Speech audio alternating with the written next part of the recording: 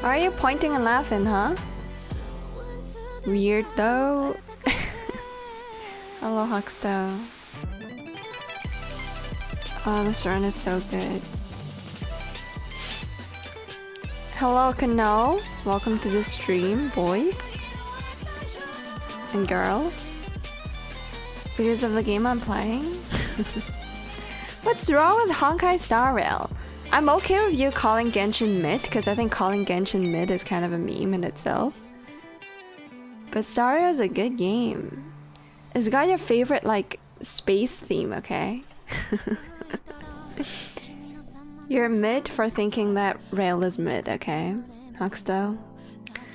But yeah, I'm starting today's stream rather late because apparently there was a football match.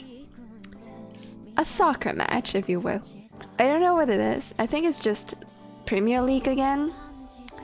But my dad had to watch it, so I wasn't able to start the stream any sooner.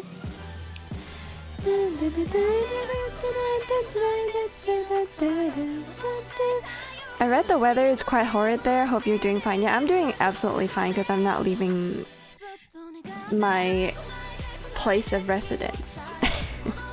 I've not left home in forever. I think weeks is like the proper unit to describe the length of time in which I have not left my home. It's pretty bad. Because I kept telling myself I should like go to the library. I should just, you know, I don't know, go to the shopping mall. Or maybe just take a walk. But instead I've been just sitting in my chair getting fat. Hello, wow. Welcome to the stream. Welcome back. Yeah. So the plan today is rather simple. I wanna continue with some Honkai Star Rail content that is made available for the 1.3 version. And I'll be honest, I haven't really... I don't know, I should have done this ages ago. I should have streamed this game where I just go through the story ages ago, but I didn't do that because, I don't know, I was busy doing something else. For the record, I've always had a fun time just playing through the story. I'm not really dreading it or anything. Okay, but before I do anything, let me just go back to doing some audio balancing. I'm gonna leave everything on a 7. I know it gets really loud though during the fights. Because I want the player or the character dialogue to be audible at a minimum. I think that's okay. By the way, this is my main account. This is my Silver Wolf Sela, soon to be Mono Quantum team. One thing I've been doing on this account is I've been farming some materials for when Fu Shen comes out, because I think I can guarantee her. Maybe I'm like 10 pulls off from actually guaranteeing her, but I think I should be right. I should be close, right? 20 plus 25 is 45 plus... Like, I have 150 pulls in preparation for obviously links as well as Fuxian, and I don't mind like if I have to spend, right? If I'm like 30 pulls away from getting 180 to guarantee Fuxian, then I don't mind spending. But I think I'm good. I think I have a very high likely chance of getting her. If I can't get her, I'll just spend. But that's besides the point, because there's also a chance that I just win the 50-50, right? But you can never trust the rates, especially not for a game like this. So yeah. I need to make a quick trip to the shower. I am stink. Okay, go and stink, please. I don't want any stinky chatters in my chat, so if you're stinky, please take a shower. That's for your own well-being's sake. But yeah, there's not much else. I mean, I can spend the Trailblaze energy if I feel like it, but I think without further ado, I'm just gonna jump into the story, yeah? I have very vivid memories of what happened in the previous story quest because I actually watched quite a few people react to it. I can't say I'm excited. Am I gonna be able to drop any predictions? Probably not. Because we're probably gonna have to catch up with Jingyuan, right? We gotta figure out if he's okay. He's probably okay. Like, I would assume that Jingyuan is, like, hospitalized because of, I don't know, getting hurt during the fight with the one boss that I always forget the name of. What's her name again? I know the Chinese, I don't know the English. I forgot. It's okay, it's whatever, okay? We gotta check in on Jingyuan. My guess is because the game is gotta introduce us to at least at minimum Jingliu. She might show up, or maybe we'll get a hint as to what her role is gonna be in the story. That would be cool. I think Yanqing might come back for, I don't know, to continuously be the punching bag or the butt end of whatever joke there's gonna be in the story. Hey, what's up, Kasane? Welcome back to the stream. Oh yeah, it's Fantilia. Bro, what is with her name and her being like difficult to remember? I feel like Fantilia might sound like a bit of a flower. I don't know if it's actually a flower, but it sounds like a name of a flower. I just cannot for the life of me remember her name. Her Chinese name doesn't really have anything to do with flowers. Only streamer can be stink. That's not true. You just said that you're stink, Hoxto. I know that man's probably AFK, but... Alright. So I guess mission number 1 is to ask about Jingyuan. I assume. Let's do that. Hello. Hi. Hey! Yo, Morlax, thank you so much for the 6 months! You've been subscribed to this channel for 6 months. You've forgotten to fucking unsubscribe for 6 months. Welcome back. Thank you very much for the continuous subs and support. I very much appreciate it. I think that's a new sub badge, right? It's the silly sun emote. I don't know why, but it's off-centered. Like in chat when it's not supposed to be. I just noticed it. Or maybe it's an optical illusion. Yeah, it might just be an optical illusion because I'm viewing chat from an angle. So the sun always looks a little off to me, but enjoy your new sub badge. Thank you for using the emotes. Okay. After a while yeah, we've came to ask about the situation that Jingyuan is in. So we'll have to see. Oh, I just got a drop.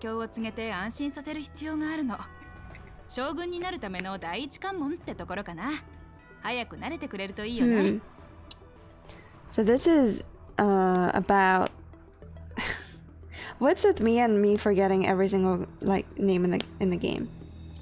Fucking Fuxian.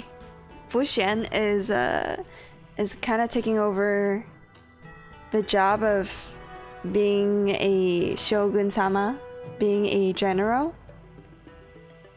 Now I can't unsee. No, I think it's an optical illusion. It's because I'm viewing chat from an angle. And so it's always like kind of like the circle, the center of the badge is always like, you know, closer at an angle that I'm viewing at, I guess. I don't know how to describe it. Anyways. Yeah, alright. We'll see if Jingyuan is okay. Ooh, Fuxian is here now. She's gonna be in my team, man. I can't wait. Hello. How's it going?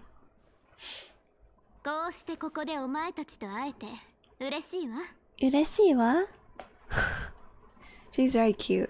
死者数を統計して薬王残党の討伐に人手を回し六王に状況を説明する道理で軽減が刃先の座と言っていたわけね I mean, she's saying that she's not used to, like she's struggling to get used to her sort of role as like a substitute general, like a second. How do you say that? It's like a. I feel like I should know how to describe her role. It's just, you know, a secondary general, I guess. I'm waiting to see if I can get into the PS5 test before doing the story, so I'll be lurking. Alright, wait. Get into the PS5 test? I don't understand what PS5 means. Before the story. Oh! Like world level test? Hold up. How's the Chinese to English translation?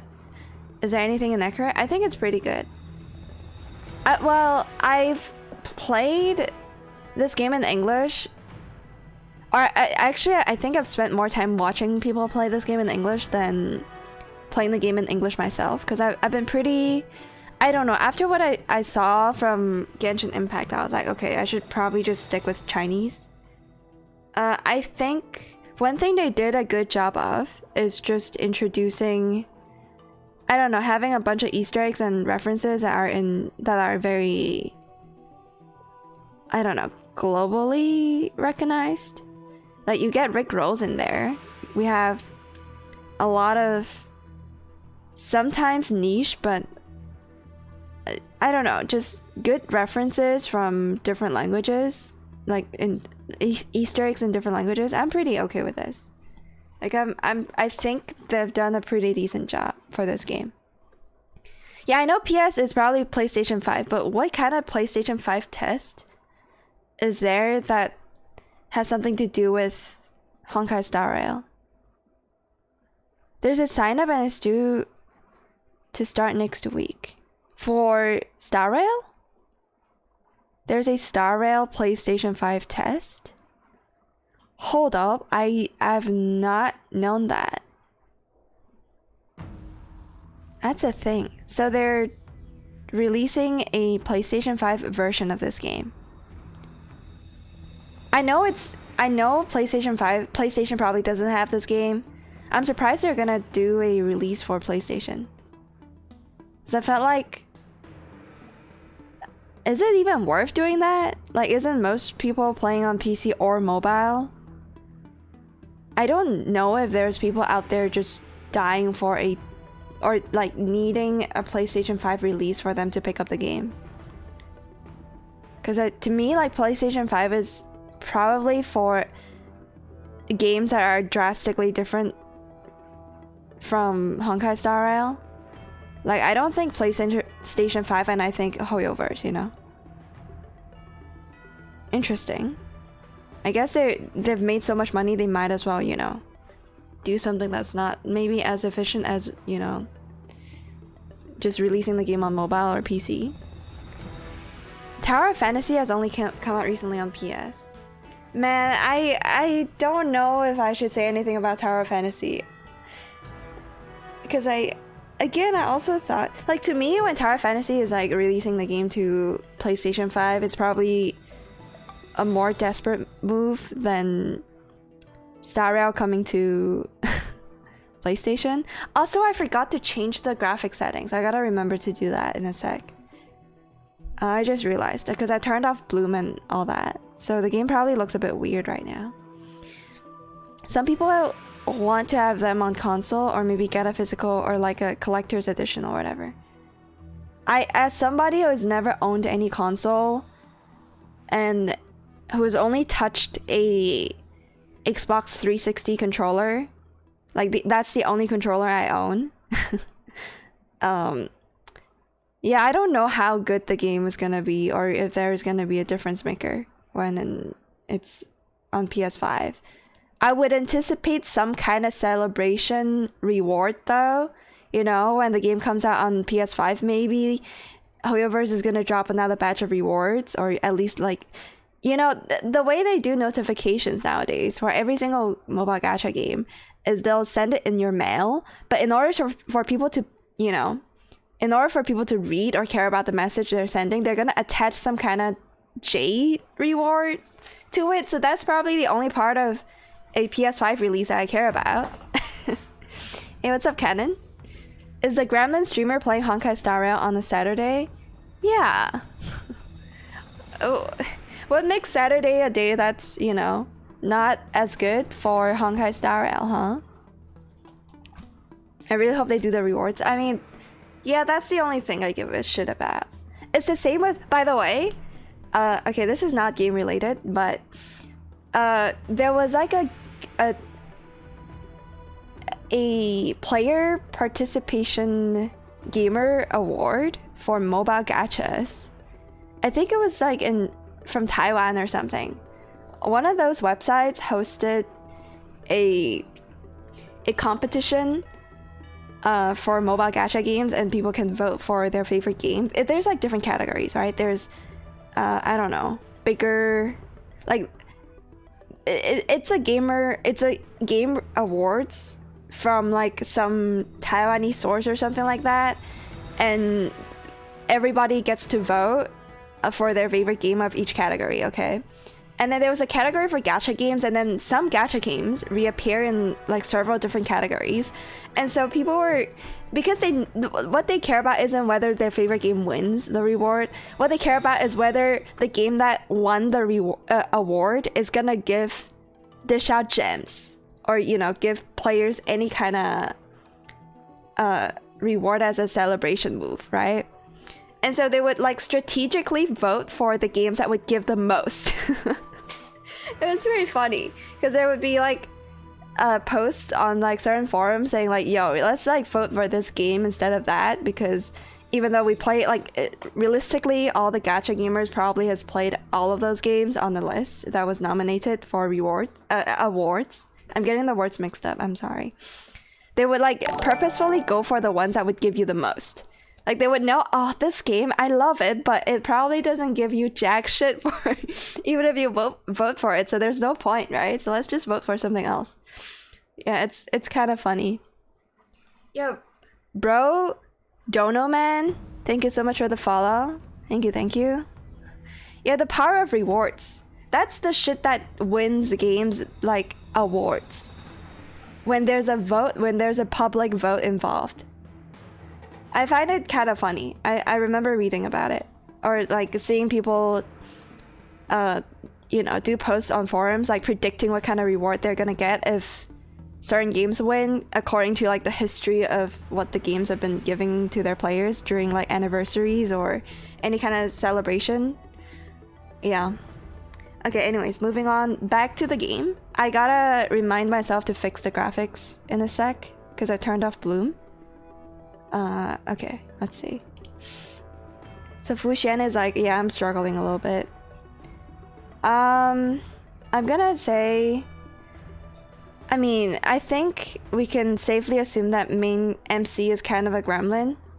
I'm gonna give her all the gremlin answers, all the meme answers. You're gonna say that, oh, but you enjoy it, right? You enjoy the suffering? 将軍の座は厳粛なものよ。楽しんでるも何もないわ。ただ順応してきたってだけよ。It's kind of cute. Yeah, how can I... She's like, oh, it's a very... I don't know, it's a role with many responsibilities. How should I... How do I even begin to enjoy it? Right? Trash goblin, incredibly rude. It's not rude to call the... Well, she is a goblin. A cute one, though. She's a bit of a kusogaki, you know? For sure. The MC at least. At least in my headcanon, she's kind of Mimi. You know how... I think a lot of people watch playthroughs with like multiple choice questions just to kind of gauge what kind of response the streamer would give. Just to see how other people react to, you know, what they would say. And for me, I think, especially in Honkai Star Rail, if there's like 2 good answers and then a outrageous one, that's probably the canon one, right? Otherwise, the game probably wouldn't put it there. So, I don't know. I've been playing the game, I've been choosing all the most degenerate Mimi answers because I think it's canon. I think that's why such an option exists. Yo, it's Johnny. Thank you so much for the follow as well. Thank you, thank you. I enjoy being a gremlin. Yep. Exactly, Nanaka. She is enjoying it. そうだね。もちろんよ。もちろんよ。しばしとはいえ、私は将軍を務める身。事件が一段落したからラフを代表し、正式に感謝の言葉を伝えようと思ってね。So we're getting thanked. Is she not gonna go over like what the fuck happened to Jingyuan? Are we not gonna get any follow-up on whether Jingyuan is like hospitalized or you know, if he's doing okay? Don't mind me, I just exist. And vibing to nice voice. Thank you. I mean, yeah, I don't know how people play the game with English voice acting because I genuinely think it's less good. I also enjoy the voices in this game as well. It's a quest for later. Ah, okay. Well, alright, I guess I'll have to wait for that. There are more unique choices later on the companion quest. Ooh, okay. I like the Kafka companion quest, by the way. I did do that off stream because I know there's like a bunch of different options you can explore. I do have 5 accounts, but I don't really play on all of them. I'm only gonna really do the Kafka quest like once, right? And so I'm glad that... Well, maybe I should have chosen like 2... I don't know what you guys went for when it comes to like the... What is it called? What do you call the game that Kafka plays with the player? Or the MC, I guess. Like the truth and lie game? I don't know. I kind of wish that I had chosen a different question. But I think... Well, she definitely told the truth on the first question. The second one, I kind of fucked it up because I went for like a Mimi 1 + 1 = 2 confirmation just to see whether she's lying or not. I think that was kind of a waste of a choice. But I didn't know, okay? I didn't have the hindsight to know that, oh, maybe I should have chosen something else. It is what it is. You two play JP voice? I can't EN voice in most games. Yep, and I'm not gonna go in like another 1 hour long rant about why I think EN voice acting is generally bad for weeb games. So yeah, I don't do that either. I think Japanese voice acting is almost always superior. Even if you don't like the cast, you'll like how they sound because they're professionally trained. I play with Japanese voice acting. I have no idea what they're saying though. Yeah, it's fine. They just sound nice. That's all that matters. And I think a lot of the voices do fit the characters. Like they sound like they sound like what they look like, and that's important. JP voice wins. Yep. Hey, what's up, Sleepingville? Bro, I don't know how many of you have sat through like one of my multiple voice acting rants about how Ian voice is almost always worse. It is what it is. Okay, so she's thanking us for our efforts, for helping her in the past. Oh my god. She's so dumb, I love her. ラフのために生死を顧みないその誠実さをしかと見届けさせてもらったわ。録音の将棋により本日をもって請求列車はラフの盟友となる。お前たちはラフ教会内で同盟の施設とみなされ最高レベルの優待を受けられるわ。I think we've officially graduated from being Humega Lols into being an ally to Fu Xian and to the Luofu, I guess, in general. Xianzhou Luofu. That's nice. Yay! We're seen as like the fucking, what is this word in in English? We're seen as like the ambassadors of a alliance. Very cool. Yay! Also, I should point out that Dan Heng has reverted back to his like I'm not overpowered state, which I like. Honestly, I think that's pretty good. I would hate to see him walk around with like a shoulder showing. I think that's just me. I personally find Dan Heng's outfit, and I think I talked about this last time we played like the 1.2 story. I don't like his outfit because it doesn't fit his character. You know? I don't like that he has a shoulder showing. It's a very... and like a hole in the middle of his chest or some shit like that. It's very not my kind of outfit. I mean, some voice for Ian can be good, but 90% is just nah. Yeah, but then... I don't know. I think people that like Ian voices, at least a lot of them, are under heavy influence of copium.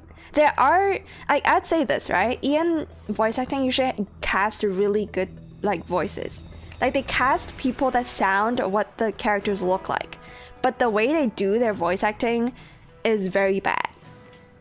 It's not that they can't act or anything. It's just they're given really horrible voice acting direction, and I'm not gonna delve into that because I've talked about that a billion times. And welcome back, Hoxto.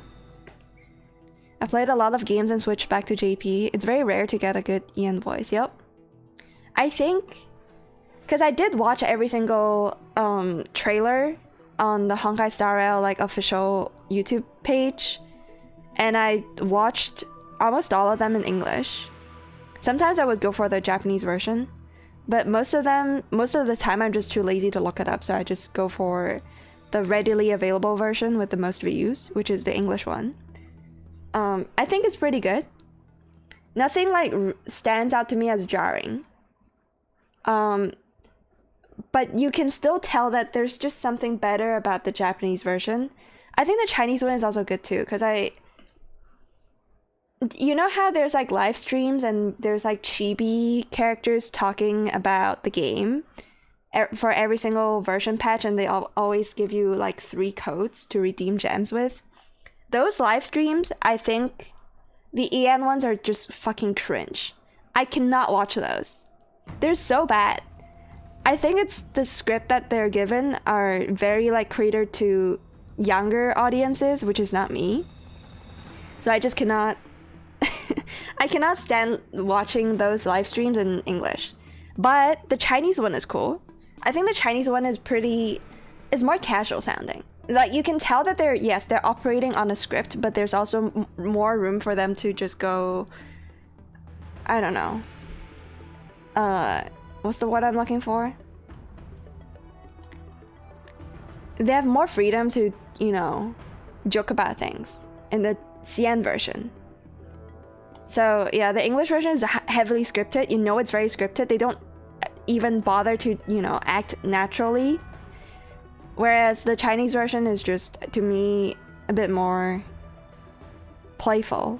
And then the JP version, I think they just completely lean into the whole character role-playing a little bit more. So it's just very different vibes I get from the live streams.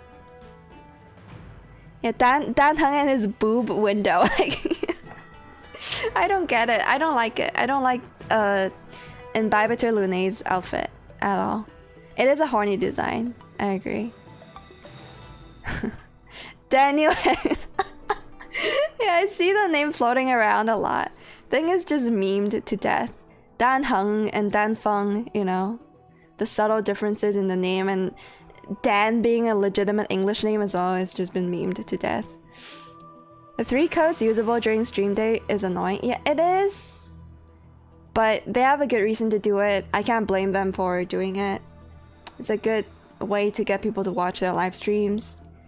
Because a lot of people, like, probably since we're using Twitch, me and you probably would just go to Google for codes, or have people that we can, you know, ask about codes with. Like, probably someone is gonna, within my friend group, is gonna watch the live stream and then they'll be giving me the codes, right? But I think a lot of people, especially the closet weeps, probably don't do that, and they have to watch this live stream themselves to get the code.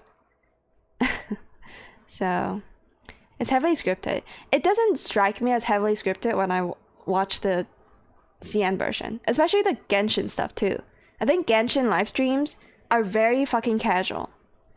There's like podcasts, there's like obviously the version announcement ones. Those ones with like where they have the CEO of Genshin Impact, or in this case Hoyoverse, come out and say stuff. That shit is scripted. But when it's like podcasts with like characters using their chibi models or just chibi animations, and they talk about random stuff, that's very casual. I've not seen Ian done it for, and like, yeah. Ian also doesn't really get Genshin podcasts, so maybe, I guess not. Maybe they just don't exist in the first place. Daniel Heng hung a portrait of Daniel Heng. Hung by Daniel Heng. So you could see Daniel Heng's portrait hung by Daniel Heng. Wow. That's a mouthful. Google, yeah, we use Google. Okay. Maybe I should not have added Dusty. I should have added Dusty and not, you know, given Hoxto the information that such an emote exists. Hello, Holy Lucario. Welcome to the stream. They're trying too hard for Honkai Star Rail. I don't know, man. I don't know. I guess I don't play the EN version or watch the live streams enough. Because almost immediately as soon as I click on one, I have to click off of it because it was way too cringy. I can't stand it. It's like, yeah, it's made for maybe 14-year-old children or teenagers. Always remember, any game unless EN is the OG launch, EN will forever be losing out. I think, yeah, it's hard to beat, like, especially the Japanese voice acting. Just sounds weird, man. I don't know. I think when English is like the language you go for, you gotta, okay, I don't know how to say this. I think it's also, it has something to do with the sense of humor. I think when you're joking around in English, the darker it is, the better. It's not even darker. It's just the less family friendly, the more natural sounding it is. Whereas when it comes to like joking around in Chinese or Japanese, anything goes. Maybe that's just my preference when it comes to like the humor in I don't know, Honkai Star Rail live streams. What the fuck? Yeah, Dusty is real. Dan Heng's Kid vid was way too cringy. I don't watch those, man. I click off them as soon as I realize that, oh, it's not a trailer or it's not like a story trailer. Yeah, not like the official character demo or the story trailer. I immediately click off it. I don't understand how anybody can sit through that without like I don't know, having their hair on their hands stand up. It's just really, really cringe. Like, I have a visceral physical reaction to listening to whatever they do with when they're like doing the kid showcases for characters in this game. Less family friendly is the best choice. Yeah, I don't know how English does family friendly stuff, because I think humor based in English is often very... It's not crude, I don't know. It's just less family friendly. Hey, what's up? Wa Nino Mae? My fellow Ina fan? My fellow, I don't know. Yeah, fan of Nino Mae Inanis. Is it that bad? I never watched any demo of anything. You should try, and you'll see what I mean. Takodachis? Yes. I don't really watch Ina that much anymore, but yeah, I'm a fan. I have a lot of her like fan art merches that I got from like anime conventions. Alright, so Welt is thanking Taiboku-sama, which is Fuxian. I always forget her name.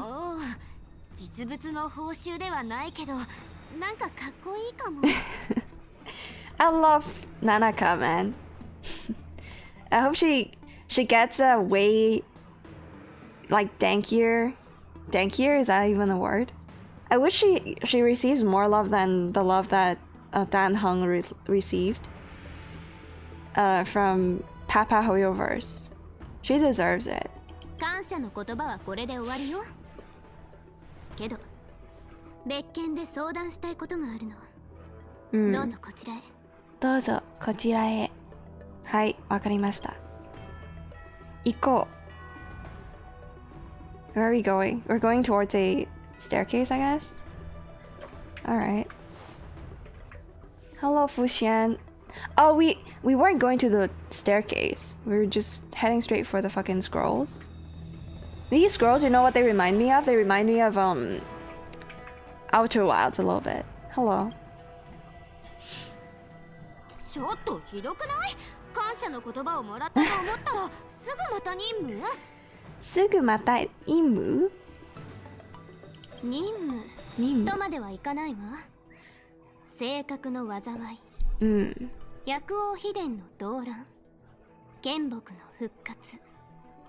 その上、反物質レギオンの手までラフに及んでいる。物質レギオン。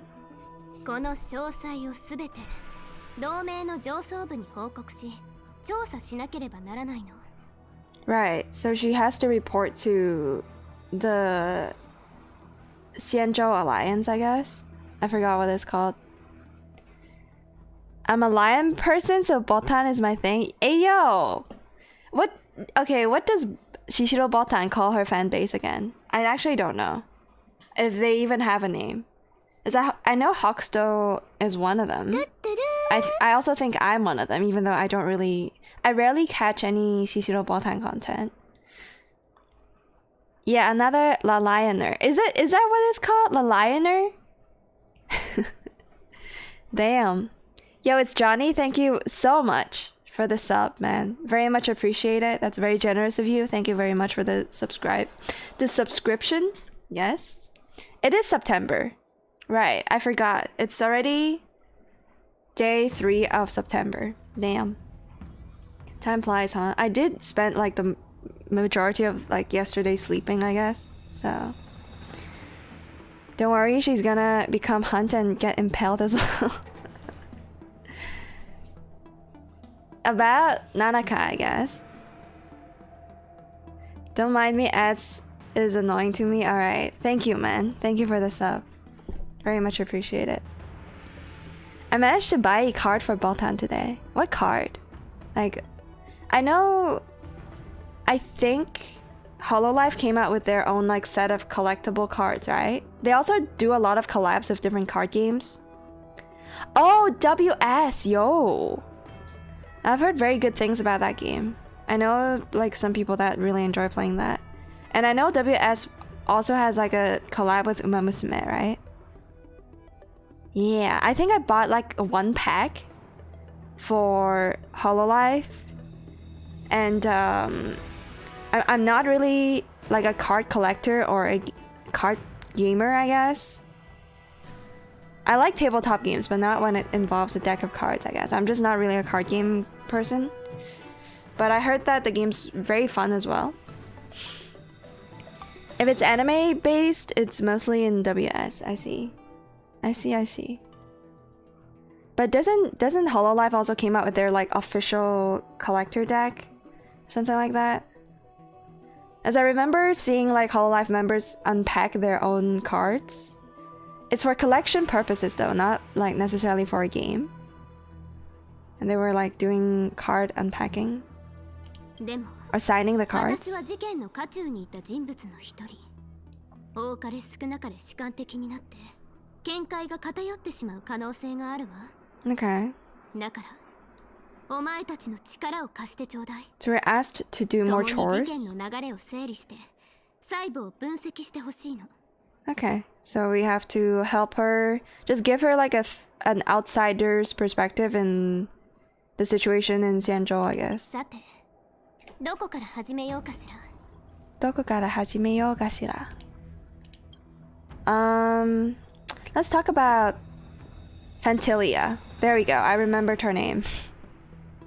現状から見ると、すべての元凶は元老と言っていいでしょう。元老 is what she's called in Japanese. 反物質レギオンと戦ったことがあるから、Mm. 奴らの動向は常に警戒していたのだけど。I guess another reason why I don't stream or I don't use English subs when I'm pairing it with Japanese dub is because the Japanese dub is straight up like a phonetic translation to like some of the Chinese kanji, I guess. So it makes sense that this is Ginro, right? I don't know. Fantilia is never gonna be a name I remember. That's the point I'm trying to make. Oh, WS did collab with Hala, right? 2022 or 2020. I have no clue. Booba Boss, yes, that's Ginro. WS is mostly pay to win.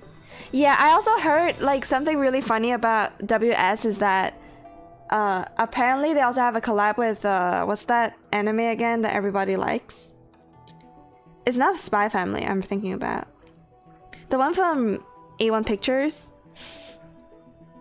Licorice Recoil. There it is. I didn't have to look it up.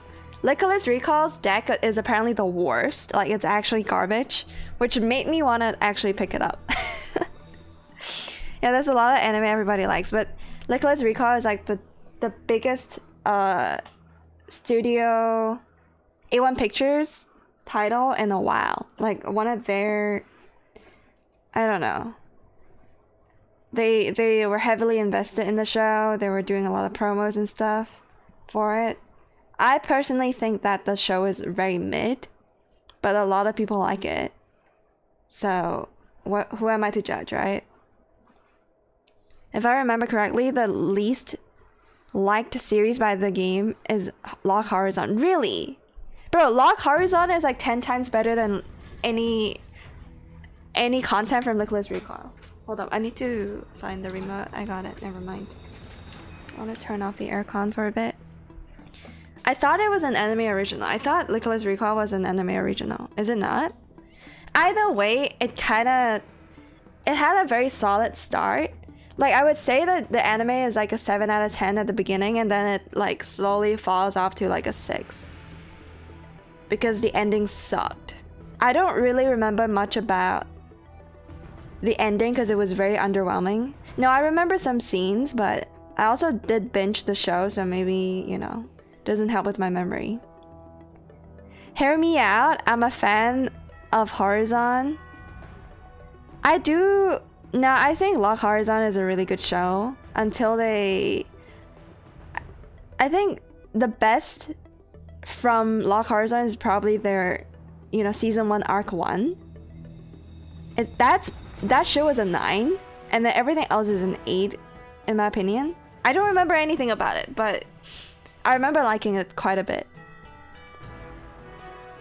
I dropped around episode 2 as I was too busy. I think I also dropped Lock Horizon like twice.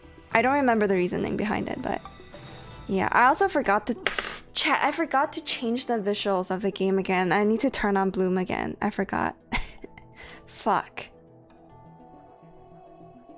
Alright, well. Licorice mid, re-mid. I think mid-coil might sound a bit better. I'm sad that love is so lacking because I wanted to build the deck and I'm not able to get the booster because it's so short. Oh, it's got like limited stocks, right? And no reprint? No reprint? Really? Wouldn't that make the deck really expensive to get then? Because it's at like decent demand but low supply? That, yes and no, huh? Okay. Maybe it's just not popular enough to even have high demand. Well, that's a bit unfortunate. Yeah, it's a good show. It's just a bit old and it's not... I don't know. I think it's kind of fading from public consciousness just because it's a bit of an older show. Because Honkai can resell at a bombing price. Oh, most cards is just no value. I thought Nicholas Recall's cards were the worst. I guess there's also Lock Horizon that's like tanking because of strength. Who knows? Okay, we'll go back to talking about Ginro. So she has a history of fighting or going against Xianzhou. Okay. まさかここまで秘密裏に攻めてくるとは思わなかったわ。絶滅大軍が先週人に化けて潜入し、陰謀を企てるなんて。奴は性格を薬王秘伝に渡して反乱を引き起こすことでラフに自滅の道を歩ませようとしていた。Okay, so she's the person that gave the Stellaron to the cult. I always forget what the hell it's called, so I'm just gonna call it the cult. Okay, the fucking abundance supremacy cult. Okay. レギオンの危険度については再評価する必要があるわね。再評価。そうだね。Okay, let's talk about the cult. 数千年前、剣木が帝宮の使命によっておられてから、北条は禁忌とみなされてきた。True. 仙道を握っていた探偵士は、それ以降失墜し、あってもなくてもいいような死になったわ。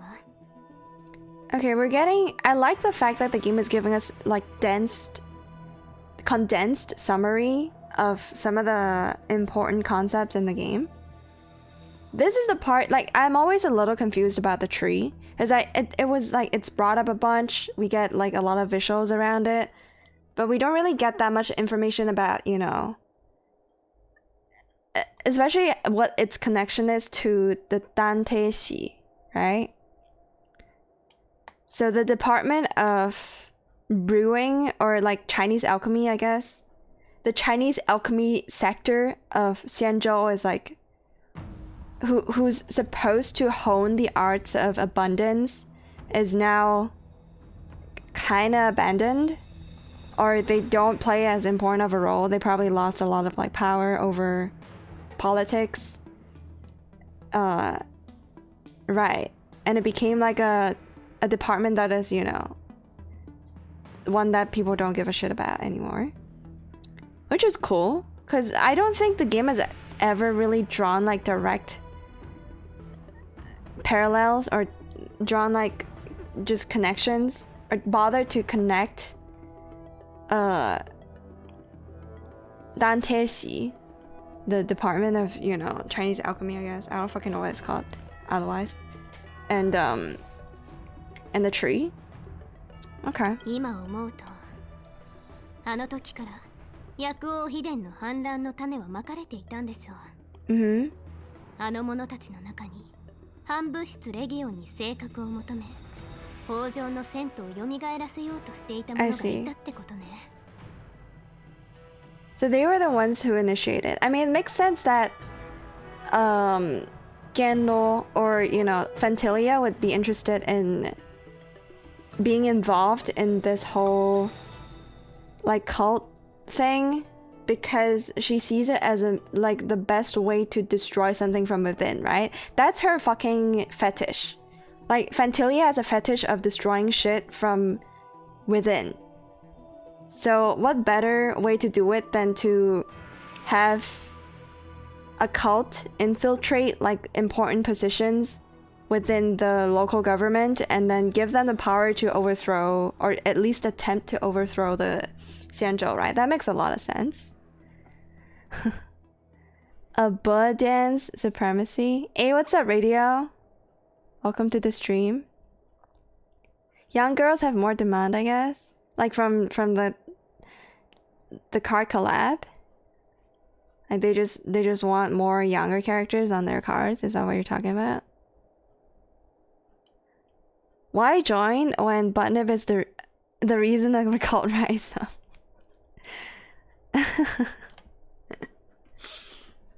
Nah, I'm not having any cults in here. Don't worry about it, radio. You're good. Alchemy Commission? I don't really know what the hell it's called in English. If someone knows, you can let me know. Oh, where is it?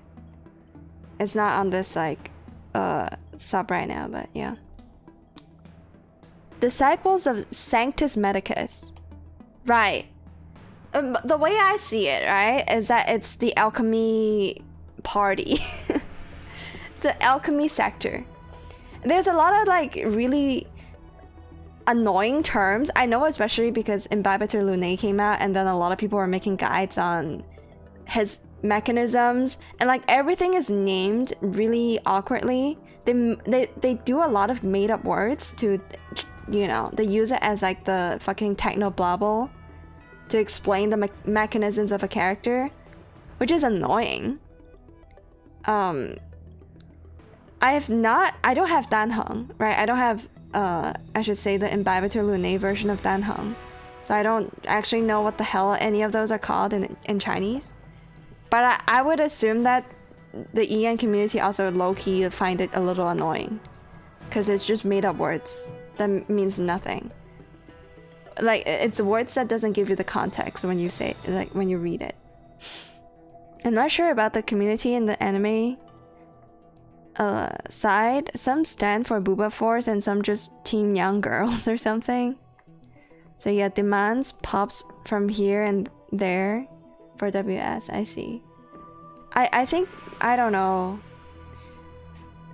Like, let people have what they want, I guess.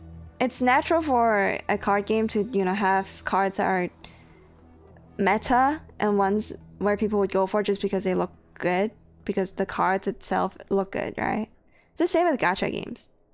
There's meta players, there's people that go for a specific niche because they just like how it looks. And it's all fine. Lolly versus Booba. Some is meta skill, and some is just art supremacy. Yeah, that's why card games are so profitable in the first place, right? It's because they cater to both audiences.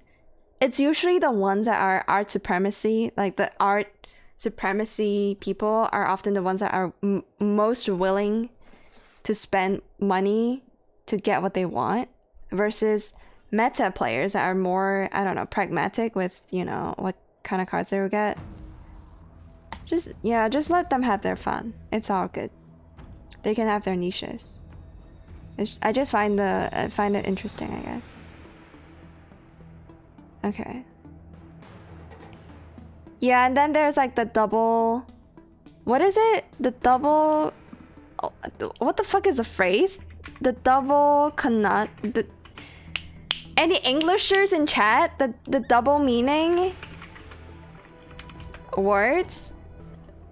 Double... It's not cheeseburger. It's not conundrum, is it? No, what the fuck is the word I'm looking for? Entendre? Double and... Is it called a double entendre? Yes, a word or phrase that is open to two interpretations. Okay, I can't believe but I did have to look it up. I do know that such a word exists. Hoxto, shut up about my people talks, okay? I do people talk a lot. Big word, I had no idea, Lamau. Yeah, the double entendre. It's not really English. Is it Latin? Like the origin of the word? Whatever. A double entendre is a figure of speech or a particular way of wording that is devised to have a double meaning. Okay, it's just double meaning. Okay, after all that's said and done, what I'm trying to say is that there's a lot of like double meaning, both like image wise, like there's the imagery, and then there's like the actual like interpretation you can have, right? So here, the seed of destruction is like, you know, it's a tree, so it probably grew from a seed of some kind, at least figuratively speaking.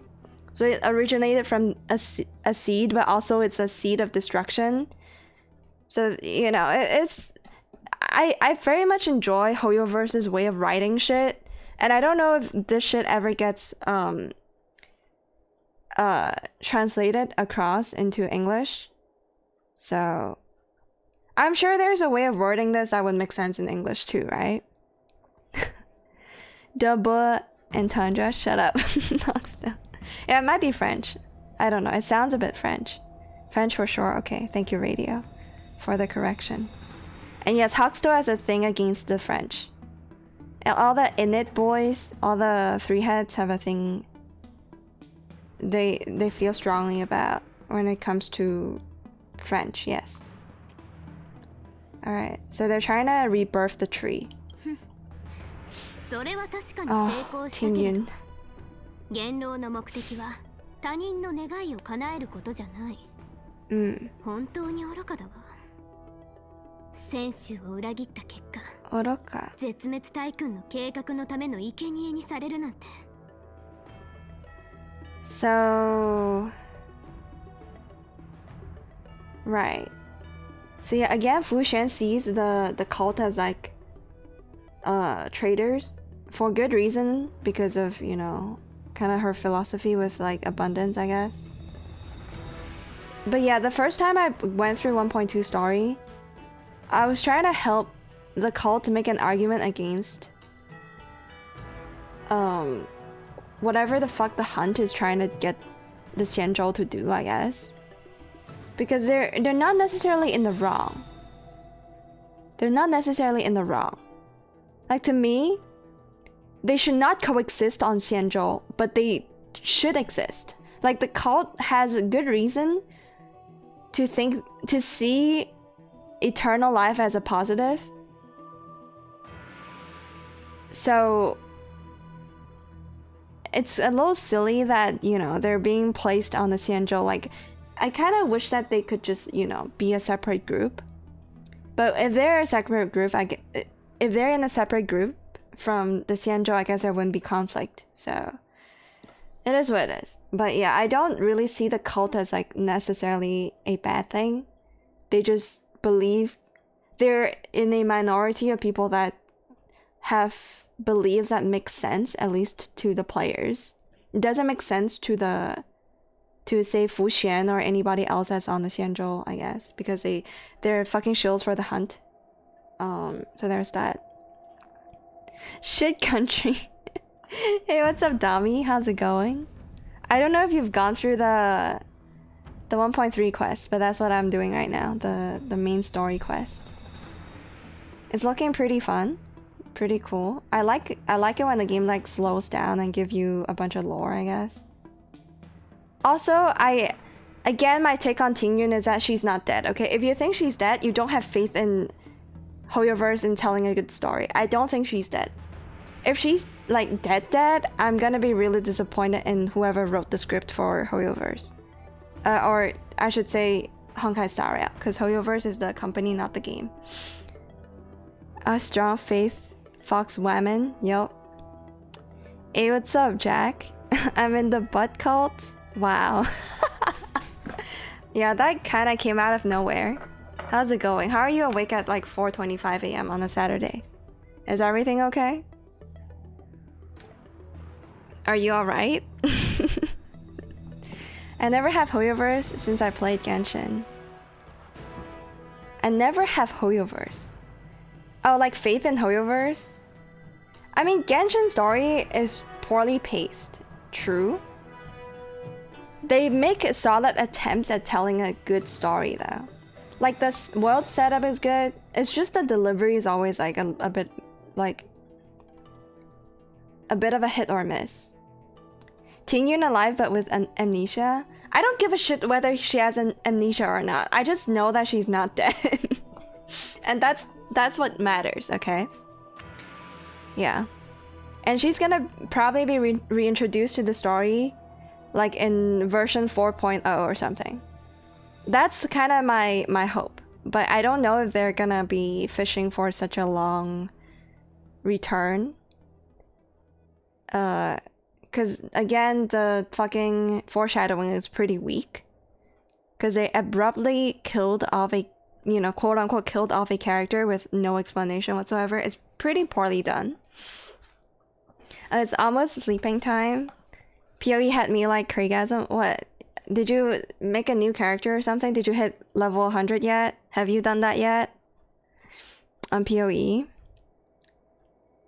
Got hungry, ate the faith away. It's okay. I think Honkai Star Rail is pretty solid so far. Yeah. Hello, Miam. How's it going? As well as 22 Ran.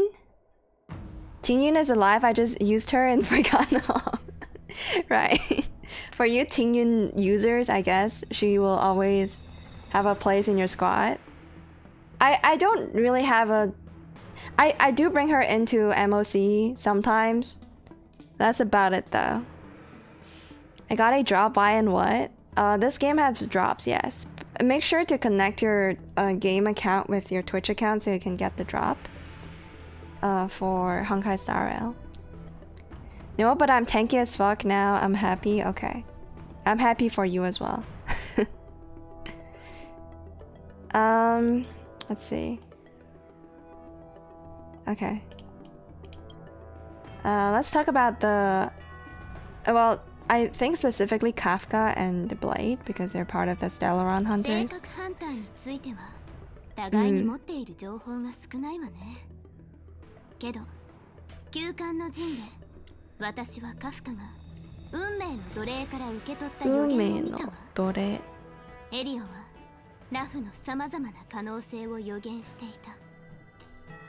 Yep, and are we still not gonna know what the fuck Fuxian saw from Kafka?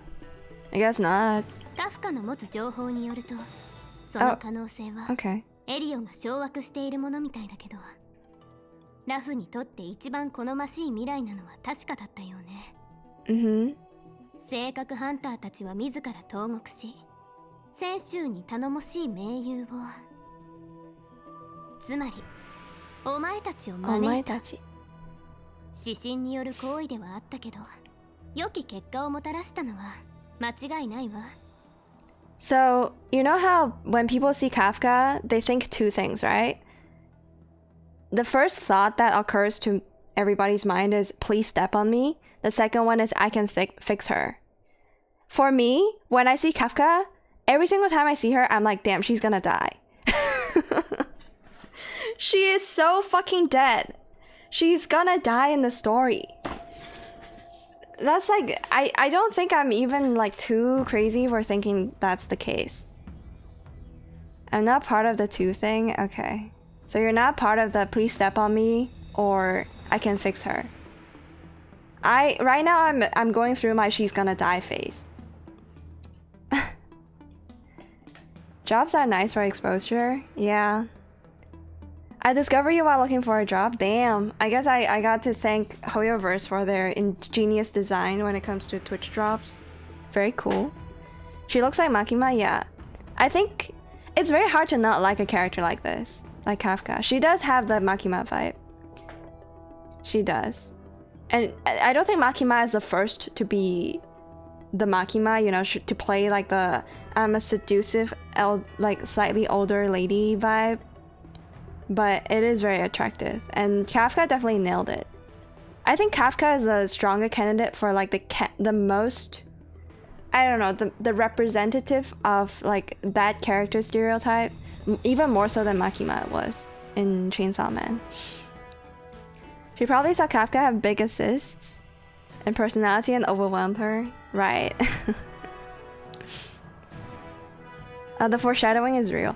The fact that, right, I went through this a little bit, I think last time I talked about Kafka, but the fact that the game spent so much time building up her relationship with the main character, and then going on to her story quest, Kafka's story quest, where she talks about us and how, you know, she feels dead inside. That's the reason why she joined the Stellaron Hunters. And then Elio told her that she's gonna be paired up with the main character because Elio thinks that that's gonna help her change, right? So whatever Kafka is lacking, we have it. The main character has it. So she probably has a reason to want to keep us alive, like no matter the cost, because that's also like what was implied when Blade was like, oh yeah, she's been doing a lot, she's been working her ass off probably to keep you alive, right? That was the implication, if you guys remember from like Kafka's story quest. So she's probably gonna fucking die for us, and that's the worst part. Like, I mean, yeah, who gives a shit if she's gonna die on her own, right? But her death, like, this is me trying to kind of like just drop some kind of prediction. I think her death is gonna, like, I think number one, she's gonna die because MiHoYo is very likely gonna kill someone off, and we know it cannot be Himeko, because Himeko has got Welt. The entire existence of Welt in the story is to act as a form of plot armor so that Himeko will not die, okay? So who else are they gonna kill off? They have to kill somebody off. I think March is gonna experience some kind of death just because she also has superpowers. I don't think that's a stretch. I think that's gonna happen. But I think the one character they're gonna actually nail to the coffin is probably Kafka. She'll die and everyone who pull her for her get refunded. Nah, man. If you played Honkai Impact, you probably know where this is going. I mean, I just don't see how this game could have like a, I don't know, killing off a character is kind of necessary for this kind of narrative is all I'm trying to say, okay? And the only viable candidate so far, in my opinion, that is gonna make the most impact and be the best choice is probably Kafka. She gonna die for you and you gonna love her for it? Yep, exactly. I mean, deaths are really good ways of making a character good, even though it doesn't really add to their personality. Have you seen fucking Oshinoko, right? Same concept, just kill somebody off. And then, yeah, I don't know, it's a very effective way to make you like a character more. And like, I don't want to see it happen, but I think it will happen. To be fair, Himeko died once under Welt watch. Yeah, that's why Welt is now, like, this is his redemption arc, right? This is Welt trying to redeem himself. Welt himself has plot armor because he has wife and kids in another timeline. There's no bigger plot armor than having a wife and kids in another timeline. He cannot die in this timeline, okay? And because he exists, Himeko can never die in this story. That's just how it works. In my opinion, at least. I'm not saying this as, like, known facts or anything. It's just my prediction. It's just my educated guesses. Hoya has to kill someone. Yeah, yeah. Man, I don't know. I really hope that I'm wrong, but secretly I also think that there's no other way around it. You know what? Big brain time. She died in the story, resurrected in some way, new skin, big money. They've already done that. Like, in 1.2, Jack. This is version 1.3. They've done that for one of the characters already. They killed, like, technically killed them. Not really, in my head. Like, to me, Danhao never really died. Right? There's like all the double entendres with like Dan Heng's fucking transformation and shit. It's very nerdy. I don't want to talk about it, but it's, I think, you know, they already like quote unquote killed off somebody just to bring them back as like more powerful with a new skin. They've already done that, Jack. You know it's coming. I don't think they'll do that for Kafka. I don't think they'll do that for Kafka. What if he got debuff seeing Himeko in this timeline? Very unlikely. What's up, Drunken Crow? Welcome to the stream. Kafka has a death flag in the companion mission, in my opinion. Yeah, exactly. Yes, that's a very concise way of putting it. To me, Kafka, when I see her, she might as well be dead. Like, for the purposes of telling a good story, she might as well be dead. It is gonna come. I don't know how Hoyoverse is gonna, what they're gonna do to try to exceed expectations, as I think right now the general consensus is that she will die, and yeah, in one way or another. I just hope that her death is gonna be, I don't know, memorable. It's so sad, but like I low-key hope that that's not gonna happen, but I think it is gonna happen. But yeah, okay. We know this. We all know all this. This is just like a quick summary of, you know, what we've seen in the past. 今、エリオが見た未来は現実となった。先週はレギオの計画を見破り、お前たちの協力のもと、元老を追い払うことができたわ。Man, some of the Chinese words here. How the fuck do, like, what is even this word? This phrase. I don't think I've ever seen it. I mean, I understand it, but... Alright, we know a lot of, we have a lot of intel. そうね。そうね。かなりの情報をつかめたし、筋も通って。 So what, are we gonna do a logic puzzle? でも、まだ細かなところが不明瞭よ。 Okay. 性格がどうやって泉州に持ち込まれ、何者によって林縁境に。 I think this is Luo Cha, right? そして、他にも薬王秘伝の残党がいるの Hold か。 up. この疑問はまだ解消できていないけれど、私たちは最善を尽くした。So I'm guessing, okay, I've not seen anything from this 1.3 story. Maybe it's gonna be about Luo Cha, actually. I forgot about him entirely. I forgot about Luo Cha's existence. I guess this is gonna be his part of the story. At least in the main like Trailblaze mission.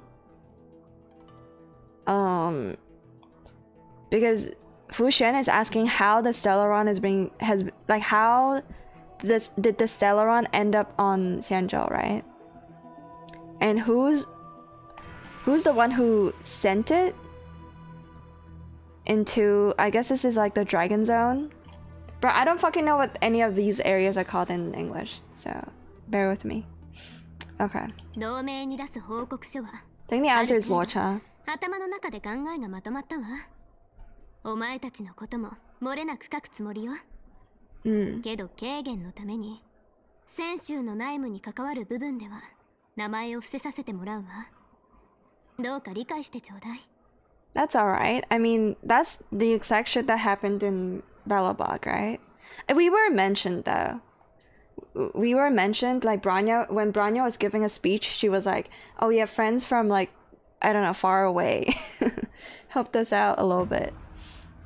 But yeah, Fu Xuan is like, yeah, we're gonna have to scratch you guys' names for the sake of Jingyuan. Because it's involved with like, I don't know, internal private shit with Xianzhou, I guess. そうしてもらえるとありがたい。剣木については同盟の上層部も重視しているだろうから、おそらく細部まで精査することになるはずだ。それに請求列車が巻き込まれたら、しばらくここを離れられなくなる。Yeah, we also don't want to be part of their investigation to begin with, so. I fear of what's to come. Yeah, I also fear of what's to come. I don't want Kafka to die, but she's already dead. The story has made it so that she has to die at this point. They've dropped way too many hints for them to like give us a satisfying conclusion without actually killing her off. But it is what it is. You find out towards the end of the mission? Okay, we'll see. We'll see if Luocha is gonna have like a big reveal. By the way, the entire reason why we have Welt involved in the story is because of Luocha, right? Like the moment that Welt is like, yeah, I'm gonna participate in like this exhibition with you guys on Xianzhou Luofu, you know that that's gonna have some shit to do with Luocha because they probably have to confront with each other within the main story quest. So yeah, they're dropping really like a ton of foreshadowing. 全くよ。今回はゲーゲンがいろいろと規則違反みたいなことをしてくれたおかげで、私がいちいち後始末をしなきゃいけないの。She's such a tsundere. I love her. 運気将軍ってなんでどいつもこいつもこう面倒なのかしら。I wonder if anybody would ship Fu Xian with Jing Yuan. I wonder. I think I don't know. I keep seeing like Blade and people like shipping Blade and Imbibe to Lune. I feel like Fu Xian's like best shipping candidate is probably Jing Yuan. She is a tsundere though, and I love her. You meant expedition, right? I don't know what I mean. I forgot what I was saying already. Okay, I just think that Luocha is gonna have an appearance in this part of the story. Again, I don't know how long this is gonna last, because it is. Because 1.2 story is kind of short, all things considered. 1.3 is probably about the same length. Yeah, I don't know what I was talking about a second ago. I forgot already. Okay. お前たち、旅を再開するまでゆっくり休んで。もし行きたい場所があれば、自由に見て回ってくれていいわ。私はしばらく運気軍の事務を代行するから一緒には行けないけれど。I thought we were gonna participate in some kind of like theory crafting with Fu Xian to try to figure things out. I guess not. Like she's like, oh yeah, I also want to talk to you guys about some intel and see if you have any insight. And then she gave her own monologue, and then it was like, okay, I'm done here. You guys can leave. You guys can rest up. So what's our role here? Like, we're not helping her whatsoever. ああ、そうだ。もし途中で審査会によることがあれば、これを玉空に渡してくれると嬉しいのだけど。I guess we're given a fucking another task. We gotta give something to Yukong. Yeah, it's probably something from Ting Yun, right? 当時は現場が混乱していて、 Alright, let's see 天狼 how が姿を現した後、帝雲の体も消えてしまった。 let's see how MiHoYo is gonna dig itself out of this like Ting Yun pit. Cause Ting Yun's quote-unquote death is probably like the worst scene this game has had so far. I don't think like it's purely there for the shock factor, and they did like a really shitty job of like actually writing it as a proper moment of foreshadowing, right? So, oh, 1.3 is shorter? Oh no, bro, I was ready for like a longer session of this. This felt shorter. Damn, okay. That's yikes. Alright. So yeah, Ting Yun's body evaporating. Like, they have the story. Okay. This game has no good reason to delve into the whole disappearance of Ting Yun's body or whatever if it isn't to bring her back in the future. They have no reason to like give Ting Yun's death so much, like the aftermath of the death, so much screen time or so much like discussion, I guess. And that could only be justified by Ting Yun eventually coming back and having a return. Now, I don't know if that's gonna happen within version 1, Like, she could come back in, like I said, version 4 or version 3. But whatever it is, she's not dead, chat. If she is dead, and the game bothered to elaborate so much into how she's missing, and then having Welt be like, oh yeah, they're probably just trying to confuse us, and give like a whole, I don't know, fairly unnecessary having a character come up with a fairly unnecessary explanation to one of the characters' death is pretty eerie. This is like prep for big 1.4. Okay, that makes sense. I'm okay with that, if that's, you know, what they wanted to do. Okay, well, again, Tingyun's not dead. You can't convince me otherwise. 私たちに同行していた帝雲が元老に操られた傀儡なのか、それとも一葉で目を覆った現実なのかは当分の間は分かりそうにないわ。My understanding with Tingyun and her relationship with Yukong is just boss and subordinate, right? The boss being Yukong, sorry.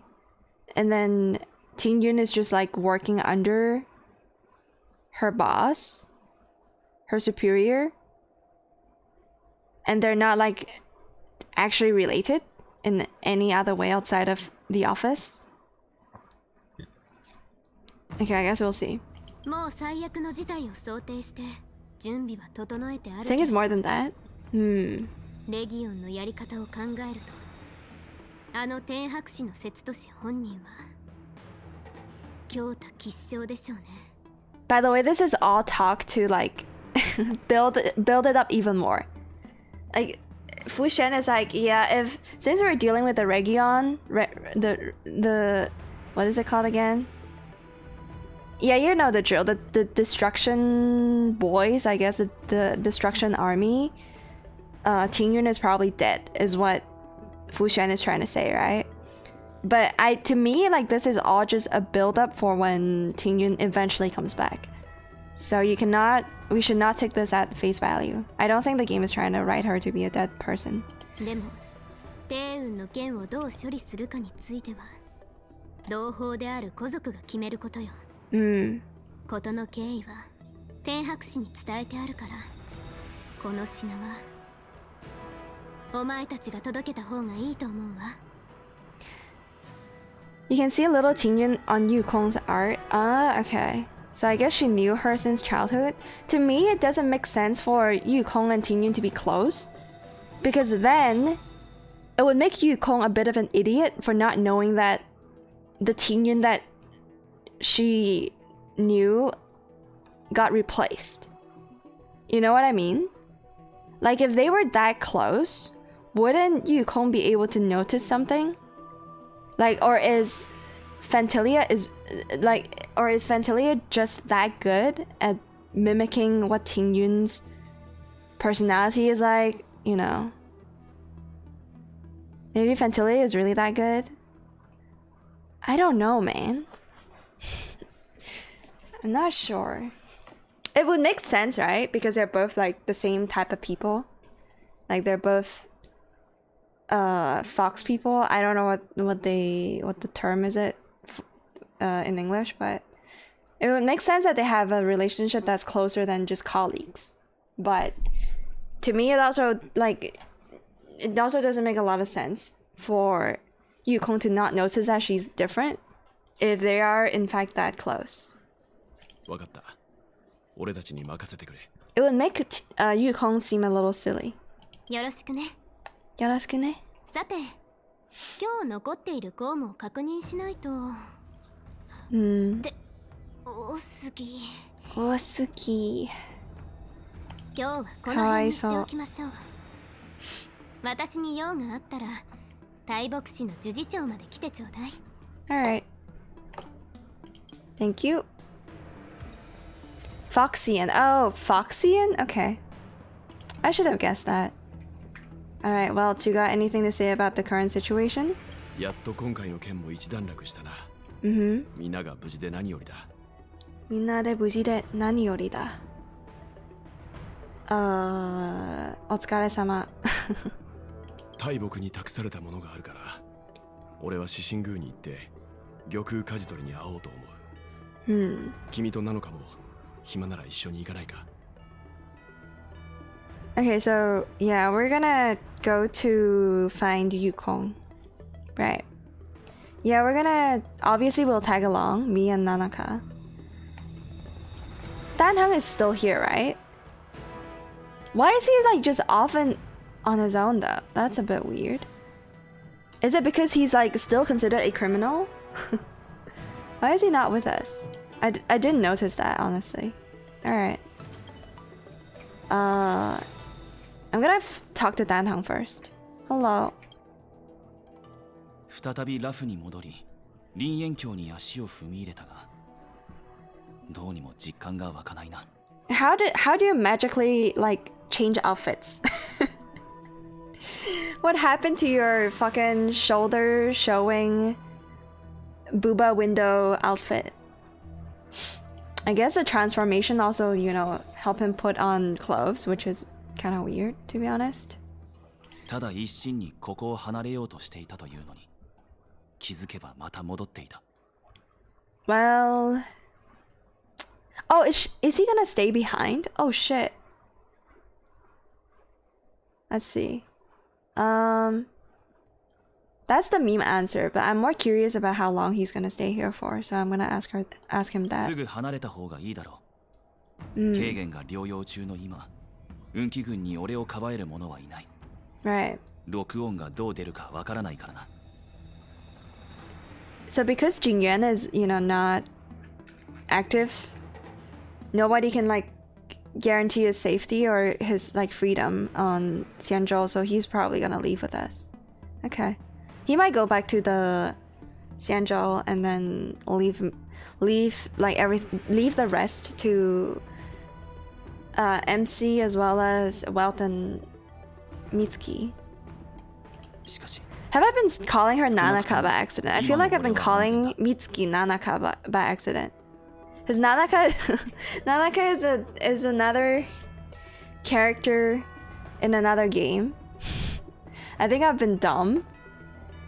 The reason why I kept calling Mitsuki Nanaka is because both of their names have like both Mitsuki and Nanaka has like a number in their names, I think. So I've been like, I'm a fucking idiot. Okay, let's move on. I'm dumb. It's Mitsuki, not Nanaka. What do you plan on doing? ラフ寿命族の現竜尊に会ってみたい。 Huh, okay. Is this Bailu they're talking about? Because the only other dragon species character we know... Because Bailu is considered like an elderly, right? Yeah, I don't know. Are they gonna introduce a new character that is like the Dragon Lord or whatever? この身からタンフーの因果を取り除けない以上、それを受け入れよう。だから、彼の過去をもっと詳しく知りたいんだ。Okay. そして自分にできることを、かつての宿業を償いたい。I'm just happy that Danheng is moving on. Like, sometimes you gotta move back before you move on, you know? You gotta move backwards a little bit before you can move forwards. And that's what he's doing. He has to embrace his past so that he can whatever the fuck was the line in his recent character trailer, or like the whole like animated sequence, the anime for Danheng. Like he has to embrace his past in order to like trailblaze. What's the line again? Blaze a new path? Trailblaze a new path? Something like that? Yeah. So he's gonna have to dig up his past. That had me in tears. I thought the entire thing was really cringe because it's in English. I'm sorry, I cannot. I think... Okay, after watching that trailer in English, I did go back and watch it with like a Japanese dub, and it is way more impactful, I think. Oh, you watched the JP version. Okay, that makes sense. Bro, the EN version is cursed. Don't touch that shit. It's got me like cringing inside. Every single time I see anything that isn't just straight up the character demo or yeah, it's just like, I think character demo wise there's not that much dialogue or there's not that many voice lines that makes it bearable. But when it's like story okay, here's the thing, right? I thought the Jingyuan one, the Jingyuan animated short that also has Jingliu in it, it's like him having to confront his mentor or whatever, that was bearable. That was pretty okay, honestly. The voice acting in that animated short is pretty good. But the Dan Heng one is so fucking horrible. It's really fucking cringe. Ian's voice equals Noroi. I've seen some reactor watch it and I didn't really like how it was scripted. Yeah, it's the lines that are troublesome to deliver. It's not really an issue with like the delivery or how they read the lines. It's the lines themselves that are poorly written for the situation, for the circumstance that Dan Heng was in. And to be fair, I also don't like the animation that much. The fight scenes were cool, right? You can smell the amount of fucking just blood money that was spent making the animation. But some of the storyboarding I also find a little yucky. But that's just me, okay? I don't really know how to animate things. I don't know how to storyboard things. But I thought the Jingyuan one and the one between Jingyuan and Jingliu was like, that shit was like a 9 out of 10 for me. And then the Dan Heng one is like a 6. Even if we count the animation, it's very mid. It's like passable, like it's okay. And I think people that like the character a lot probably would resonate a bit, like they would like it a bit more than I do. But even then, I think the animation's not that good. Even though like the storyboarding is not that good, the animation's pretty decent. Voice acting is god awful because of the horrible lines, the script that they were given. It is what it is. Alright, so Dan Heng is gonna try to figure out something about Dan Feng. And I think because I saw the announcement for 1.3 that was giving out a codes for Jade as well. We know that he's gonna talk to, who was it? Is he gonna work with Fu Xian to figure out his past? I don't remember. But I remember, what I do remember is that during the announcement, they were like, oh yeah, Dan Heng's gonna do something with somebody to figure out his past. And I think the candidate, the only person that he can do it with is with Fu Xian. So I'm excited to see whatever story quest that is gonna be tied with Dan Heng. ラフにしばらくとどまるつもりなら、すまないが俺はお前たちに同行できない。Okay. That's fine. Alright, let's see what the brightest star has to say about the situation. What is it? The smartest tool in the shed. Let's talk to her. 紆余曲折あったけど、うちらラフを救ったヒーローになったんだね。なんか気づいたらすごいことをしてたって感じ。ちょっと信じらんない。She's always so positive, to the point where it's a little unhinged, you know? Like when someone is unequivocally a good word to use here. Like someone who's so unapologetically cheerful and positive about everything. We've seen how like unhinged she can be when, you know, during the Bellabok arc we saw Bronya suffer a great loss and then she's just like, damn, that was a good exhibition, isn't it? She's a bit unhinged and I like that about her. I've seen some reactor. Okay, I've seen that actually. I've read that comment. Okay. The cute and lovable dumb character. She's beyond dumb though. Like she is straight up just a little fucked up in the head. Like the way she reacts to Kokolia's death, I guess, to me is very... You can still see her as like, oh, she's saying things without like reading the room, without I don't know. She's unable to read the atmosphere, I guess. What is it? Kuki yomenai. Something like that. She just can't really read the room at all. Like that adds to her cuteness, or you know, how she's endearing because of it. But at the same time, to me, it's a bit unhinged. I don't know. I like it. I think they could do a good sinister... Like, they can put a good sinister twist in Nanaka.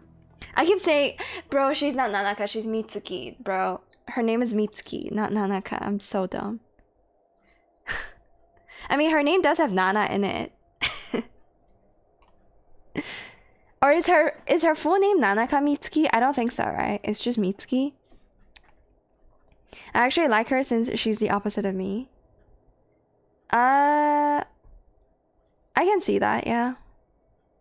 As an introvert, she's great to have around. She's the type of character that, like, yeah, she's the type of person that would just talk so that you can just listen, right? I have friends like this as well, and they're always very comfortable to be with. Because when they're not talking, like when the person I'm hanging out with isn't really a talkative one, I feel like I have to lead the conversation all the time. And I'm still, like, I'm okay with doing that, but if I can avoid it, I would rather be the listener. Because it is mentally taxing and it's very draining. So yeah, she can do it effortlessly, and I think that's also part of why she's charming. But I think a huge reason why she stand out to me is because of how unhinged sometimes I think she can get. And I really hope that Hoyoverse can go, like, you know, go into that direction for her. I doubt they're gonna do it, but I would love to see a character that's like mindlessly cheerful, but also like have like some kind of twisted morality or something like that. Well, anyways, let's be positive about this and say that perhaps that's our fate, or that's our, you know, that's what the path of trailblazing is gonna get us to do.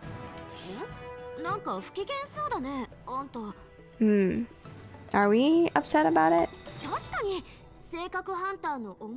Okay.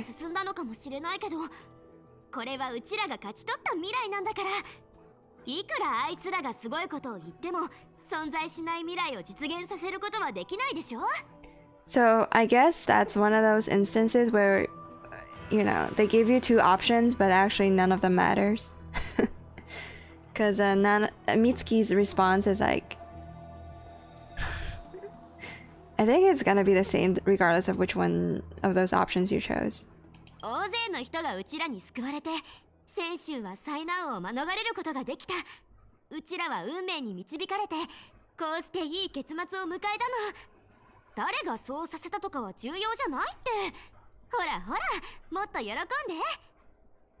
Bro, honestly, if Dan Heng's Imbibitor Lune transformation is, you know, it's Dan Heng in a different skin, I think what Mitsuki's new version, and we know it's gonna happen, right? There's gonna be a 5-star version of Mitsuki. I think it's gonna have the opposite personality as Mitsuki, because that's just the right way of approaching this character. Like, she's so like mind-numbingly cheerful all the time that it would make sense for her 5-star version to be a depressing piece of shit. Kind of like Shiro from FSN. What is FSN again? I don't think I know it. I also don't really... Shiro doesn't really ring a bell.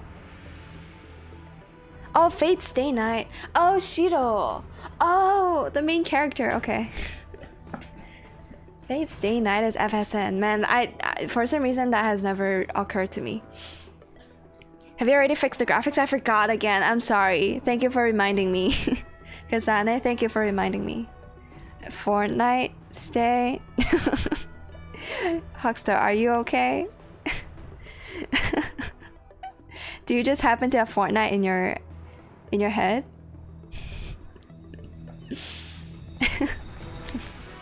What even is that comment, bro?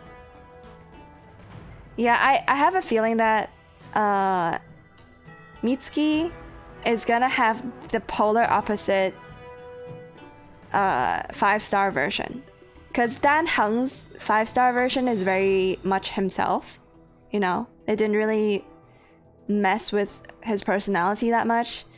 I think whatever Mitsuki is gonna transform into, knowing how drastically, like, or how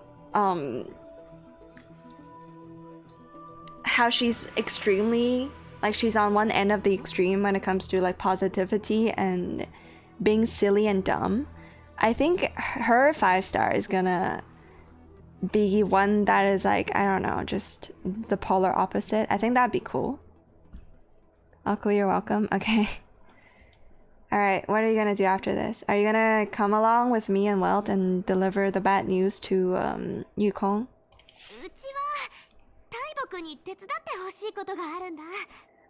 Oh no!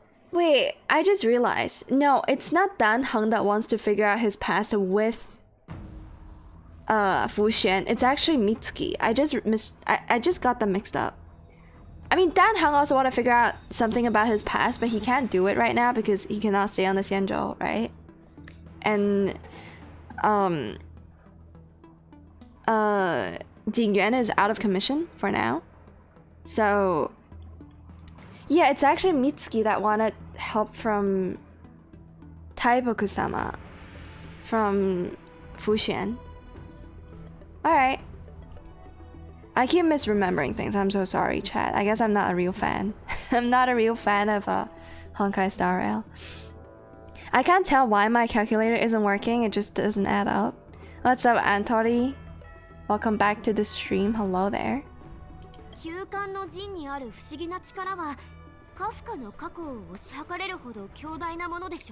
Mm-hmm.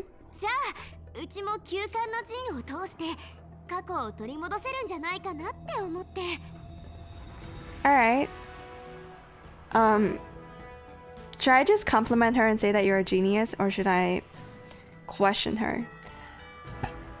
Let's ask why she didn't say that when Fu Xuan was still here.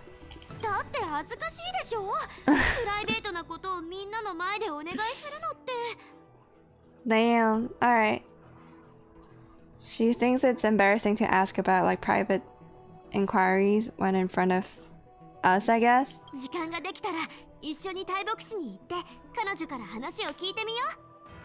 Okay. We'll do that when the both of us are free, I guess. We'll go talk to Fu Xuan. Nice. Alright.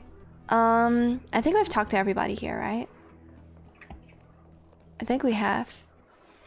Because even the game is giving us a hint to, like, is telling us that, oh, there's actually content here that you can get by just talking to your squad mates. Okay, I think we can move on now. We'll deliver the bad news to Yukong.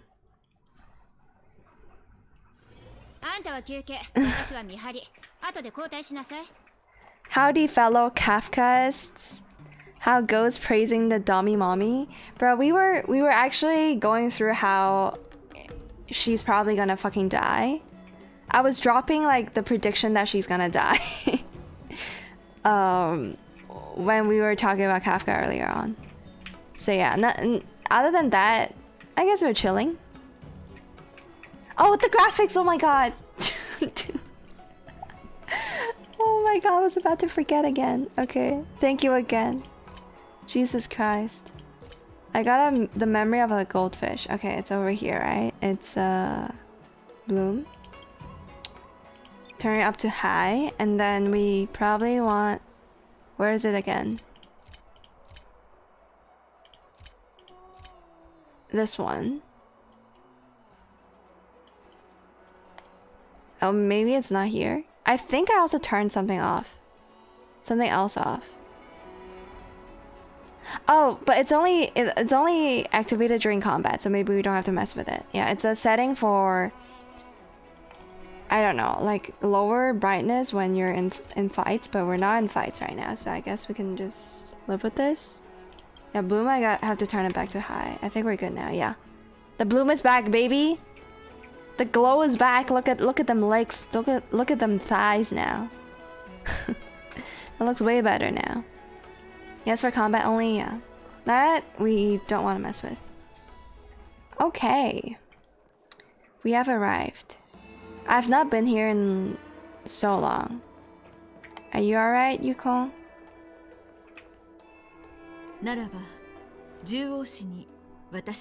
Oh my god, that's my waifu. I forgot her name, but there she is. Miss Robot Sama.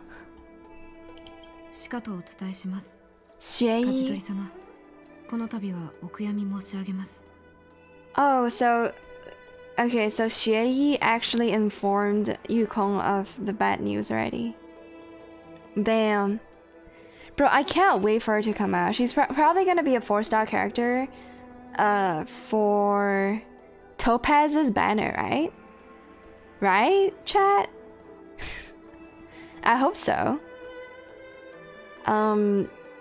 We know Jingliu, or maybe is Topaz gonna come out first before Jingliu? I think Jingliu is gonna come out and then it's gonna be Topaz, right? And I'm just guessing that if they're only releasing like new 4-star characters at like the later half of an update, so for update 1.4, Xue is probably gonna appear as a 4-star character for... Oh no, maybe not actually. Cause we're in the... Nah. I'm not sure. Yeah, we got Luca on Kafka's banner. And that's the later half of 1.2. And we're getting links with Fuxian. That's the later half of 1.3. So yeah, I think it is gonna come out on Topaz's banner. I think there's another character introduced with Topaz. It's not Xue, really? Huh, okay. Is her like name actually written as Xuenyi? Is that how you spell her name? In English? I have no clue. Xie is a pretty name too. I think the N is not there, shouldn't be there, right? I don't think the N being there, like it should be Xueyi instead of Xuenyi. Maybe?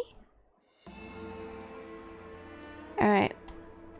So, yeah, someone else has already delivered the bad news to Yukong.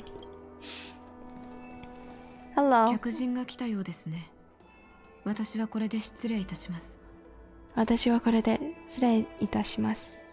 Her voice is so calming.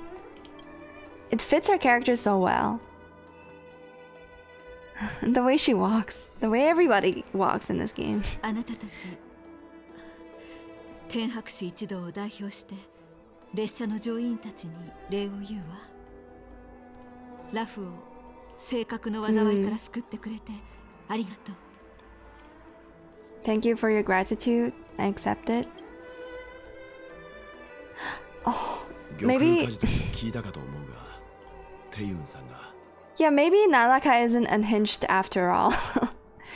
Maybe she is capable of empathy after all, because she was like upset when we're about to deliver the bad news. 知っているわ。4人で離れたのに3人で帰ってきたのを見て、不言の戦法が事実だって理解した。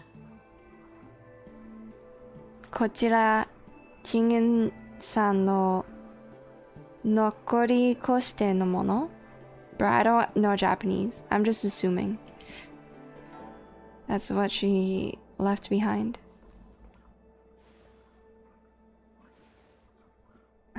The animation, man. Taeun. Oh まだ信じ no. られない。あの戦法はただの悪い冗談ではないの？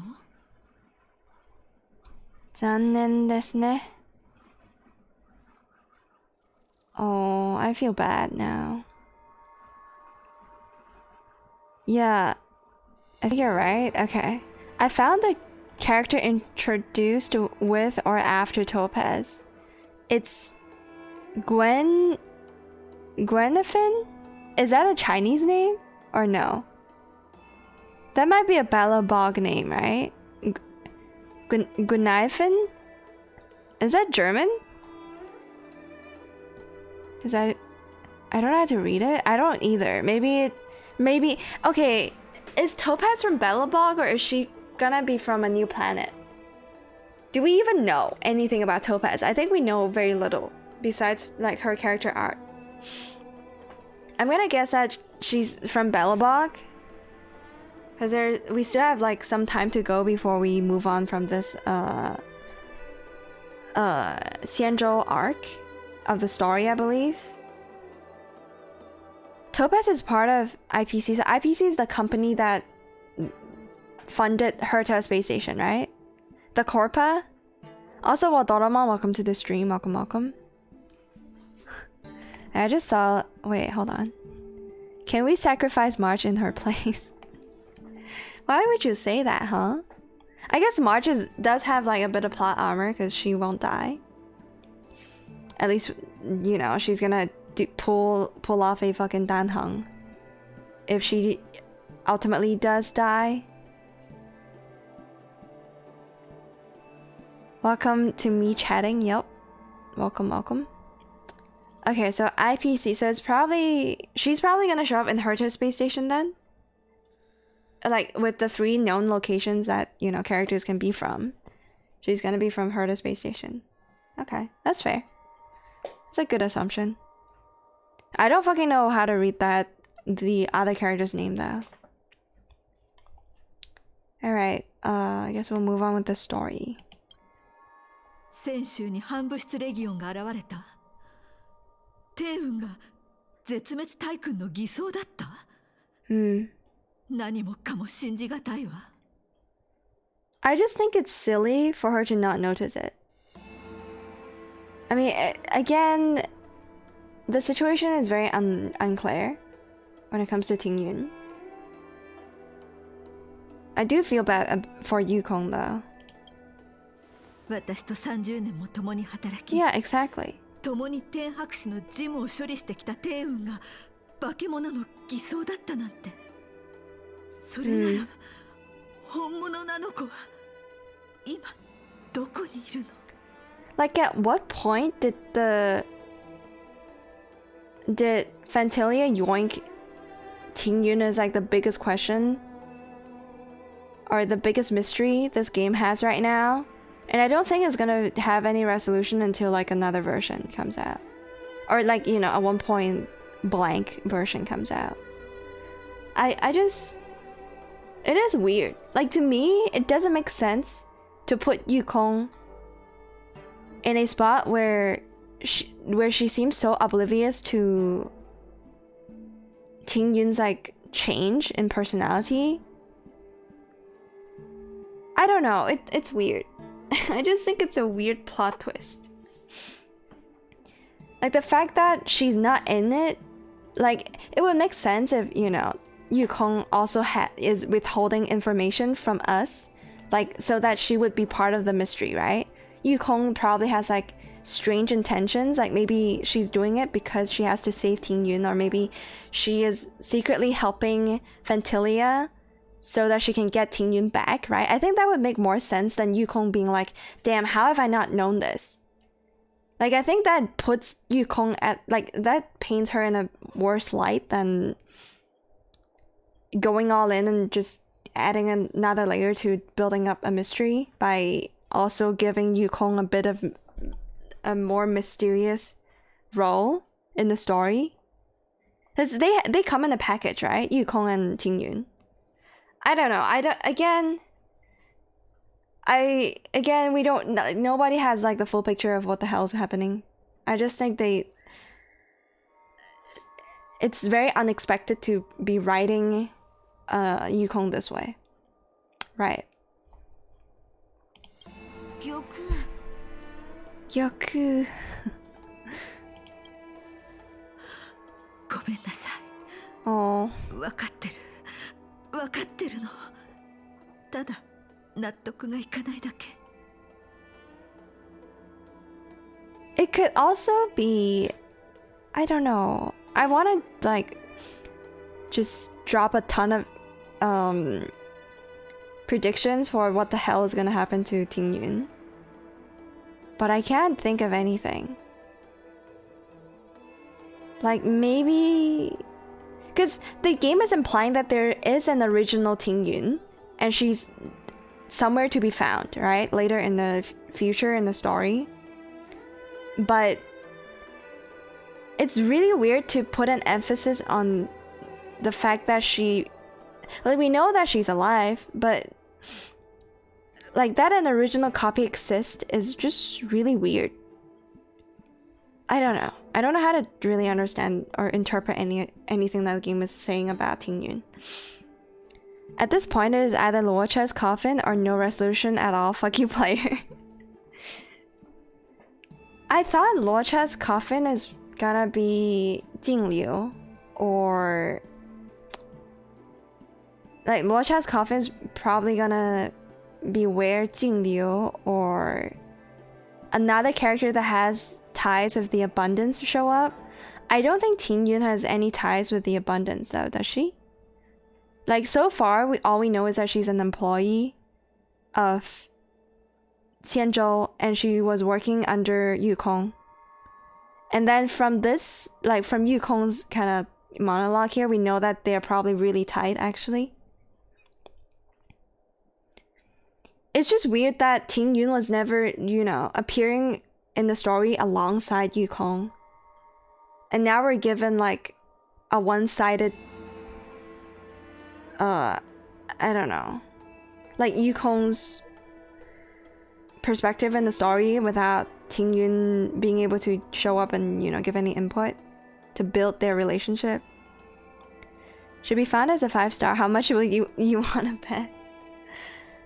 I don't know about Tingyun being a 5-star. I don't think there's enough build up for that.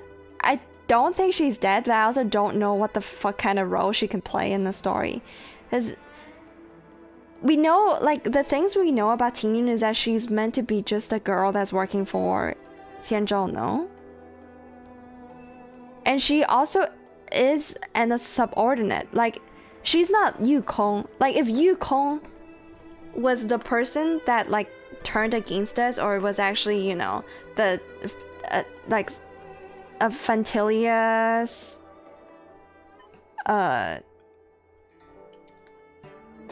don't know, like, is the host of which Fantilia exists within, that would make more sense than someone that has, like, less power within Xianzhou to be... I don't know. I feel like the story would make more sense if the roles of Yukong and Tingyun got swapped around. But I guess they don't really want to do that because they already have that kind of power dynamic in Balabog. You know? Like, having Cocolia be the person in power to also betray her own people, rather than Bronya taking that role. So maybe they're trying something new. Hey, what's up, Gino? How's it going? It's 5 a.m, man, and you're still awake? Damn. You boys are not, like, going to bed early, I guess. Because it's a Saturday. She'll be revived to be stronger is what I would presume. I don't know if she's gonna have a 5-star version. But I just think that she's not dead. And I don't understand what kind of role outside of being a simple employee to... or, you know, just like a receptionist for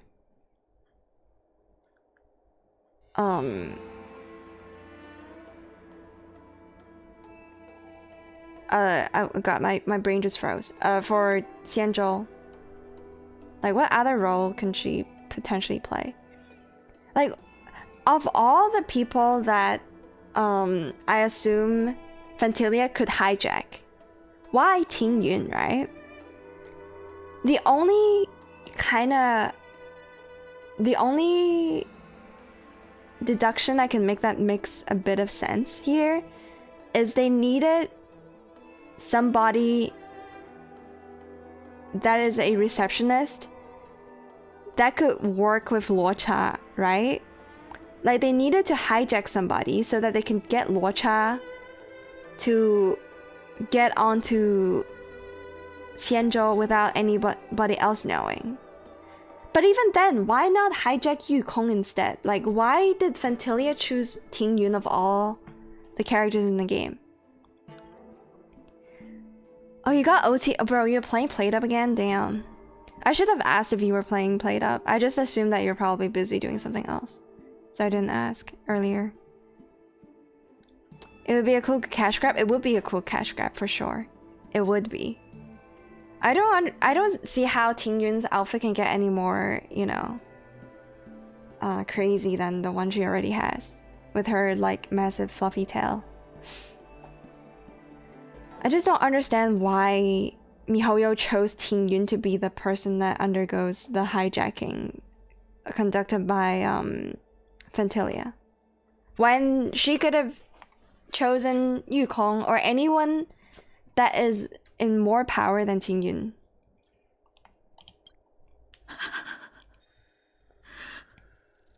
帝雲の私物を獅神宮まで届けてくれてありがとう。Oh. 今回の性格による災いで私たちはあまりにも多くの同胞を、兄弟を、姉妹を、子供たちを失ったわ。Damn. The voice acting is really good. The voice acting is really good. 天白氏は戦没者のために慰霊祭を行う予定なの。今回の戦いを身をもって経験したあなたたちにも証人として参加してもらいたいのだけど、どうかしら。Oh, and then for the people they lost during the war, they wanted to commemorate them with like some kind of send-off, which makes sense. It's a very... I don't know if it's something that people do a lot in the West, but it's definitely a very Chinese thing. To host some kind of ceremony to, you know, send off the soldiers or send off the dead, I guess. Alright, cool. 慰霊祭？慰霊祭。短命種の言葉で言うと葬儀ね。Funeral, yep. ただ泉州の長命種にとって死後というのはあまりに遠く希薄な概念だから。It is a bit more than just a funeral, I think. Like, it's a more ceremonious thing, I guess. But yeah, and then there's also a twist that's thrown in just because they're not really a species that dies. So it's not technically a funeral. Okay. 通常魔音の実の前兆が現れる前に獣王氏の引説者が因果殿まで導き、その生涯の経歴を残して無に返すわ。儀式の煩雑な埋葬に代わり、このような短い別れが定着して、皆がそれに慣れていった。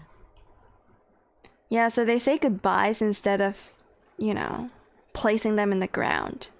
That's what traditionally is done.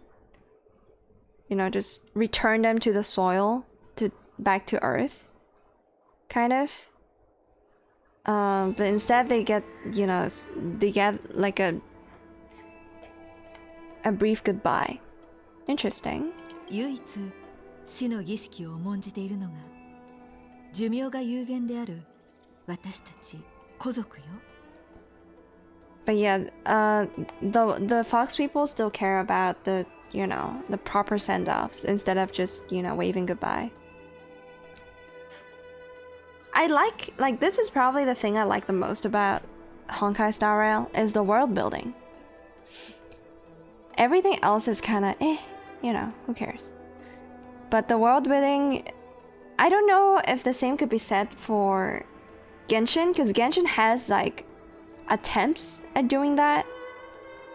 But to me, Genshin Impact is a more agency-driven game. Again, you're playing as a main protagonist that has some kind of agenda, right? Or some kind of ambition or some kind of goal, end goal that they want to meet. And again, Genshin is a very straightforward story too. Like we know, maybe I should talk about Genshin when I play Genshin, but it's the impression I get from Genshin Impact is that the story is kind of a time loop, which is again, by the way, time is a thing that a lot of Hoyoverse games like to mess around with. Time as a concept, right? And there's definitely something like that. Like time is like distorted in a way in Genshin because, you know, the siblings Lumine and Aether woke up at different times and then they experience different sides of the story, and then ultimately it's about them becoming like Genshin. Like they're on their path to pursue godhood, and Paimon is like the ambassador to bring them to the throne or whatever the fuck, right? And so it's a very straightforward story where the protagonist is always trying to get something done. Like in Genshin Impact, the character you play as is always trying to reach out to the other twin. Like that's the end goal. Whereas when we're like within the story of Honkai Star Rail, it's more environmentally driven. Like you don't really have any agency besides becoming a trailblazer. And what trailblazing is just traveling between planets to try to solve problems. So it's not that we are actively seeking out problems or we're causing the problems so that we can solve them. It's more that the problems are coming to us and we're being forced into situations that we would rather not be in, right? So it's kind of a different approach to telling a story with a bunch of like a very character-rich story, right? And I think the way that Honkai Star Rail does it really allows world building to shine, because we're not always in the driver's seat.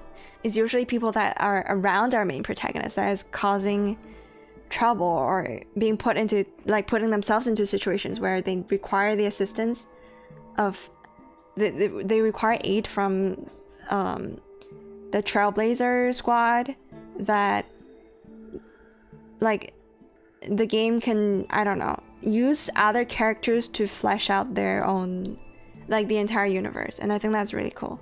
Like, that's what makes Honkai Star Rail's story stand out. And I like the world building because, you know, it's world building. And they're doing a pretty decent job of it. They're taking advantage of, like, the narrative to, you know, shove in as much world building as they can. So yeah. けど今回の災いで数えきれないほどの運気群が殉職し、また魔音の身に落ちた。 True. 因果伝が彼らの人生を治める前に死んでしまったの。I don't think we're familiar with what Inkaten does, right?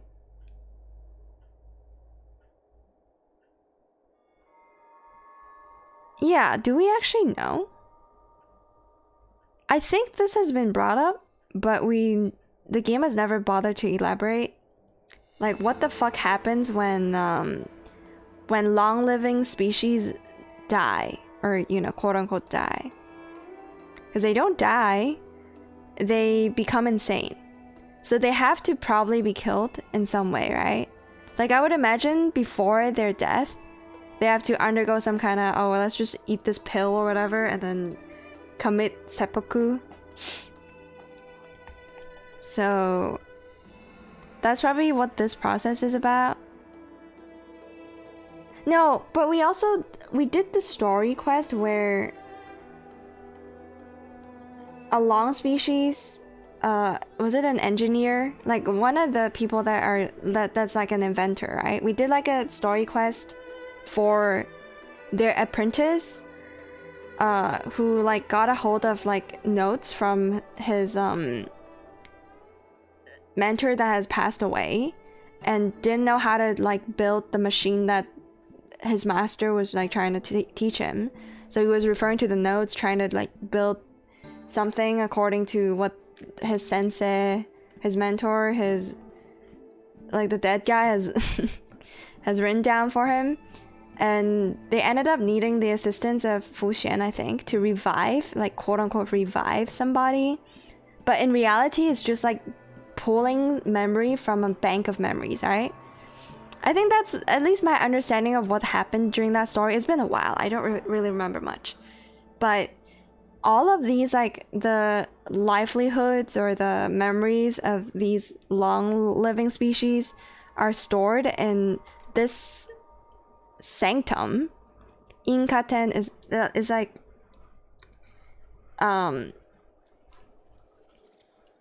cause and effect. Like Inka, I think that's how you say it in Japanese, is cause and effect.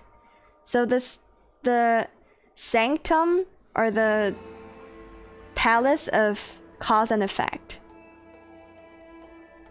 or you know, the lives of, I guess in this case, the lives, the area where you store memories of all living or long living species.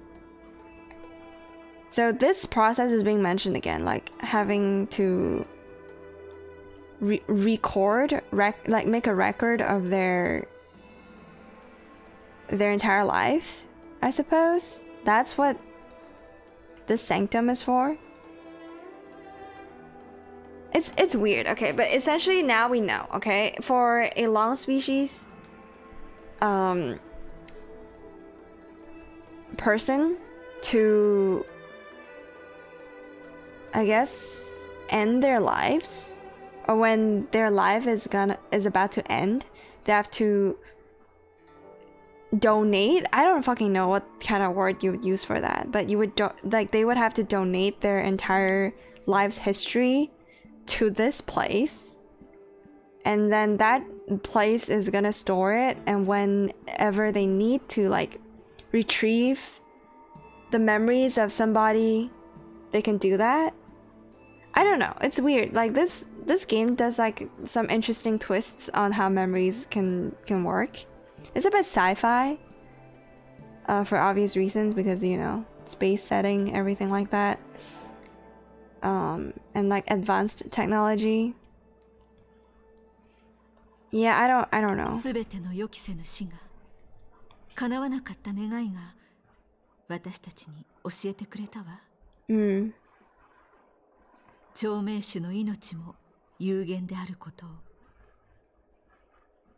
Alright. But the soldiers didn't get to like undergo the normal process of passing away as a long living species. Okay. 私は死んだ人たちに帰る場所を与えたいと思っているの。天白氏の方法で、古族の祭礼で、死者が残したものを聖査に乗せて泉州から送り出すつもり。後世に向けて飛ばし、共に輝かせるの。I think a lot of cultures actually do that. Like initially I thought, oh, that's a very Chinese thing to do, you know? Do the whole, you know, place the bodies in like something, and then, I don't know, usually on a ship of some kind, like you would build like a floating ship for the body, the dead body, set it on fire, and then let it drift along the shores or something like that, right? Just drift to the endlessness that is the ocean, or whatever river. You can just send someone off on the river by placing their bodies there, and then, you know, setting the entire boat on fire or something like that, as like a way of a more ceremonious send-off than burying somebody underground, or, you know, burning their body into ashes and then spreading the ashes somewhere else. So yeah, I think a lot of different cultures have ceremonies like these. It's somewhat of a... It's not just a funeral anymore, like at that point, right? It's more than that. So yeah, they're gonna do that, but instead of sending them off onto like some ocean, they're gonna do it via spaceship. これは死者のことをもう話すことのできない魂を慰めるためだけじゃないわ。この世に残された肉親を、友を、すべての選手の民を慰めるためでもある。Right. I'm trying to understand what's the difference between this and this. Oh, okay, I'm dumb. Yeah, she's just saying that, oh, we also want to make it a ceremony about the living and not just the dead. That's the sense, right? Yeah, okay. 私自身もこの儀式を通して帝雲とお別れをしたいの。Oh. これは私の願いでもあるわ。あの子は戦場で亡くなった運気軍ではないけど、私たち天白士のもので、この災難の被害者だから。I do notice that, like within the voice acting of these scenes, a lot of the lines are like, there's a lot of pause in between them. I wonder why. Because I think it would be more natural if, you know, there's less pausing between each line. But maybe they did it like that because they don't know where... Like, they're given a script, right? The voice actors are given a script. And they don't know when it's gonna cut off. Like, they don't know how the subs are gonna go, how the story's gonna flow, or the pacing of, you know, when the dialogue's gonna happen. So maybe that's why they have to put so much pause in between sentences in case some of the lines are gonna get chopped off or something. It's a bit eerie to me that they pause so much for so long within, like, between sentences. But yeah, I guess Yukong is much older than Tingyun. Tingyun probably grew up like under the care of Yukong or something like that. Even though that's not explicitly stated in here either. She's more just like, oh, she's my colleague, and so I gotta send her off. You were literally describing a Viking burial. Definitely not exclusive to China. Yeah, I know. It's the Viking thing that, like, because I watched what's the Viking show anime again? I forgot the name of it, with Thorfinn and Torukiru. What is that show? Yeah, Vinland Saga. Yes. Thank you, Ninomai. Yeah, that was the one that reminded me of the whole, like, burning the ship and something like that. I think we have a variation of that in China. I'm not entirely sure, but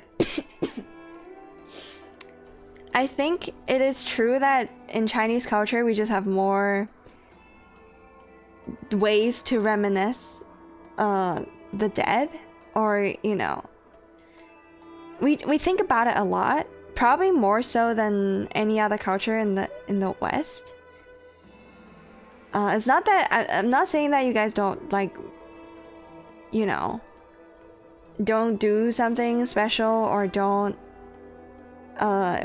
you know, visit the graves of your ancestors every so often, but we definitely put a lot more effort into it. We have, like, a huge emphasis on how to send off the dead, you know, some of the, like, customs, and then the kind of, like, incense we have to burn, or the kind of, like, offerings we have to offer to the dead, you know. We have a lot more of those, I think. That's just, like, embedded into the long history of the Chinese. So yeah, that's it. That's all. この儀式で私は私の部下とその身分を奪い、あの子の姿で現れた絶滅大君とを区別したいの。I see. Okay. So she's coping, isn't she?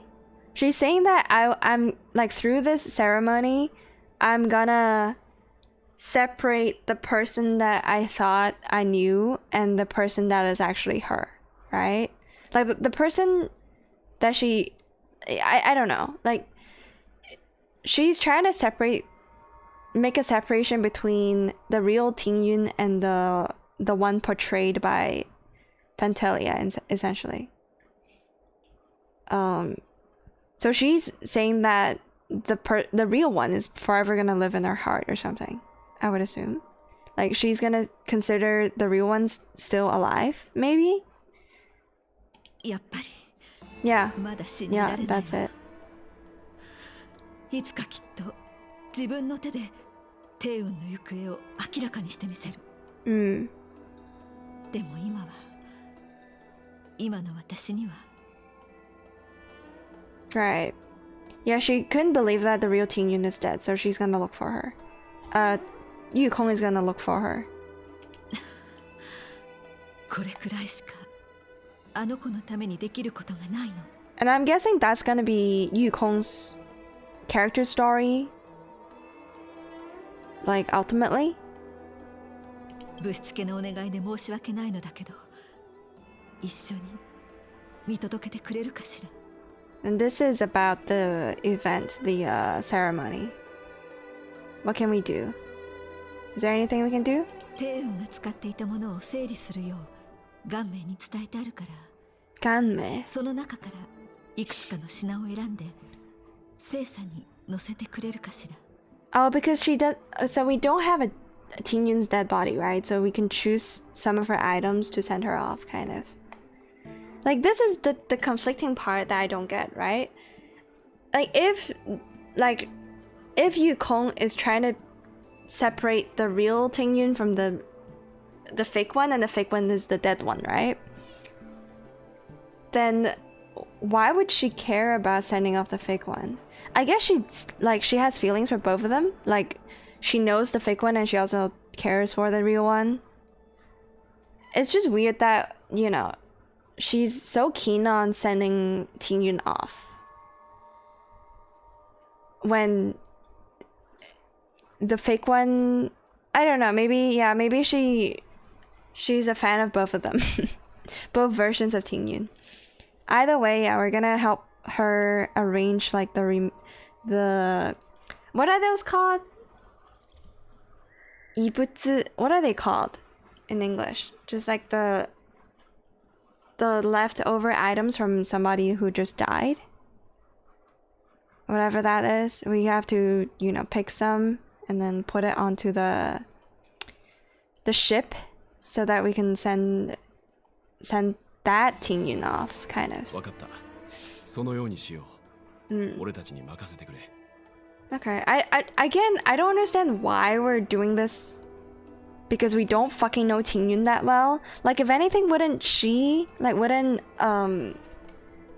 Yukong wanna be the person to pick out like the remaining items from Tingyun to send her off that way? Like, why is it that we're the ones doing it? Like, we barely knew Tingyun.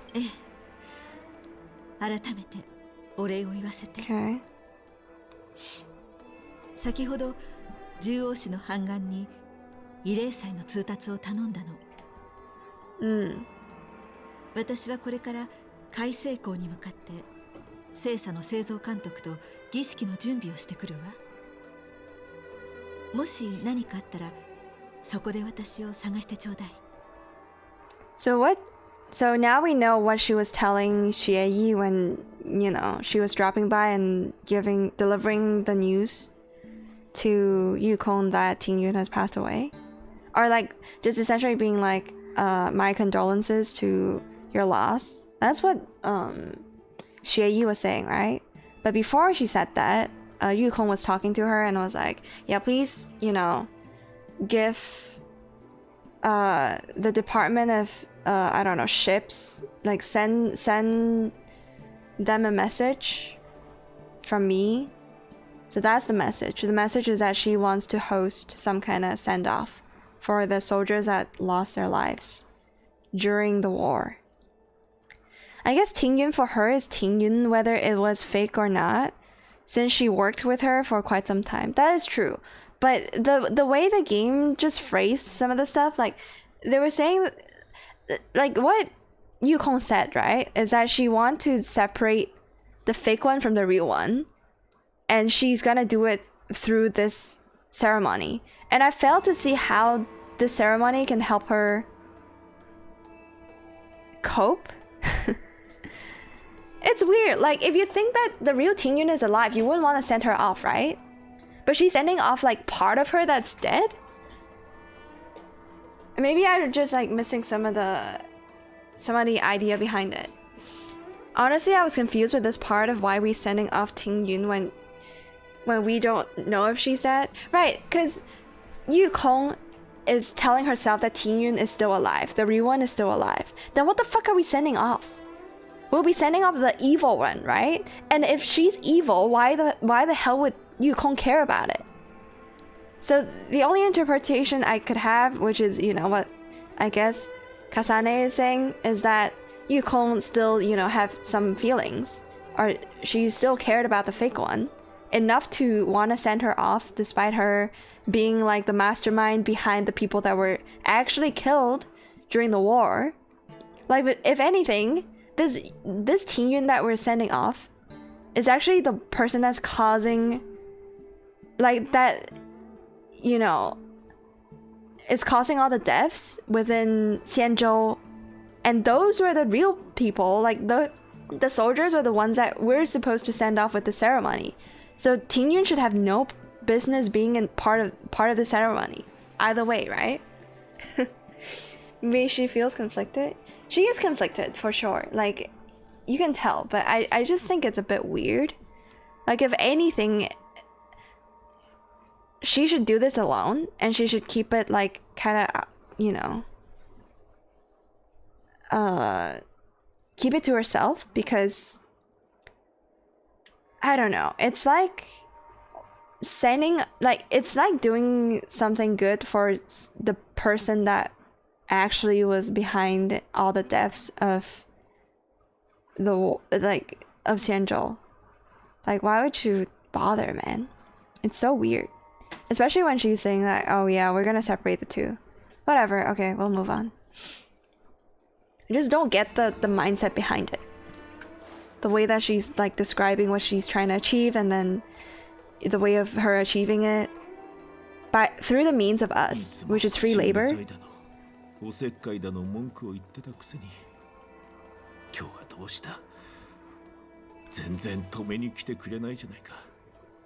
I mean, I understand that maybe Gaem, which is the name of this guy, like, he probably didn't understand like how the fuck Fantilia came to be.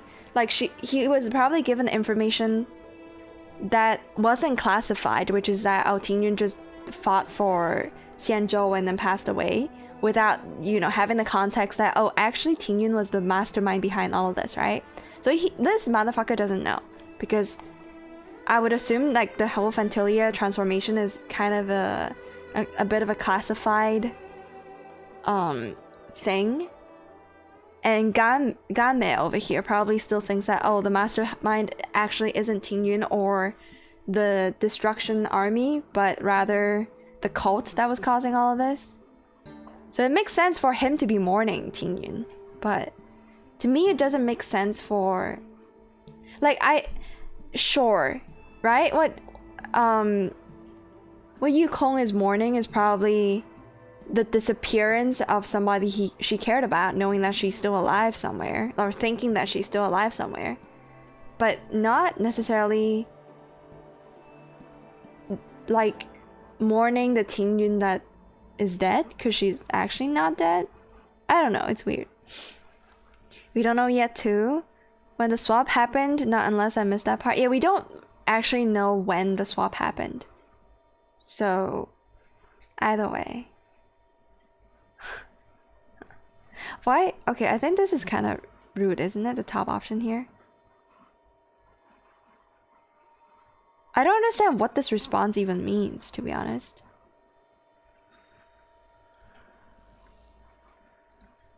I don't fucking understand what this response even means. Is it like doesn't make sense in English as it doesn't make a lot of sense in Chinese? I'll just call her. Just say his name instead. Hello.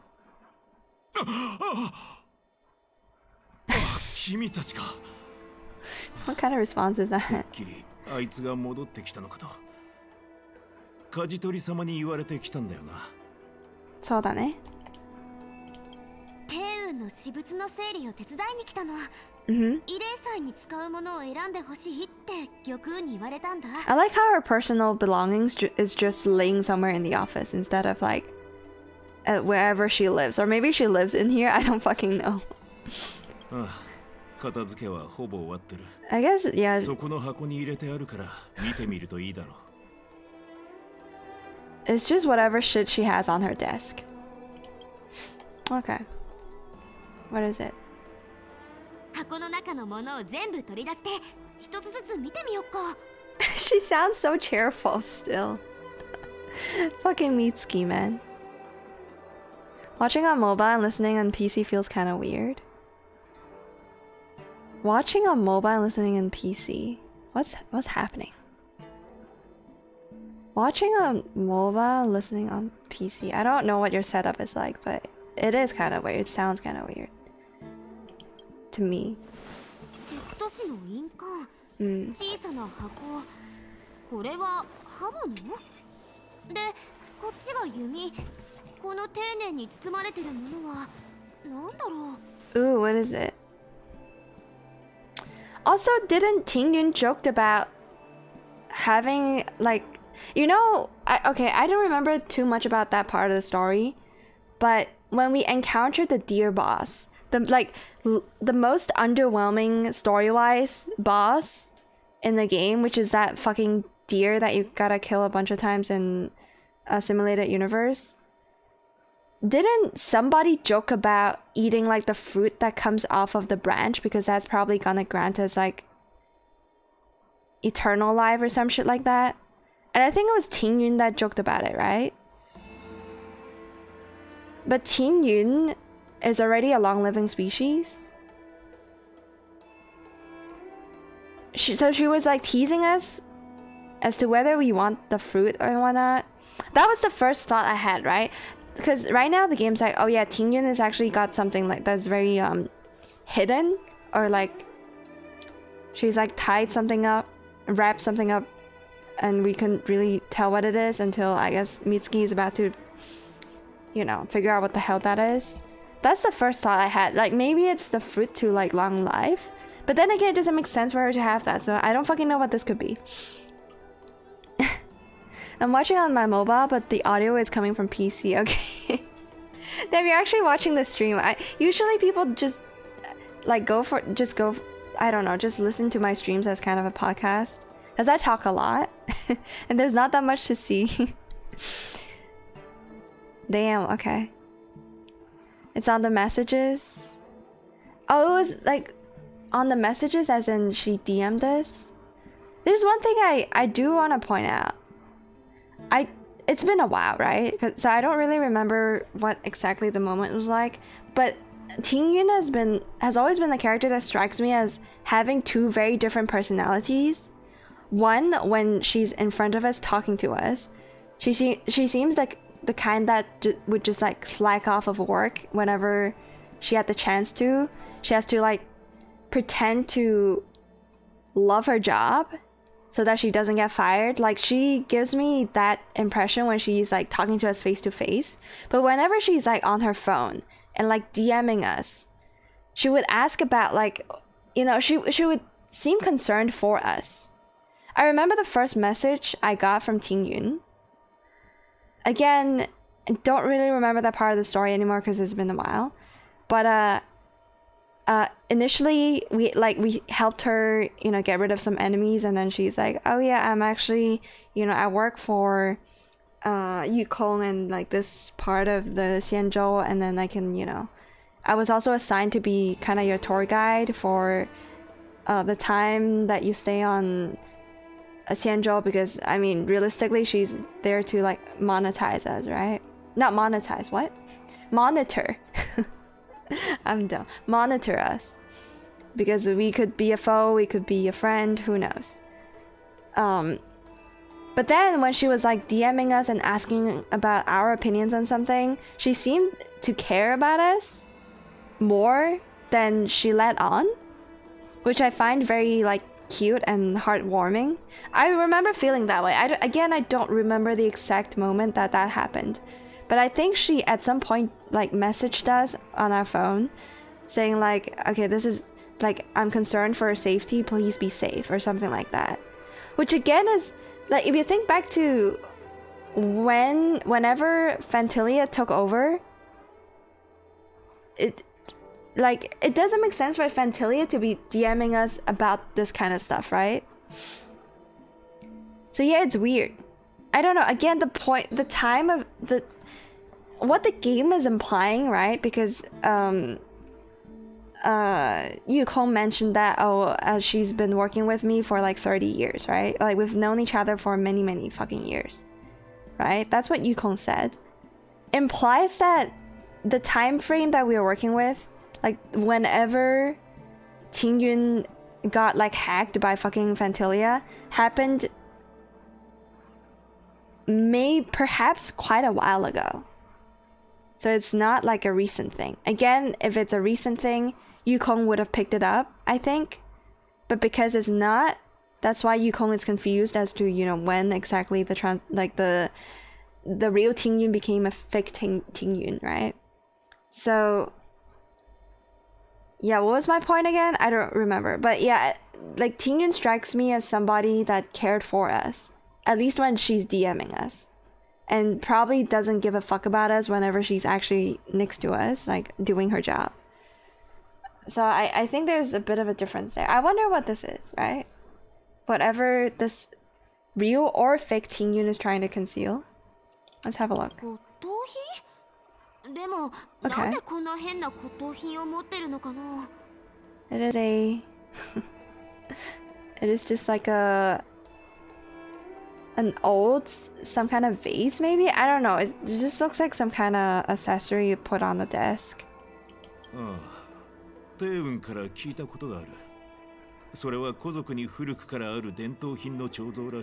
Okay. So it's like the cat. The waving cat. I don't know what it's called in English. Let me look it up. Is it just called the waving cat? Maneki neko. Yeah, this thing. Maneki neko. Oh, it's Japanese, right? It's also a very popular symbol in Chinese, in China, so... Yeah, it's like a household item, you put it on your desk, and then it's supposed to be... like, bring you fortune and luck. Just bring in money, I guess. And that's what that little kitsune is for.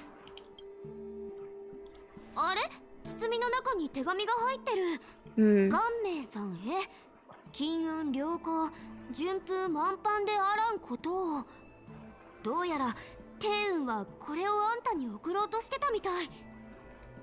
Yeah, so these belongings, again, the confusion of like fucking Yukong trying to send off the fake Tingyun, but we're going through like her real belongings is like blowing my fucking mind right now. You know what I mean? Like this is definitely the type of shit, like cause what, okay, essentially what it is Tingyun is dedicated the kitsune statue thing, figurine thing, I don't fucking know what it is, just like an accessory, the waving cat accessory to Game-san, right? And I don't think Fantilia would do that, so that's definitely the real Tingyun doing that. So, man, this shit is like confusing. Because why are we going through the real belongings of Tingyun to send her off? Whatever. Okay. Cool.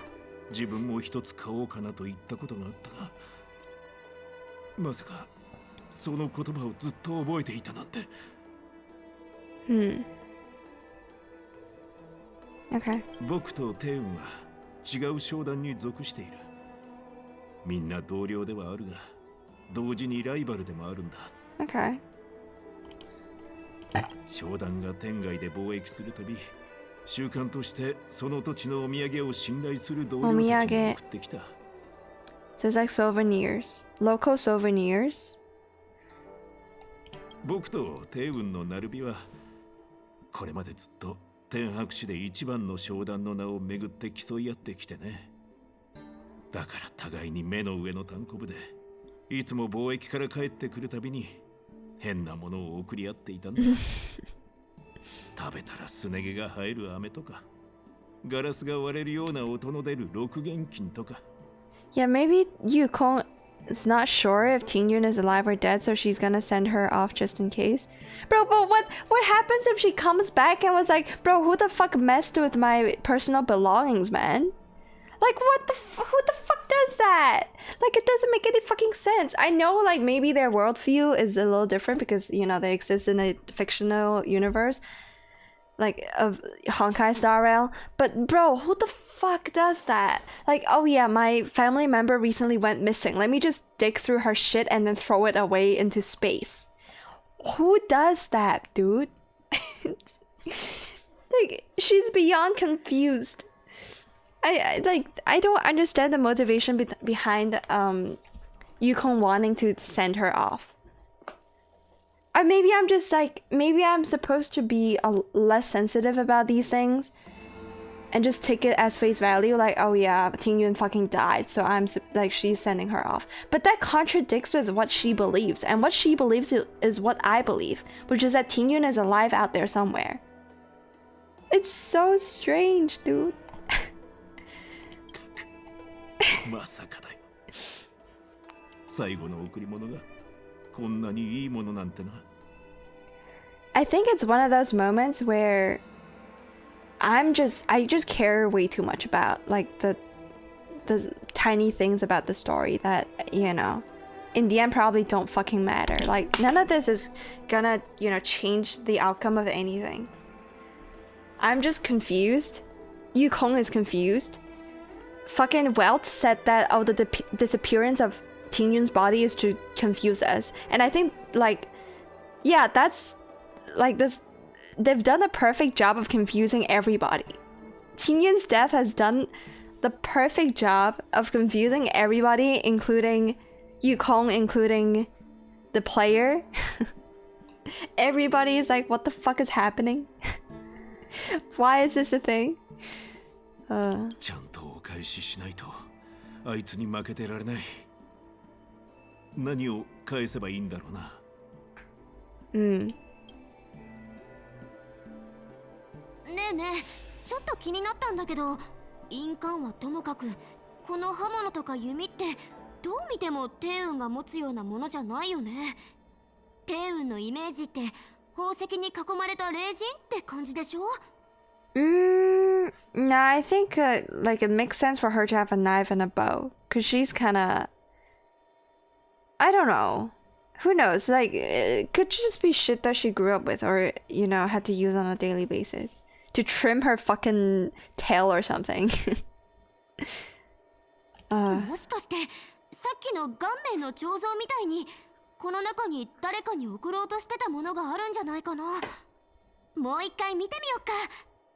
Also, it's strange that, I mean, if Tingyun has a ton of presents, like, saved up for us, it seems like she's aware that she's gonna be unalived, or, you know, she's gonna be taken, or she's gonna go away so that Fantilia can do whatever the fuck Fantilia needed her to do. Like, it's like if she leaves a ton of shit behind for, like, say the Trailblazer or her colleagues, it would seem like she's aware that she's actually saying goodbye, right, to people that she knows. So if there is a bunch of presents that she hasn't given out, it's just sus. But yeah, I'm saying that, you know, the whole Tingyun situation is confusing in not necessarily a good way. I think it's confusing for the story to be like this. And I don't think it's good for the story to have, like, a mystery is a mystery. But confusion is not mystery. You know? Like, there's nothing mysterious about confusion. And so I don't like the fact that the game doesn't seem to know where it's trying to go. Like, it doesn't seem like it's trying to set up any kind of fucking reveal or anything. Nobody knows where this could go, and so nobody can have any kind of speculation. I don't know. This is weird, man. I would like to have a look at the fucking box, I guess. 小さな箱だな。中に植物の種が入っているが、特に変わったところはないようだ。It's got the seed of some plant. 箱の下に文字が。ふやこ。ふやこ。この名前、聞き覚えがあるな。I don't remember seeing this. ふやこ。Wait, hold on. Okay, so Welt is not gonna tell us what this is from. What the fuck is this from? I don't think I know this. Fuyako. I think that's the title. It might be a title given to a person. So maybe... I don't know what this could be. Could this be a reference to fucking Jingliu? I don't think so, right? I think it's the title of somebody, though. It could also just be like a thing or an event, but I don't know. I think it's somebody, like it's a person it's referring to. But I don't fucking know who it is. Okay, let's look at the knife. Oh, I thought it's gonna be like a very tiny knife. It's kind of like a Swiss knife where Tingyun could, you know, just bring around and cut whatever she needs to. But apparently it's a fucking like knife in the kitchen, like for the chopping vegetables. The fuck?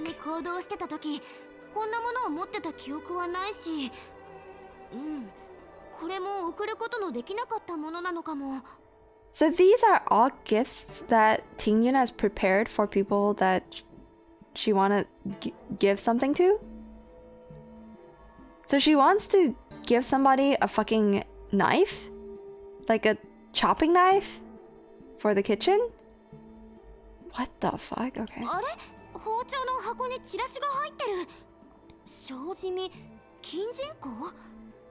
That sounds like a restaurant. So she has a gift for a restaurant? There's a letter or message that says something about Tingyun leaving a diary. I think it's in the voice lines. Ah, okay. I see. Okay, let's look at the bow. Konoyumi? Is it a musical instrument? Or is it like an actual bow for shooting arrows? Okay.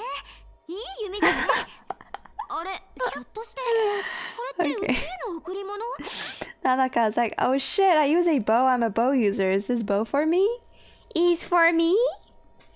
Is for me? Yeah, maybe it's for you, Kong, because she's also a bow user. Nanaka is adorable, though. Apparently she's joking. Apparently she is doing an E for me? And she was joking. Okay, cool. March cute. Yep, she is adorable. I like how, like, yeah, she's kind of just staring into nothing. I don't think the line of sight actually lines up here, does it? Alright. 出発してね. So I guess we're gonna go deliver the gifts. Which is fucking weird. Why would we be the ones doing it? Why isn't... Again, why are we the ones digging through her items? No, for one, I don't think anybody should be digging through Tingyun's items. Number two, if anybody's gonna dig through her items, it has to be fucking... Yukong, man. I don't understand why Yukong isn't doing this herself. Man, okay, sure. So to give away a stamp, a box, a knife for a restaurant, I would assume, and then a bow. So we're actually getting like character. We're building up Tingyun as a character in the story. A little bit too late, in my opinion. Like, why build her now when we know that she's quote-unquote dead, right? There's fucking really weird champ decisions that the game's making to flesh out their characters. Okay, we have to probably teleport there, yeah. Okay. It's fucking weird, man. I don't get it.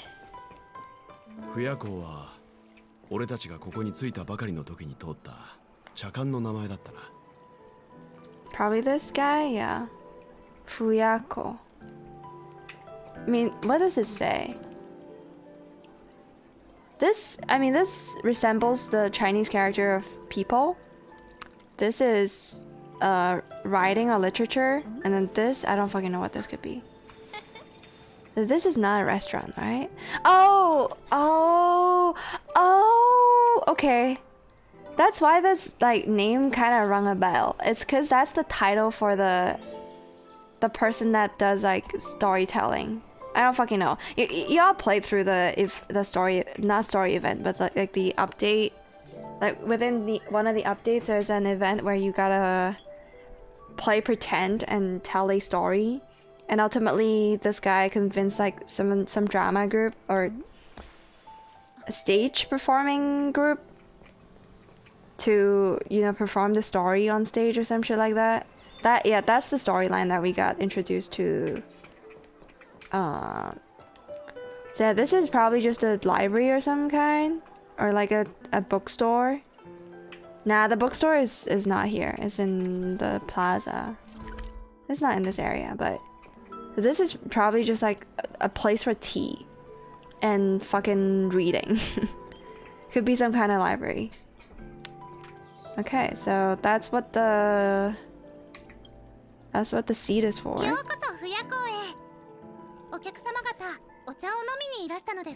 The cold dragon young thing? It's a tea house, right? I think last year I watched like a Chinese like historic drama show. It's not historic as in like, you know, accurate to history, but like set in the times where, you know, China used to have an emperor and whatnot. And essentially what tea houses are is they're places where nerds gather up and talk about literature, okay? And I happened to watch like that one drama was about a tea house, like about some ladies running a tea house for them nerds. But yeah, that's what tea houses are, just like makeshift libraries, also for people to bring in their own books and sit down and read for an undetermined amount of time and just vibe with the nerd vibes, you know? Okay, we're here representing Teen Yun to give you a gift, which again is not something we should be doing. It's so fucking strange that we're doing that.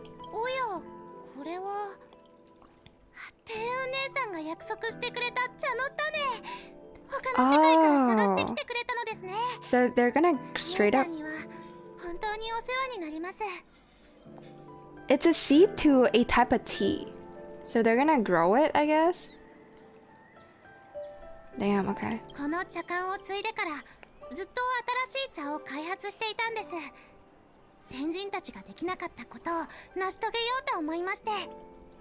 By the way, I should have called this out earlier. Another lollibaba. Because, you know, they have long lives and you don't really know how old they are. Damn, okay.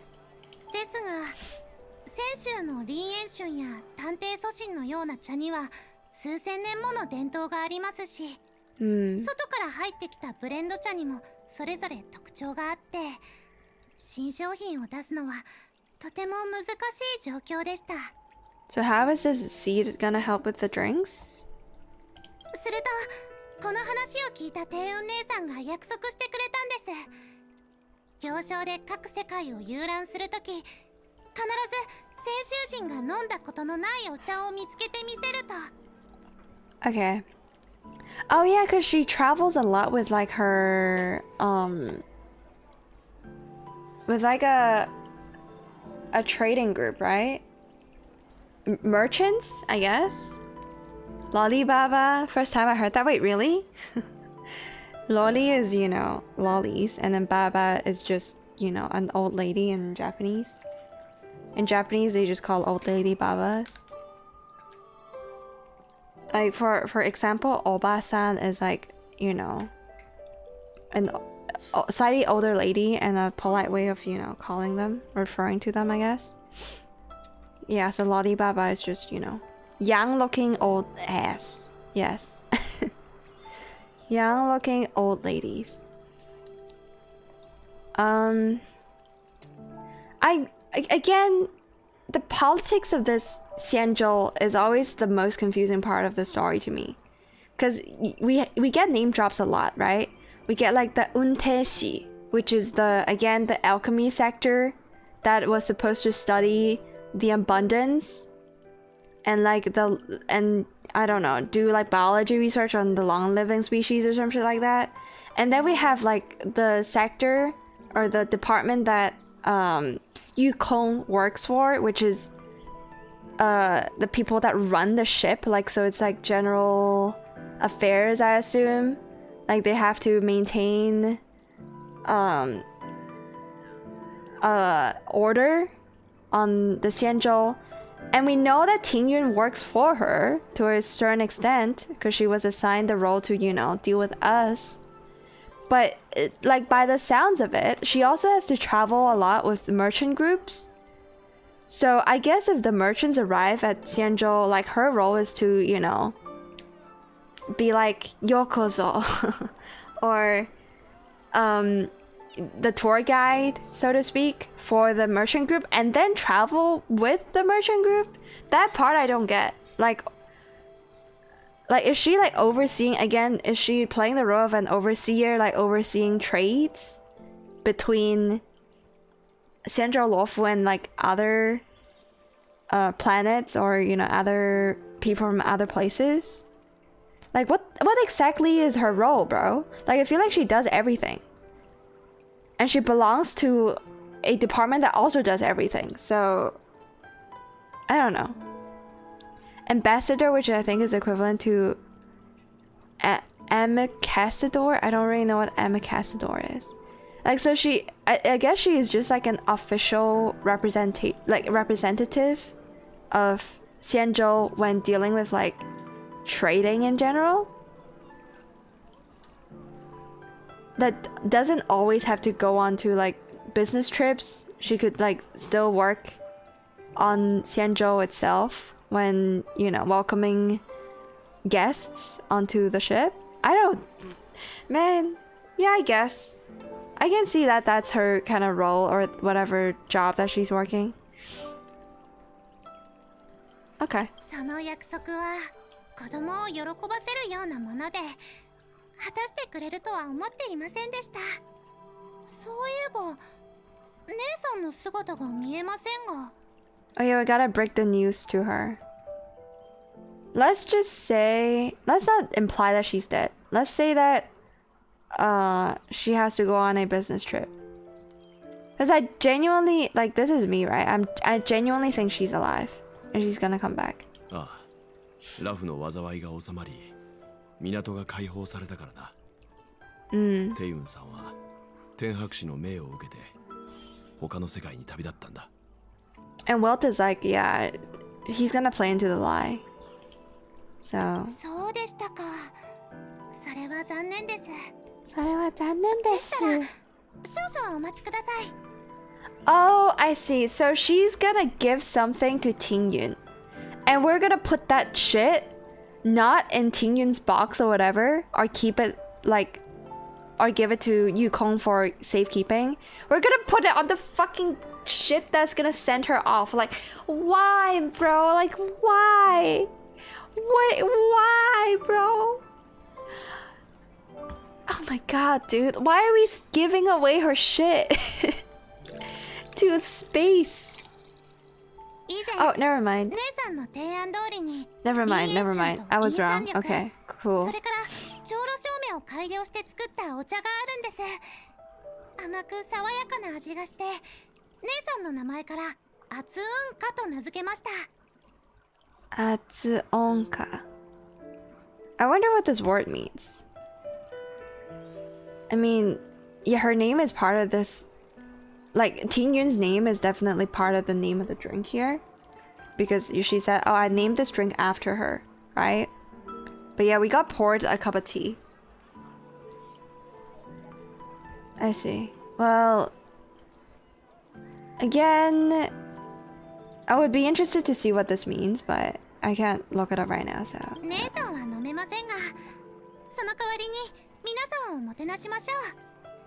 Alright, I'll have a taste. Thank you very much.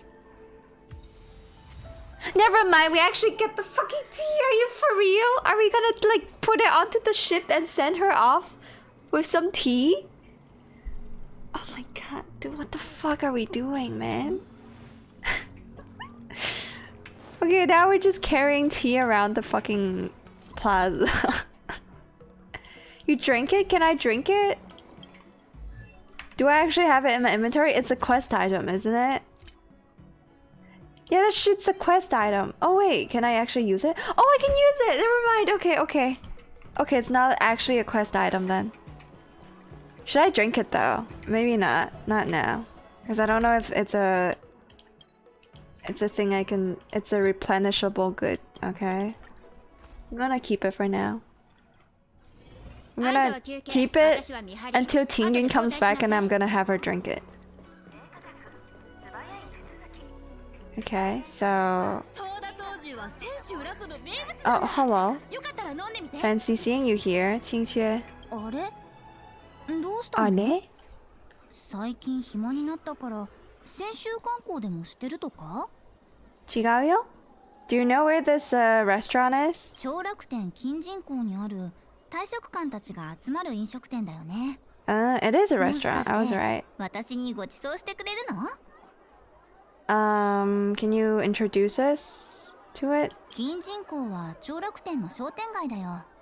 近頃は性格のせいで人が少なくなってるけどね。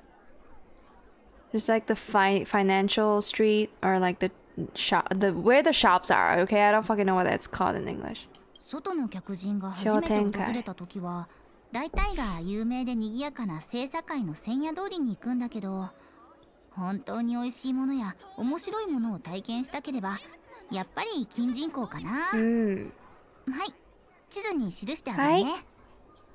チーズね、チーズ。私もパイをやって疲れたらいつもあそこの店に行ってチンバー豆腐を食べるの。チンバー豆腐。あー、まずい。この話をしてたら仕事したくなくなってきた。I like Qingxue. 全部あなたのせいだから。She's probably the most relatable character in the entire game. Because she just fucking doesn't want to do her job, and whenever she gets the chance, she just goes on a break and fucking play mahjong. Who wouldn't want a life like that, right? That's it. And we're off. So this area I think used to be off limits, and now we're gonna get introduced to a new map. Ooh, okay. So this is meant to be like the shopping area. Ooh, look at that. What the hell is that, the thing that's floating, and why is it so tiny? Doesn't this look like something that's massive from a distance, but it's actually really fucking tiny in reality? What the hell is that? Also, new map also means I gotta find the fucking chests again. I hate this. I don't want to find chests. It's annoying. Just give the rewards to me already. I don't want to explore, man. Alright, we'll do a little bit of due diligence. And look for some chests nearby. Is there any? Okay, let's talk to you. Hello. この看板、ここみたいだね。この看板. Where the fuck are the kanbans? Oh, it's here. What the hell is this? Min Shang. I guess it does sound a bit like a store. What about... Oh, these are letters that aren't readable. Okay, hello. いらっしゃいませ。いらっしゃいませ。ご注文は何になさいましょう。Yan Cui. I think that's how you say her name.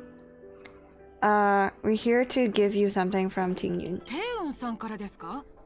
テウンさんからですか？そうです。どうやらあの人の手を煩わせてしまったみたいですね。彼女みたいな可愛らしい人に可愛包丁を用らしい意してもらえるなんて。キュータクタク。可愛らしい。It's like, yeah. I guess that's one way to put it in Japanese. She gave you a knife. That's funny. 昔、テイウンさんがここで食事されていた時に、私の心情を話したことがあるんです。私は自分で倒すことのできない食材を口にしないとね。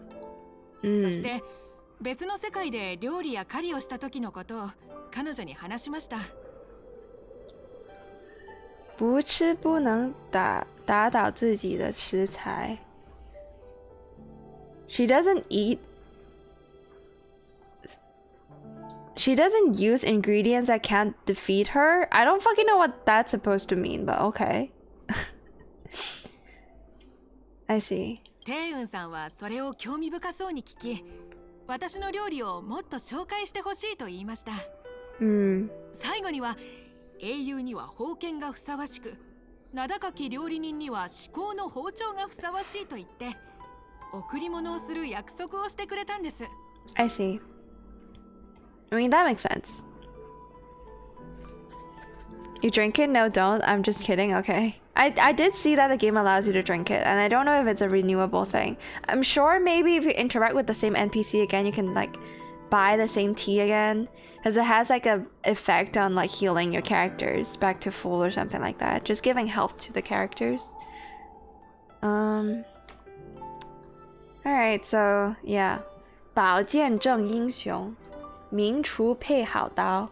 It's just this, I think it's a pretty common saying in 見 Chinese. たところ、この包丁は他の世界で集めた珍しい素材で作ったものでしょう。タラサコウハイカメの殻を簡単に切れそうなほど鋭いですね。To give like people knives? Like it's like, yeah, a good chef should use the best knife, something like that. Alright. テイウンさんったら本当にお人よしなんだから。この近人口でナルビの恩恵を受けていないお店はきっとないでしょうね。彼女が開催した海市のおかげで、私たちみたいな小さな店舗も生きがいの客を多く迎えることができました。お礼はむしろこちらがするべきなんです。So she's part of like the merchant group.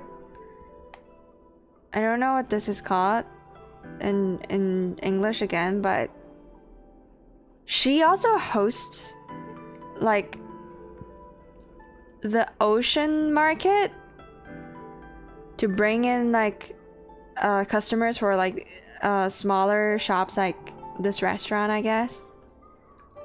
So she does a lot. And she's hosting events. She's following her like trading group, or again just merchant group. And also she has a spot in the office that Yukong works at, so like she's doing everything. Damn, okay. そうだ、商工がまた開いたと聞きました。テイウンさん、また忙しくなるでしょうね。Yeah, I don't think we're gonna break the news. Like of her, you know, actually being stolen, like having her body being stolen by Fentilia, or her potentially being dead. So we're just gonna say, yeah, she's busy now. テイウンがすごく忙しいから、代わりにこの贈り物をうちらが届けることになったの。Mm-hmm. これはわざわざありがとうございます。どうでしょう。 And then we're gonna get gifted like a dish again, 私の料 okay? 理の腕を味わっていきませんか？いい思い出になりますよ。Sure. そういえば、テイウンさんがうちに惹かれたのも、この牛もつ乱切りのラー油和えを口にしたからなんです。辛みと香ばしさが絶妙で、 Man, 匂いだけで spicy 食欲をそそ beef. る一品。テイウンさんほど上品な方でも、この料理の誘惑には抗えませんでした。Alright. Spicy beef chops. I don't know any I don't have the vocabulary to describe any kind of food, but I would like to have some beef right now. Honestly, I'm kind of hungry. I'm getting a little hungry. テイウンさんが誰に送ろうとしていたのか、おおよそ見当がついた。そうだね。元名の話だと、節都市は帰ってきたら信頼する同僚にお土産を渡すんだよね。テイウンが信頼する人ってことは玉のことかな。Yeah, it has to be Yukong, right? Because she's another bow user. So I guess we'll go deliver the news now. Well, delivery gift that we're giving, like we're literally just digging up items from Qingyun's inventory and giving all of them away, which is just really fucking weird, but sure. Okay, who are you again? Are you the girl that was like... I don't remember if, like, it's been so long since I've done these missions, I don't remember what she is, or who she is. Okay. No, she's looking for us. There's something urgent.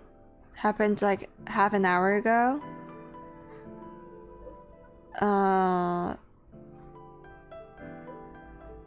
Okay.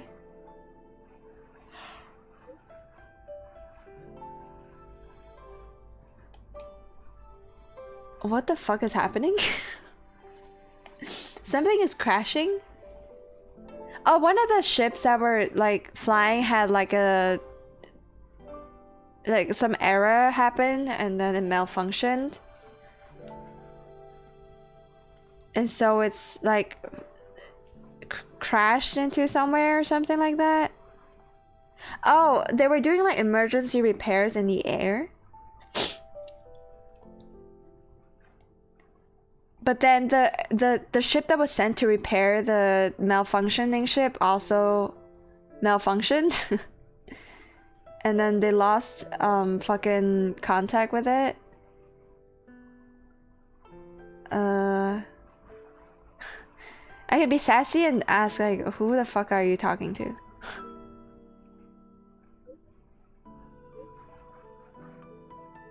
Oh, okay. She also contacted Welt. I see. Huh.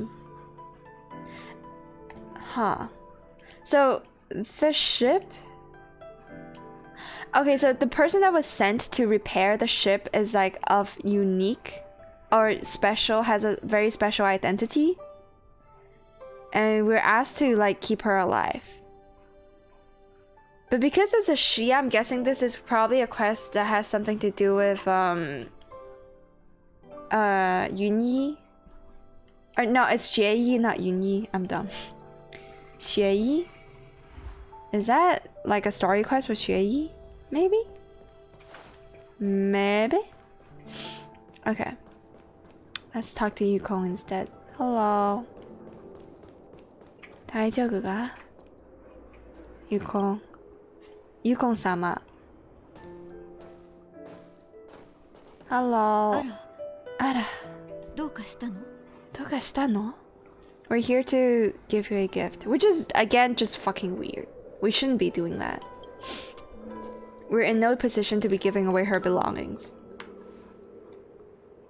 この弓をテウンが私に? あの子は私の苦しみを理解してくれていたのに、私はもうあの子のために何もできないのね。Bro, you just said you don't believe that she's dead and you're gonna seek her out. How are you now saying that, oh, there's nothing I can do for her? What? 30年前、私はある凄惨な戦争に参加したの。You're getting lore backstory for Yukong. That's nice. 私は親友と共に出航したけど、帰港した時には一人になっていた。30 years ago, she was part of a war, and her friend was killed during that. Okay. あの戦いが終わった後、戦争の残した傷跡に触れるのを恐れるように、船主ラフはずっと航路に沿って休養をし、貿易をしていた。30 years ago there was a war. Was that the war between the Hunt and fucking Abundance? I don't think so, right? I don't know. Okay. 私も自分が飛ぶことに飽き、弓を引き絞る勇気を失ったと思ったわ。But she was a soldier back in the day. そして天白氏のジムに没頭するようになり、空を見ようとしなかった。Because of her friend's death, she has decided to, I don't know, just do office, like work on her office job and not, you know, go to war or look at the sky again, which is interesting because her name literally has sky in it. Like the sky is part of her name. 舵取りになったとはいえ、軍人出身の私は緻密な経営に向いていなかった。でも帝雲はそんな私と違って生来の商人だったの。Okay. 役職上あの子は部下だけど、いつも商売の相談をして意見を出してもらっていた。So, Yukong is like,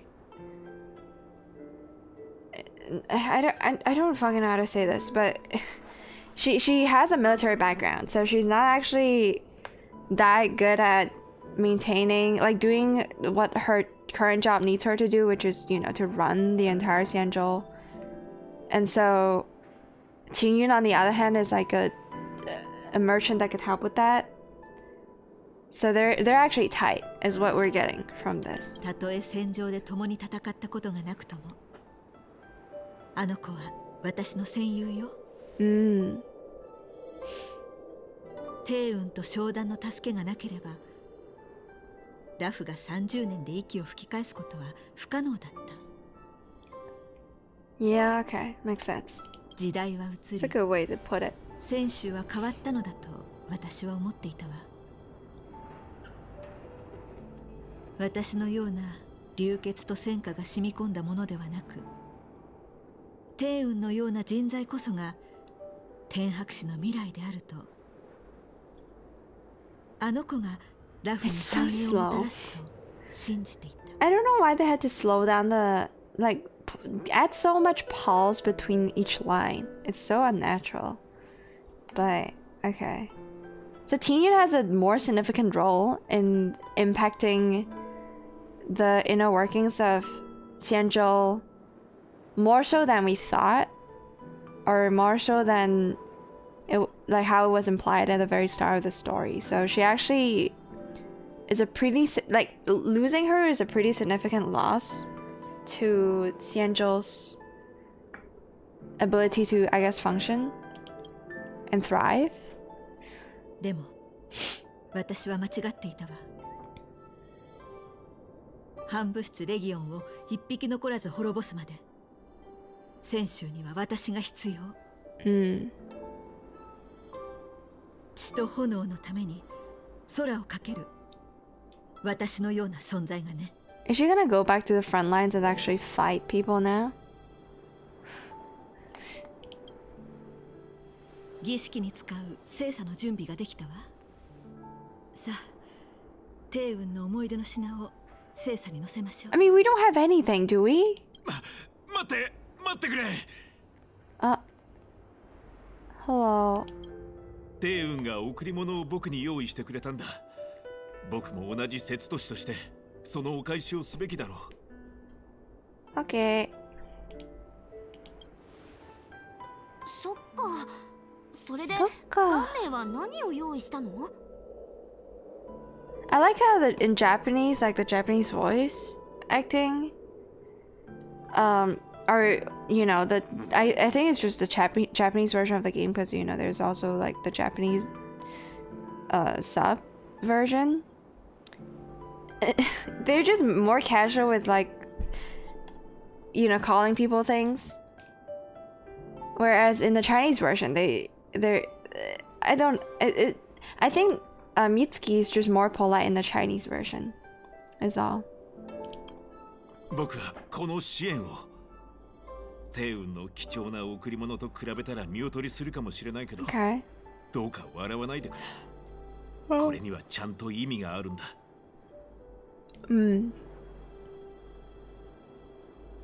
So he got like Tingyun a fucking folder. What's it called? It's just the swan looking bird that you would. That's easy to like do origami of. It's not origami, is it? It is origami. So it's an origami burb.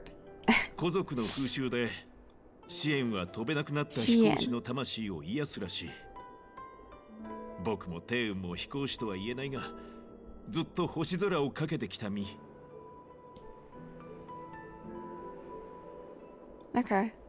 だから帝雲もきっと再び星空を飛べるようになれば喜んでくれるはずだ。Fucking Yukon is so sad.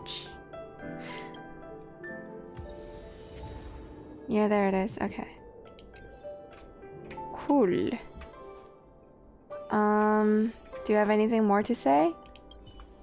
支援はもともと子供の遊びだったが、空高く羽ばたく意志が古族の飛行士の心を癒せるとして伝統となり受け継がれてきたんだ。Oh wait, I misinterpreted what this is. This is not origami. This is straight up a kite. It's like, oh my god, I got them mixed up. Yeah. It's an actual kite. It's not like, you know, tiny ass origami. But it's a kite that's the shape of a burb. Wait, what? I never got that item? Oh, really? Wait, really? I don't think I did anything that could have diverged in any way in the story. It's a quest item though. You're not supposed to like keep it. You're probably supposed to like immediately give it to the ship. Yeah. You must have gotten it, right? Because it's from gaem. Yeah. It's a fucking kite. It's not like origami. I thought it was like, oh, it's an origami. No, that's not true. I just misinterpreted the Chinese. Okay. Yukon, you got anything to say? 準備ができたら帝雲の思い出の品を精査に載せてね。 Okay. Do we actually get to choose what to put on the ship? I don't think so, right? We just put everything that we got on. この中からどれを精査に載せる？ Like, what the hell do we even have on us? It's so weird. Like, I don't think we should be giving away her belongings. I mean, sure, we should give away the kite because, you know, that's why the guy is here in the first place. To, you know, give her a kite to send her off knowing that, like, thinking that she's dead. So I think we will go with the kite. But, like,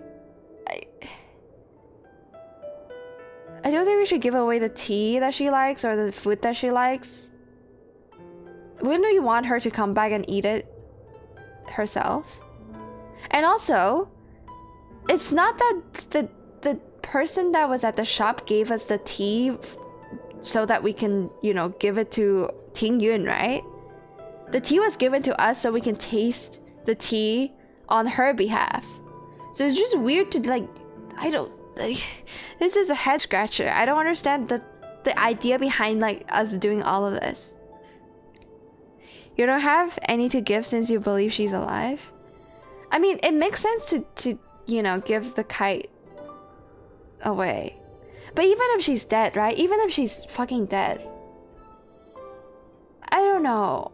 It's weird to like maybe again it's a different worldview and a different culture.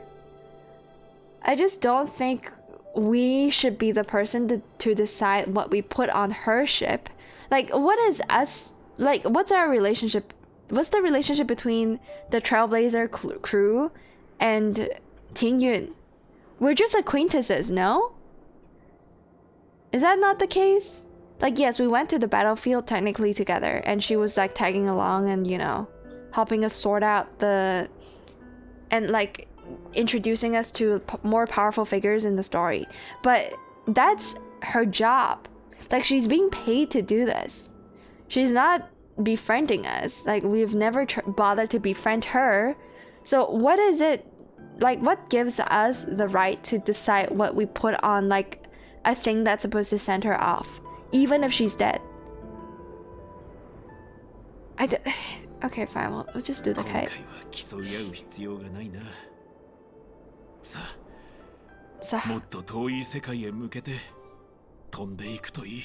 飛んでいくといい。Oh, we're gonna just do everything, I guess. Okay, fine. The food that she likes or the tea that she likes. What happens if I drink it though? Because the game gave us the option to drink it. And I would assume we could have eaten that food as well. I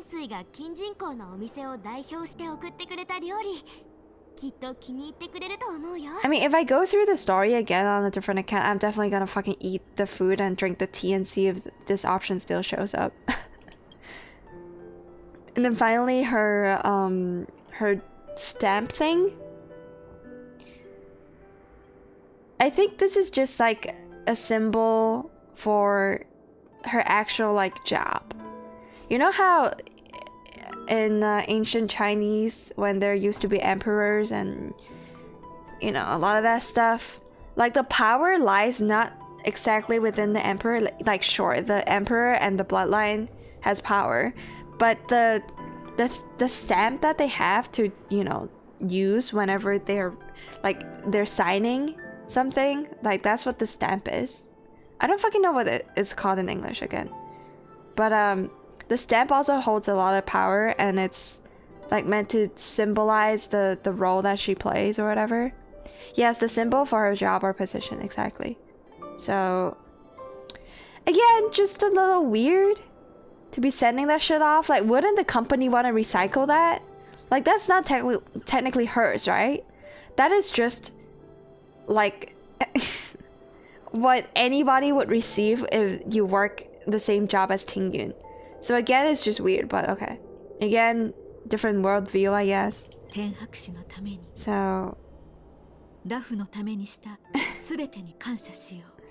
すべてに感謝しよう。この小さき印鑑は印鑑 is what it's called in Japanese. 礎だ。印鑑 The ambassador's seal is the translation in English. Ah, the seal. But it's just a stamp. I guess a seal is also a stamp because you seal it with the stamp. you seal things with a stamp? Okay. Sovereign stamp? Something like that. Seal? Yeah, seal makes sense too. You're right, but cool. 天白氏は決してあなたを忘れない。必ずやこの手で真相を突き止めてみせる。そしてもしもあなたが帰らぬ人になったなら、その時は私があなたの仇を討ってみせるわ。I do think it's interesting.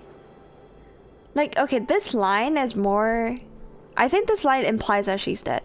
I think this Yukong line implies that Tingyun is dead for real. Because now she's saying, oh, if you are in fact dead, I will avenge you. And we know Yukong is probably gonna play into a future story where the Trailblazer is gonna run into some trouble and needed aid from Xianzhou. And Yukong is gonna probably show up in one of the ships and, like, I don't know, gun people down with her bow and arrow. So... But that is assuming that, like, Tingyun is actually fucking dead. There's a chance that she's gonna still, you know, go and be part of a war and help us out, help the Trailblaze team out alongside Tingyun, but who knows. Hey, what's up, Diso? How's it going? Wait, are you going for Imbibe to Lune? Is that what you're saying? Like, you got him in 20 pools? Without pity? Like, without coming close to pity? If that's the case, congrats on getting Imbibe to Lune. I'm skipping him. I'm not interested in... Well, I think his gameplay is interesting, but I don't really want to get another guy. Yeah, Inkets-kun. Inkets-kun. Yeah, I'm skipping her. I'm not getting him. さあ、そろそろ慰霊祭を始める時間よ。制作会の根拠台に向かいましょう。Alright, we're gonna get thrown into a cutscene very soon. But yeah, I don't know. I don't care about Dan Heng. I think he's a like decent character, but he's a character I cannot give more of a fuck of. Like I care more about Jing Yuan than Dan Heng. Yeah, Fu Xuan gang. Yep, I'm getting Fu Xuan. I'm getting Jing Liu, and I'm getting Topaz. I'm getting all three. On 5 accounts, I'm getting all three. But I think it's safer for me to skip Inketsu-kun. I know I can guarantee him if I wanted to on like a like offshoot Smurf, but I feel like for one, he doesn't belong in any of my main accounts. I don't have a reason to get another DPS unit. I have like Welt, and I think Welt satisfy the role of an imaginary DPS already, so I don't need him. And on top of that, I don't really like his character design. Again, it doesn't make sense for his outfit to look like that. For his outfit to show a shoulder and then have like a fucking booba window is what the viewer, like that's what chat has called it. So I'm gonna steal that, you know, from chat. It is a booba window. It just doesn't fit his character. Like nothing about that outfit fits the kind of personality Dan Heng has. So I don't like it. I think like basic bitch Dan Heng is cooler than like, look at me, I got horns and I'm also the Dragon Lord Dan Heng. Maybe that's just me. Yeah, Mono Quantum is gonna be interesting for sure. I think it's just the best, the cheapest option you can get playing this game. Like it's a very low investment type team. Like, maybe individually the characters require a lot of resources to level up and whatnot, but long-term wise, that's the way to go. Like, it's one team that's gonna, you know, do everything. And it's probably, like, cheap enough to build compared to, like, other teams where you need to get specific niche characters just to make another member of your team stronger and stuff like that. But for Mono Quantum, you only need one character, and that is Silverwolf. And I have her, so I got no reason not to do that. Okay. So I guess we're gonna head back and send Ting Yun off for God knows what reason, bro.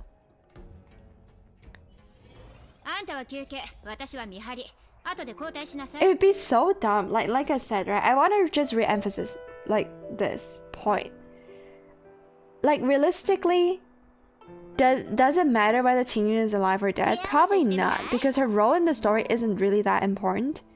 I'm inclined to think that she's not dead because I think MiHoYo can write a better story if she's still alive. Because there's no way they like set this up, spend so much time talking about Ting Yun just to kill her off, like prematurely. Like any death to happen so early on in the game doesn't really, like, it just doesn't make sense narrative wise, because we're not emotionally invested into Ting Yun enough to care about whether she's alive or dead.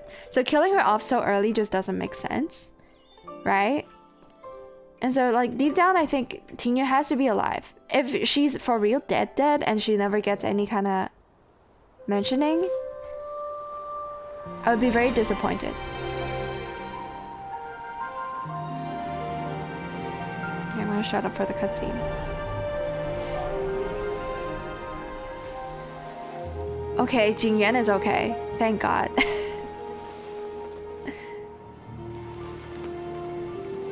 It's so fucking weird that they also didn't mention Jing Yuan in any of the scenes that we're supposed to go through.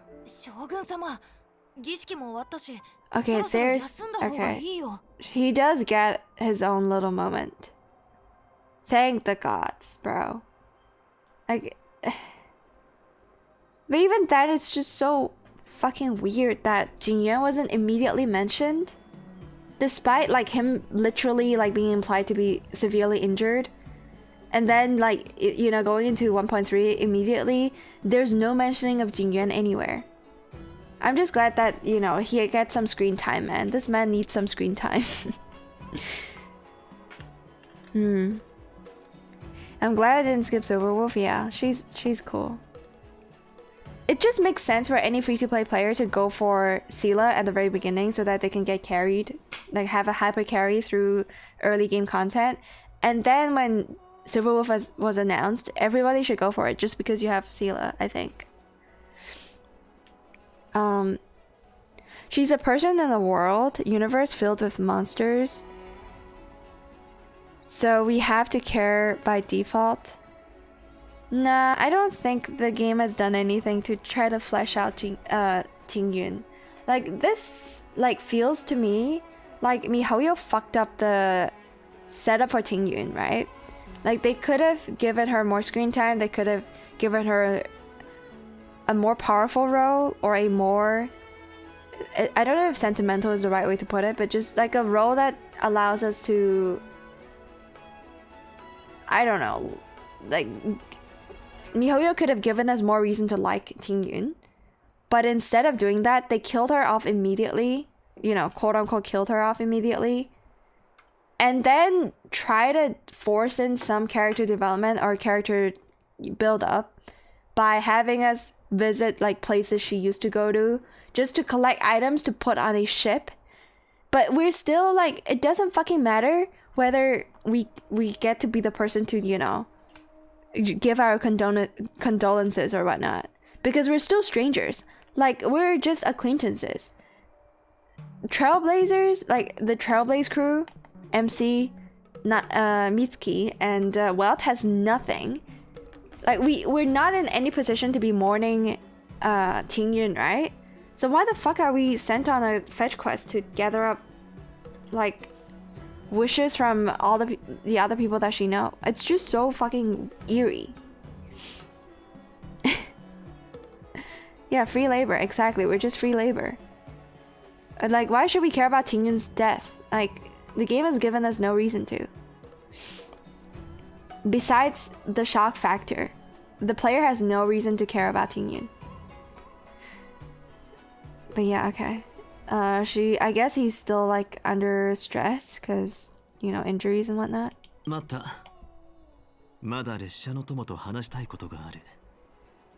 Okay. すまないね。すまないね。元凶からずっと休むように言われていたんだ。もっと早く諸君らを招くべきだったのだが。Bro, Yanqing is such a... He's like the perfect punching bag in every single situation. He's trying his best is all I can say. Like, poor guy. 請求列車がラフを離れる前に送りたいものが2つある。 Like, remember during 1.2, if any of you were like watching me play through 1.2 story, I was like, damn, Yanqing is gonna have a massive fuck up and then he's gonna go on a redemption arc. None of that shit happened, man. Like, he didn't mistake us as enemies and then, you know, fight us and then realize that, you know, he actually, you know, did something wrong and then had to redeem himself. Like, none of that happened, even though it was implied. It was implied in, or at least maybe I'm just bad with interpreting whatever MiHoYo was trying to do with their story. But you know how, like, Jinyan was like, you gotta, you know, stay put because, you know, you don't actually see the full picture. And so we're counting on you in the future, but for now you should let me handle things. And he was like, nope, I'm gonna go find Blade myself. And then he did find Blade, but he didn't really like fuck up at all, right? Because we've like defeated him so easily in the main story as Imbibitor Lune that like he's just miserable. Like, there's no redemption arc, there's nothing. He's just miserable. He tried his best to, you know, do something.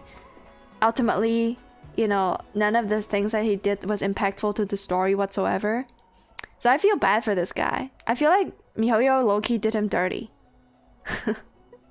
Good morning, Borduroy. Welcome to the stream. Yeah, it's 7 a.m. for me. Damn. Alright, so Jingyuan is gonna offer us 2 gifts before we leave. やっと両親がうずいてうちらの頑張りをねぎらう気になったのかな。Mitsuki, man. I'm gonna do the meme answer and be like, are you actually gonna give us a house? では諸君、新作府まで来てもらえる And か then we get Donowald, of course. You just get straight up Donowald by Jinyan, okay. Alright, what is it, Jinyan? What do you have for me? Let's go and check it out. But this is such a weird way of concluding this arc. I don't get it. Like, it would make more sense if we get more fetch quests from Jingyuan, which is not, like, I'm not saying this because I want fetch quests. But it would almost, like, it seems to me that it would make us so much more sense if, like, it would just be like a, oh, let's, you know, like, this shit that we've been doing in 1.2 is, like, larger than life, right? We've been doing a lot of larger than life events, like fighting one of the leaders to the destruction squad, which is Fantilia. Like, it would be cool to, like, zoom back into, like, the lives of the Xianzhou people and get, like, their consensus on, you know, what they think about the war, what they think about the cult, and then do a bit more world building that way, instead of, like, going all in on the Tingyun is dead point of view. Like, this should be a fucking side story, not the main story, not the main quest. I legitimately believe Mihoyo is trying to pull a generic anime reasoning for, you know, that person. You hung out with them, so you have to care about them. I mean, I'm just... all I'm saying is that we care about a lot of characters in this game. Like, for one, they've done a really good job with Kafka, right? But of all the characters that they could have killed and then have us care about, Tingyun is not one of them. And it's not because Tingyun is a bad character. It's just because the game hasn't given her enough screen time. None of the characters in this game have enough screen time for us to care about their deaths, besides Kafka, which is why I know Kafka has to die. Like, but not, like, immediately, of course. But Kafka has to die in the future at some point, right? That would just make sense. But Tingyun dying so fucking early on, or it doesn't even have to be Tingyun. Any character dying so early on in the story just doesn't make sense, narratively. Not necessarily that you are friends or close in any way, but just a story convenience that you met them at one point in the story. You know what this, like, you know what Tingyun's death feels like a little bit if I were to draw another comparison to another Mihoyo story? Within Genshin Impact, you know how there's a arc with, like, the evil Kami no Me, but, like, the evil version? And then we had to, like, talk to this person that brought us to meet Kokomi, essentially. Like, the person that introduced us to Goro and Kokomi during, like, the Raiden Shogun prepare for war arc. You know, okay, if you play Genshin Impact, you know what I mean. But they also killed off one of the characters that was, like, the tour guide for Sangonomiya. The tour guide for our personal, like, tour guide for, like, some of the islands in, like, the Inazuma area. Well, yeah, technically, just like the person that we get to hang out with and introduced us to a lot of important characters in the story. They killed him off in a similar manner. But even, yeah, I don't fucking remember his name either. But even then, we have more reason to care about him. That person that I don't remember the name of, who, like, died to the evil eye that is in Kami no Me. That was, you know, another Fatui plan and whatever the fuck. We had more reason to care about that dude than Tingyun. Like, Tingyun didn't even get enough, like, as much screen time as that Humega lol that we're supposed to care about that died essentially in front of us. Like, what the fuck? Like, how is it that they do a better job in Genshin Impact than in Honkai Star Rail? even though that shit is like the character I'm talking about, the guy that was like our quote-unquote tour guide in Genshin, in one of the Inazuma arcs, that dude wasn't even a playable character. He had like the most NPC skin. So like you see how there's like 2 NPCs, 3 NPCs here? He's one of those. But he has like a worst outfit. Like there's nothing about him that stands out among the crowd of NPCs. Right? But even then, he was given, like we were given more of a reason to care about.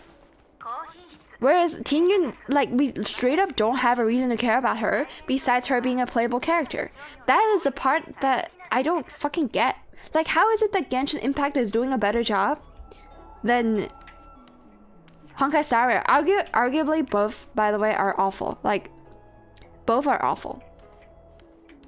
But it is what it is. Yeah, okay, let's go. I don't get it, May. Yeah, it was Tepe. Yeah, okay. Yes. Now that you've mentioned it, it is definitely Tepe that died. Well, it wasn't implied that he was dead when like during his death scene, but yeah, later on we figured out that he actually died. I think it might have been because we were talking to like the Fatui or something like that. Like we were avenging Tepe by fighting La Signora, right? That's my understanding of why the MC was so angry when we were fighting Signora. It was because, oh, we had to avenge Tepe. But that makes sense, because we were actually comrades with Tepe. Even though, like, he wasn't a playable character, as in, like, he's just some generic motherfucker. At least, story-wise, it made sense for the main character to care about Tepe, because we were calling ourselves like comrades, we were befriending him, he was befriending us, and then he had more screen time than fucking Tingyun. Okay? Alright. I'm gonna stop ranting. Let's go. 諸君をここに招いたのは改めて先週ラフが列車の名なし人に感謝を伝えるためだ。 Alright. You better give us a like huge thank you for sure. We deserved it. We earned it. 諸君の成した宗教はこのラフでは恩に報いることができないほど偉大なものだ。故に私は、ラフ運気軍を代表し、この決命の儀を象徴する玉鳥を諸君らに託そうと思う。Again, the weirdness of like, shouldn't this be the first scene? Oh my god. I think I would have written this so much better than whatever the fuck Hoyoverse is doing. Like, I'm genuinely disappointed now. Like, this should be the first scene for 1.3 story, no? Because we care about Jingyuan because he's fucking like down, like he got injured. So the first thing we should catch up on is Jingyuan. Like, we should be like, we should receive an invitation from Jingyuan, and then we should ask about how his health is doing. And then he's like, oh, actually, I summoned you guys here because I want to offer you this symbol of friendship or whatever. Instead of having like Fu Shen talk to us at the very beginning and then essentially say the same thing, right? Fu Shen was just like, oh, we're allies now, right? We now consider you allies. It should be Jingyuan saying this again. He's saying it now, but what I'm trying to say is that this should be the first scene. Sure, you can let like Fu Shen reiterate this point after this, but Jingyuan should be the person to offer us like the symbol of, you know, alliance. For sure. Like, he should be the first one to do it instead of Fu Shen doing it at the very beginning. And then it would make sense then that Fu Shen, like, that Jingyuan is like, oh, I'm actually like still fucking weak as fuck because I got injured, so I'll leave the rest to Fu Shen, and then Fu Shen would get an opportunity to talk to us, right? That's how the story should go, and not like, it's so fucking strange, the order of things happening. Like, if they were trying to do a build-up to so that we get to meet Jingyuan again, they could also have done that. But then they wouldn't have Fu Xuan go like, oh, well, let's actually be friends now because I consider you guys friends. Like, yeah, she can say that personally. She could be like, oh, I personally consider you one of my, like, I owe you a favor.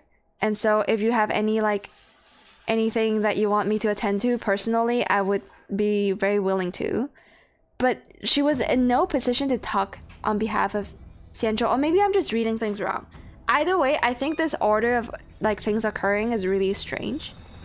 Like, yes, maybe you just gotta flesh out, like, Jingyuan's injury and, like, the aftermath and, like, how people dealt with it a bit better than what we're getting right now, which is nothing, by the way. We've gotten nothing. We know nothing about Jingyuan's, like, physical condition at all. So it's fucking weird. Is this a Sofen year? Let's say that because we're memeing. 確かにある種の記念品と言えよ。記念品。だが旅の土産として気軽に買えるような代物ではない。確かに。It's massive, so I wouldn't consider this like a tiny gift. And it's pretty fucking useless. Like, yeah, it might look good on a shelf, but yeah. 数千年前、同盟が成立した時に各選手は共に誓いを立て、玉彫に刻んで証とした。たとえ天地が崩れようとも、この誓いに背くことはない。Okay. So they're talking about the Xianzhou Alliance. この玉彫も同じで、その意を表している。これには請求列車に対するラフ運気軍の許可が記されており、それと同時にビーコンでもあるんだ。Beacon. 玉彫を握ることで、私が持っているもう一つの玉彫へと連絡が届く。Like, you know what this reminds me of? Because we're gonna have a copy of it, and then we're gonna have one half of it, and then he's gonna have another half, so that we can communicate with it. But what it reminds me of is like the fucking, like, I don't know, couple bracelets or couple necklaces. I don't know, man. It's like a yeah, because it comes in a pair and they look like almost identical with like some design differences, right? we're being offered like a I don't know, boyfriend girlfriend bracelets from Jingyuan. 約束しよう。たとえ銀河の果てでも、ラフ運気軍は列車の元へと駆けつけ、恩に報いると。So it's a free get out of jail free card. So if we grab onto it, it'll send a signal to the identical piece that Jingyuan will be carrying, and then he'll know that we're in trouble and then come and save us or some shit. I did not expect that, honestly. Because to me, I think it would be more epic if instead of us sending a signal asking for Jingyuan's help, he would just be showing up because he's a homie and he happened to know that we're in trouble and then come and rescue us, right? I think that would be more epic than us having to find, like, get a hold of that item that was given to us and then like hold on to it to send a like SOS signal to Xianzhou, who, you know, God knows if they're even available to help us, right? For sure something gonna go down in the future, yeah. But I think without this item, like the reappearance of Jingyuan and his party would be more epic.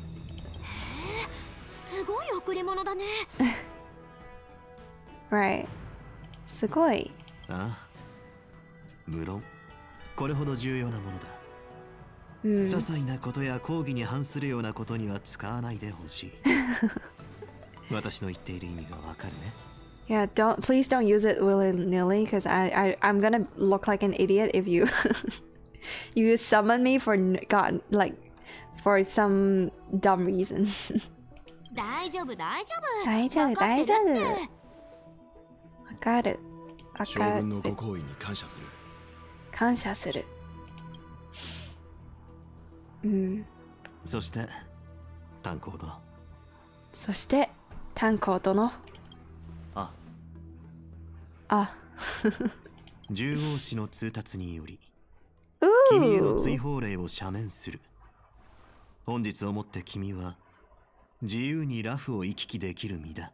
Jin Yuan is a man of his word. He has now, you know, discarded the...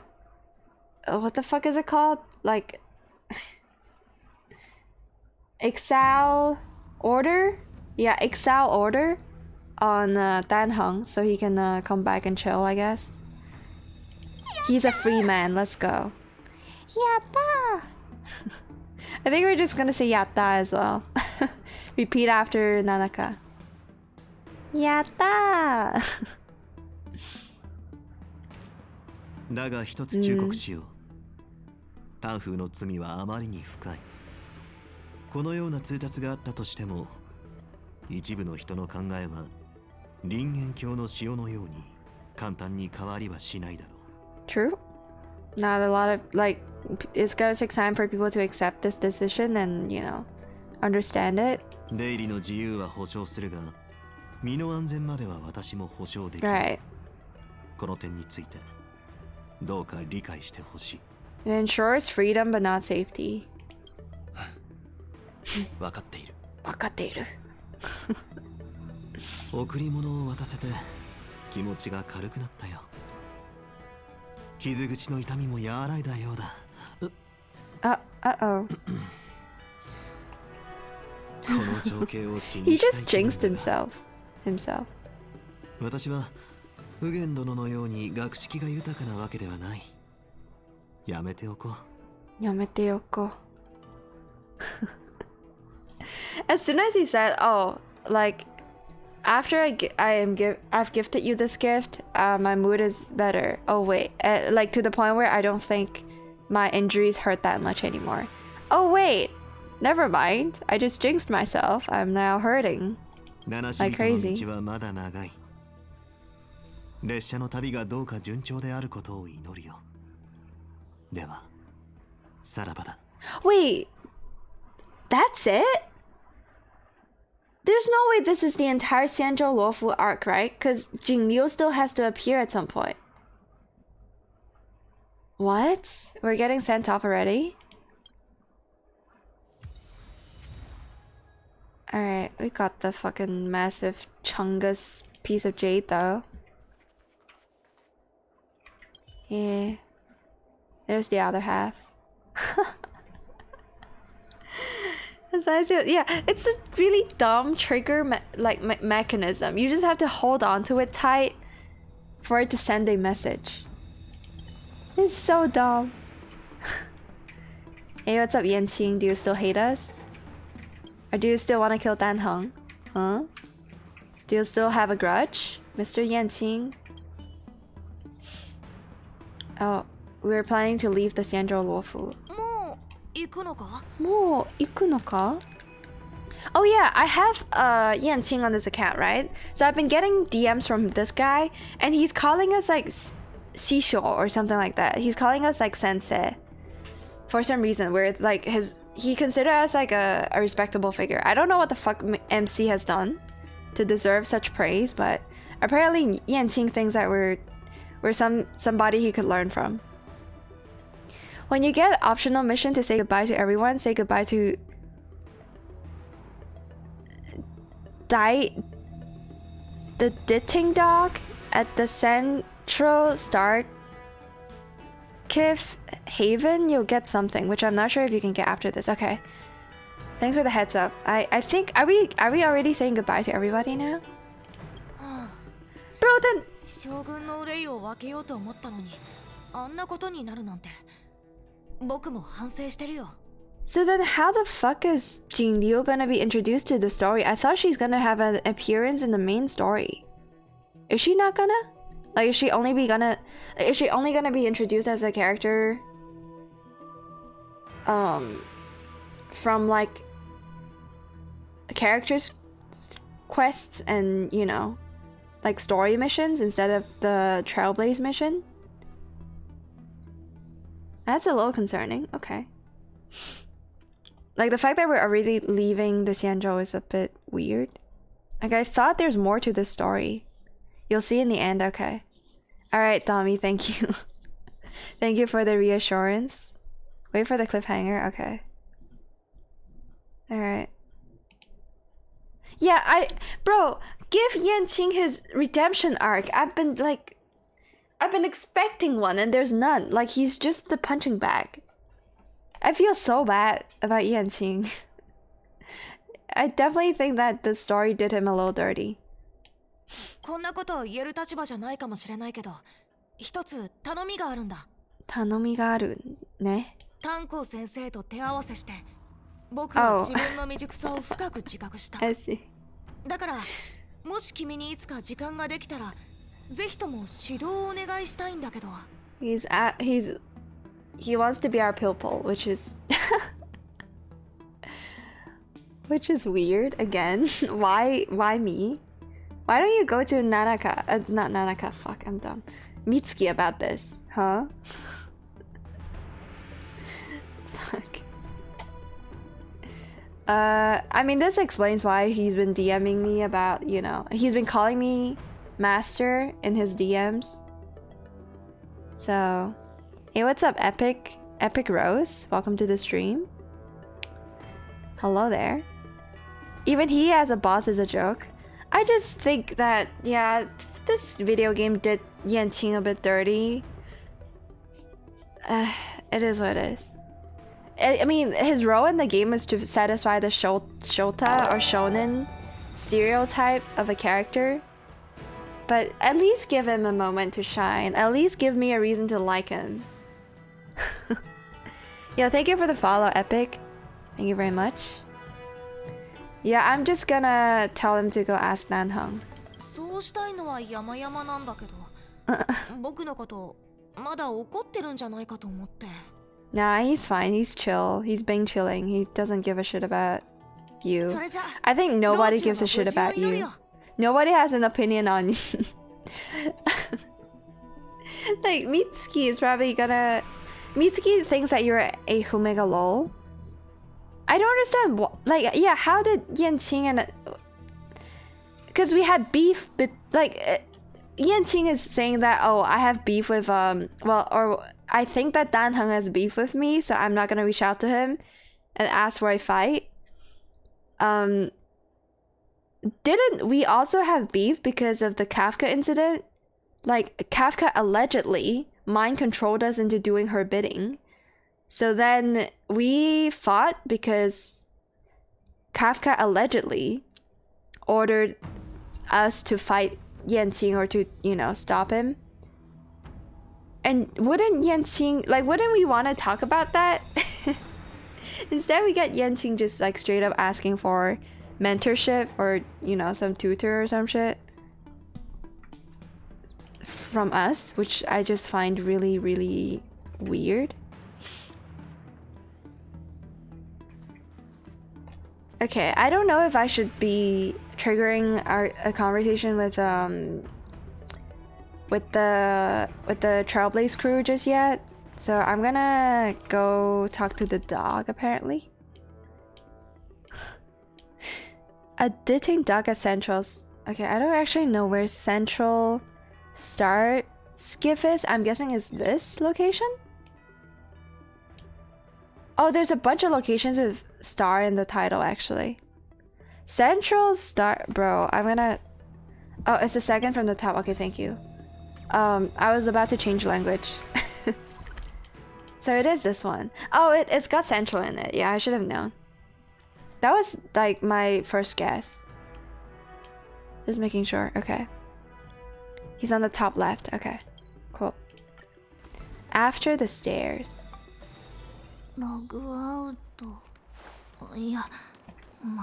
This set of stairs? There's quite a few flights of stairs. I guess it's... over here, maybe? Moshi moshi? Did I even collect all the chests here? I did. Okay, cool. I passed him. The little The little guy. The little guy. Alright. Hold up. The little guy. The little guy. Oh! Oh, there he is. Wait, what is he called again? In English? Ditting dog. I don't really know what ditting means. Oh! I see, it's just a Chinese name. It's Di Ting. Di Ting. I'm about to leave Xianzhou Luofu.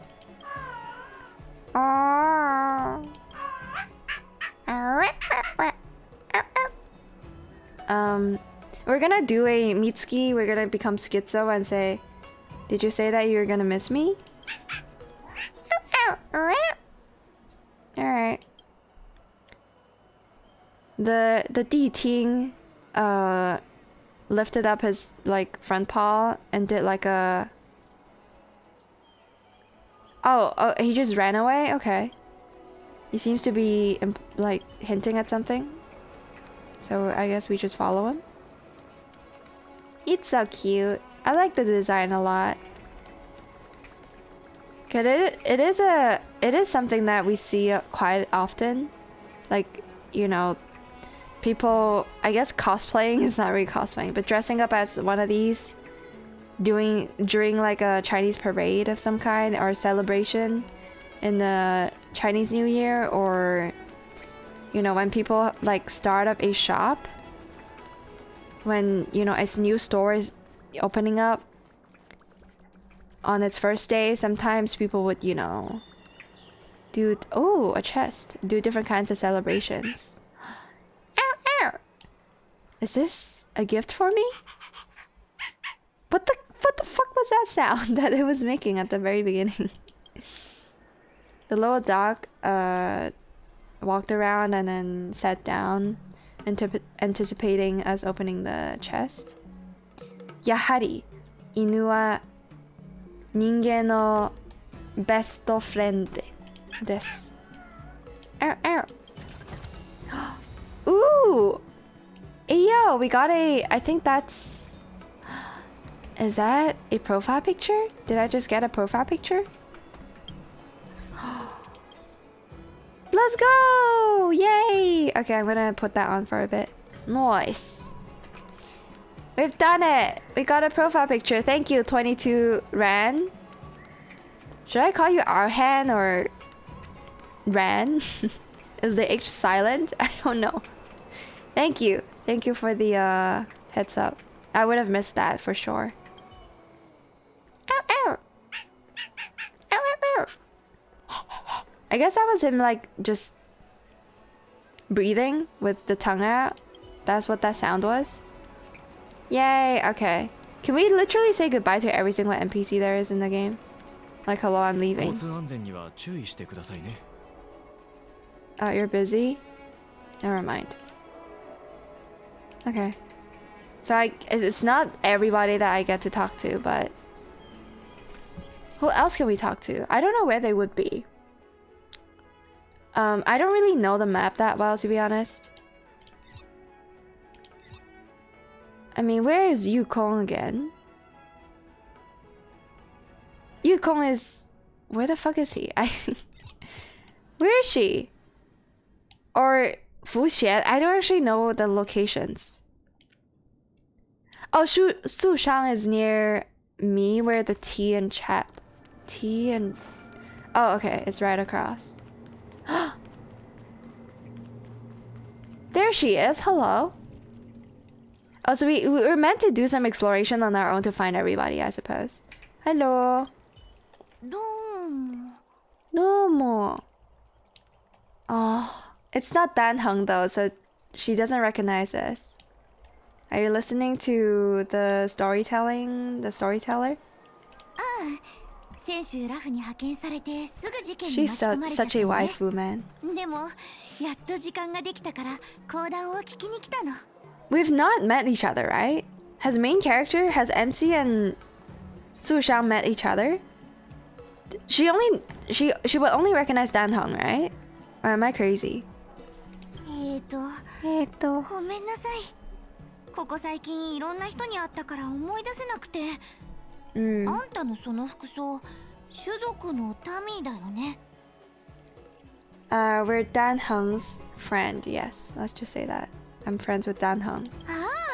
なるほど。ムクチ君が先週で探してた友人ってあんたのことね。Does anybody in chat play Honkai Impact and know whether Su Shang is typically shipped with anybody? I feel like I wouldn't be surprised if that Su Shang is getting shipped with Dan Heng, as I do have a dynamic going on because Su Shang actually gave him a nickname and all that.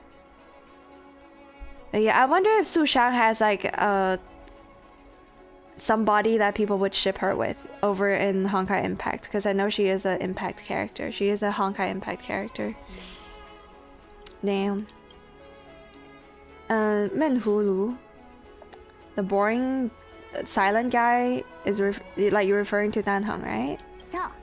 イメージ通りでしょ？彼と行動してる間、ずっと何かを抱えてるみたいなのに何も言わないから心配したんだよ。I just love her voice. I think this voice is really soothing to listen to. Su Shang's voice is like, mwah, you know? あんたがこうして現れたってことは、すべてがうまくいったんだね。Oh yeah, she also doesn't have insider info. She's just a regular soldier that doesn't really know what the hell happened. So yeah. We're about to leave Xianzhou Luofu. そうなんだ。そうなんだ。シエン先生の講談、雲上のご騎士を聞いてかない？道中話の種になると思うよ。I kind of wish that the game introduced the main character to Su Shang a bit more naturally than what is being done here. Like I think like it would make for a comedic moment if, you know, Su Shang and MC bumped into each other, and then after you know having a chat or something, Dan Heng shows up and then Su Shang is like, "Oh, you're friends with this guy?" You know, that would make for a pretty comedic moment, I think. But instead of doing that, we're just, you know, told to like talk to her. All right. 私、幼い頃から立派な英雄になることを夢見てきたんだ。だから、雲上のご騎士は何度聞いても飽きないの。あんたもきっと好きになるはずだよ。Yun Shao. So it's like, you know what this reminds me of? This reminds me of like the legend from Hollow Knight, like the 5 great knights that served the Pale King. It is just like the 5 heroes of the clouds, I guess. It's an interesting title for a superhero story, I assume. 今度は炭鉱と一緒に来てね。3人でお茶でも飲んでおしゃべりしよう。おっと、話が脱線しちゃった。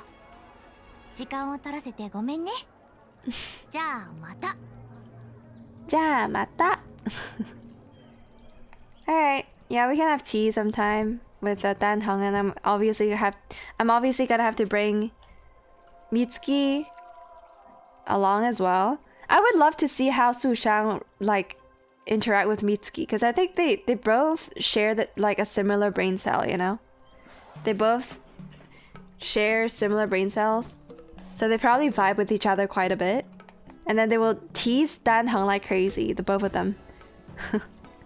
That would be fun. Yeah, they'd click, absolutely. They'd be good friends, I think. They're on the same wavelength. and like Dan Heng is gonna, you know, react similarly to like the two of them trying to, you know, tease him. I do anticipate, you know, if there's gonna be like a story quest for every single character, I just want to see more interactions between characters. Like, it'd be fun to introduce like Bronya to like have Bronya visit Xianzhou as like accompanied by Sela, not really to sightsee, maybe to like for, I don't know, economic purposes. Like even, you know how during one of the story arcs, or like a story quest, a purple quest, we had to like resolve a conflict between like the people that were the like nature conservation people. I don't fucking know what they're called in English because I played that quest in Chinese as well. But the... Oh, what? Okay. I guess I'll donate some rice. Why not? Ooh, and then we got like a... So yeah, this is like a box for... I don't know, for homeless people. Like we just donated some food to homeless people. Unshackled. Oh, are they what? Oh, so the group of Unshackled. Interesting. That's probably the best way to translate that. On Doraemon, like, yeah, the we should conservation is not conservation, is it? Just like protect all species at all costs. It is funny though. I don't know if you guys enjoyed that story. I thought it was pretty comedic and clever. Especially with that one guy who just wanted to conserve or protect the microorganisms in the water, and then he got nicknamed like the water protector or some shit like that.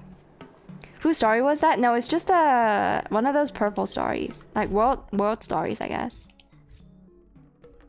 Yeah, it's a world story. I don't fucking know what it's called, but it's one where you come across like technically 4 idiots, and then you gotta you try to, you know, have like find some commonality between like 4 different ideologies. And then you ended up bringing like an NPC. I'm not gonna, you know, go into what the story is about. But at some point you bring an NPC back to Balabog. Okay? And it's... I just want to see more interactions like this. Like, characters reacting to an environment they've not seen before because, you know, the universe is vast and whatnot. Obviously, I want, you know, playable characters to also get the same treatment. Like, just have them... I don't know, like kind of like in Genshin Impact, how Venti and Zhongli and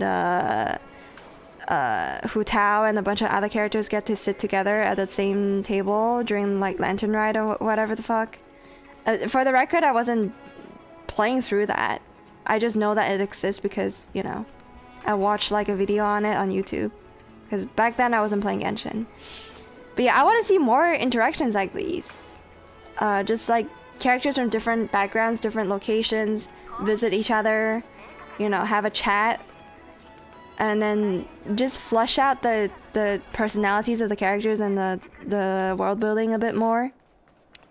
Oh, it's a blue story then. Oh, I thought... Oh, purples are the characters one. Okay. I think I got them mixed up. I thought the blue ones are like for characters and the purple ones are for the story. So it's blue story. Okay. Gotcha. Yeah, it's probably a blue quest then, not a purple one. My bad. Alright. I want to find Yukong, but I don't know where they are. I'm guessing... Fucking... Fushan is gonna be over here? Maybe? Or is she indoors? Yukong is where you last saw her, okay. Then where's Tingyun? I already forgot where I last saw Yukong.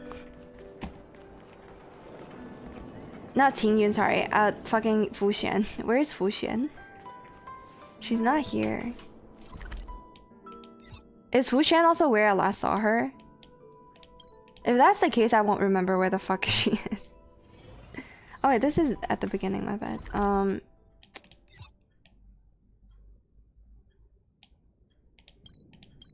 Where the fuck is Yukong again?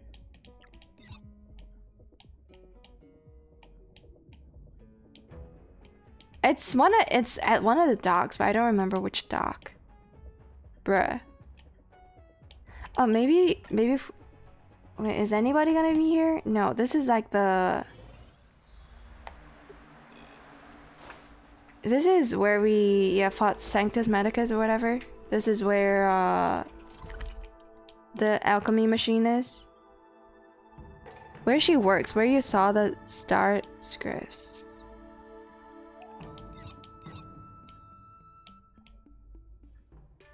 She's there on the future predicting map. I mean Fuxian. This one. But not there, so is she here? Okay, hold up. Let me find Fuxian first. Fuxian is here. Where though? Where the puzzle is? Hold up. Let me double check. Okay, it's not here. Where the puzzle is? Where the puzzle is? I thought this was where the puzzle was. And then there's like 3 puzzles. Oh, you meant like the puzzle on the map? This one? On the save zone? Okay. Hold up. I'm surprised there's a puzzle I haven't done, to be honest. Hello. お別れを言いに来たの？そうだよ. I'm planning to leave Xianzhou lawfully. そう焦ることないのに。Lawful Xianzhou. これから先も何度かラフに戻り、私の手を煩わせると占いの結果に出ているわ。Okay. Well, she's aware. だからお別れはやめておきましょう。She's like, yeah, we shouldn't be bidding farewell. We should just, you know, we know we'll encounter each other again.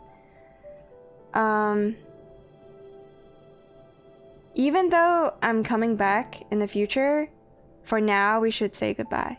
I think that's a good way to wrap it up. はいはい。わかりました。はいはい、わかりました。I also wonder, man, I kind of regret not picking the bottom option now. I need to like go on my Smurf and then do that. Because the bottom option was like ask her if there's anything she wanted to tell us. Which is a way of teasing her, I think, because she's a tsundere and all that. お前の旅が順風満帆、運外蒼天であらんことを。Never mind, I think she would have said this regardless if I had chosen the bottom option, so never mind. Alright, it's nice talking to you. Is there seriously a puzzle here I should be doing?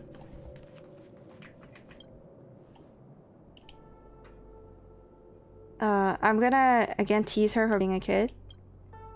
I'm older than you. Yeah, I bet. It's another lollibaba, of course.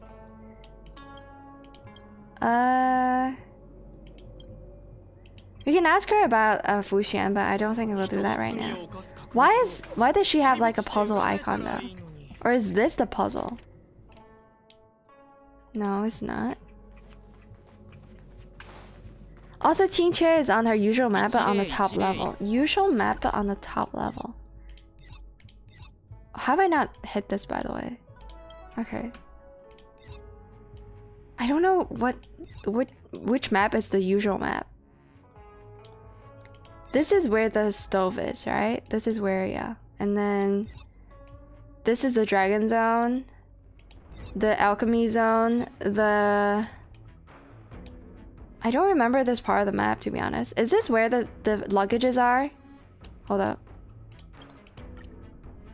Exalting Sanctum.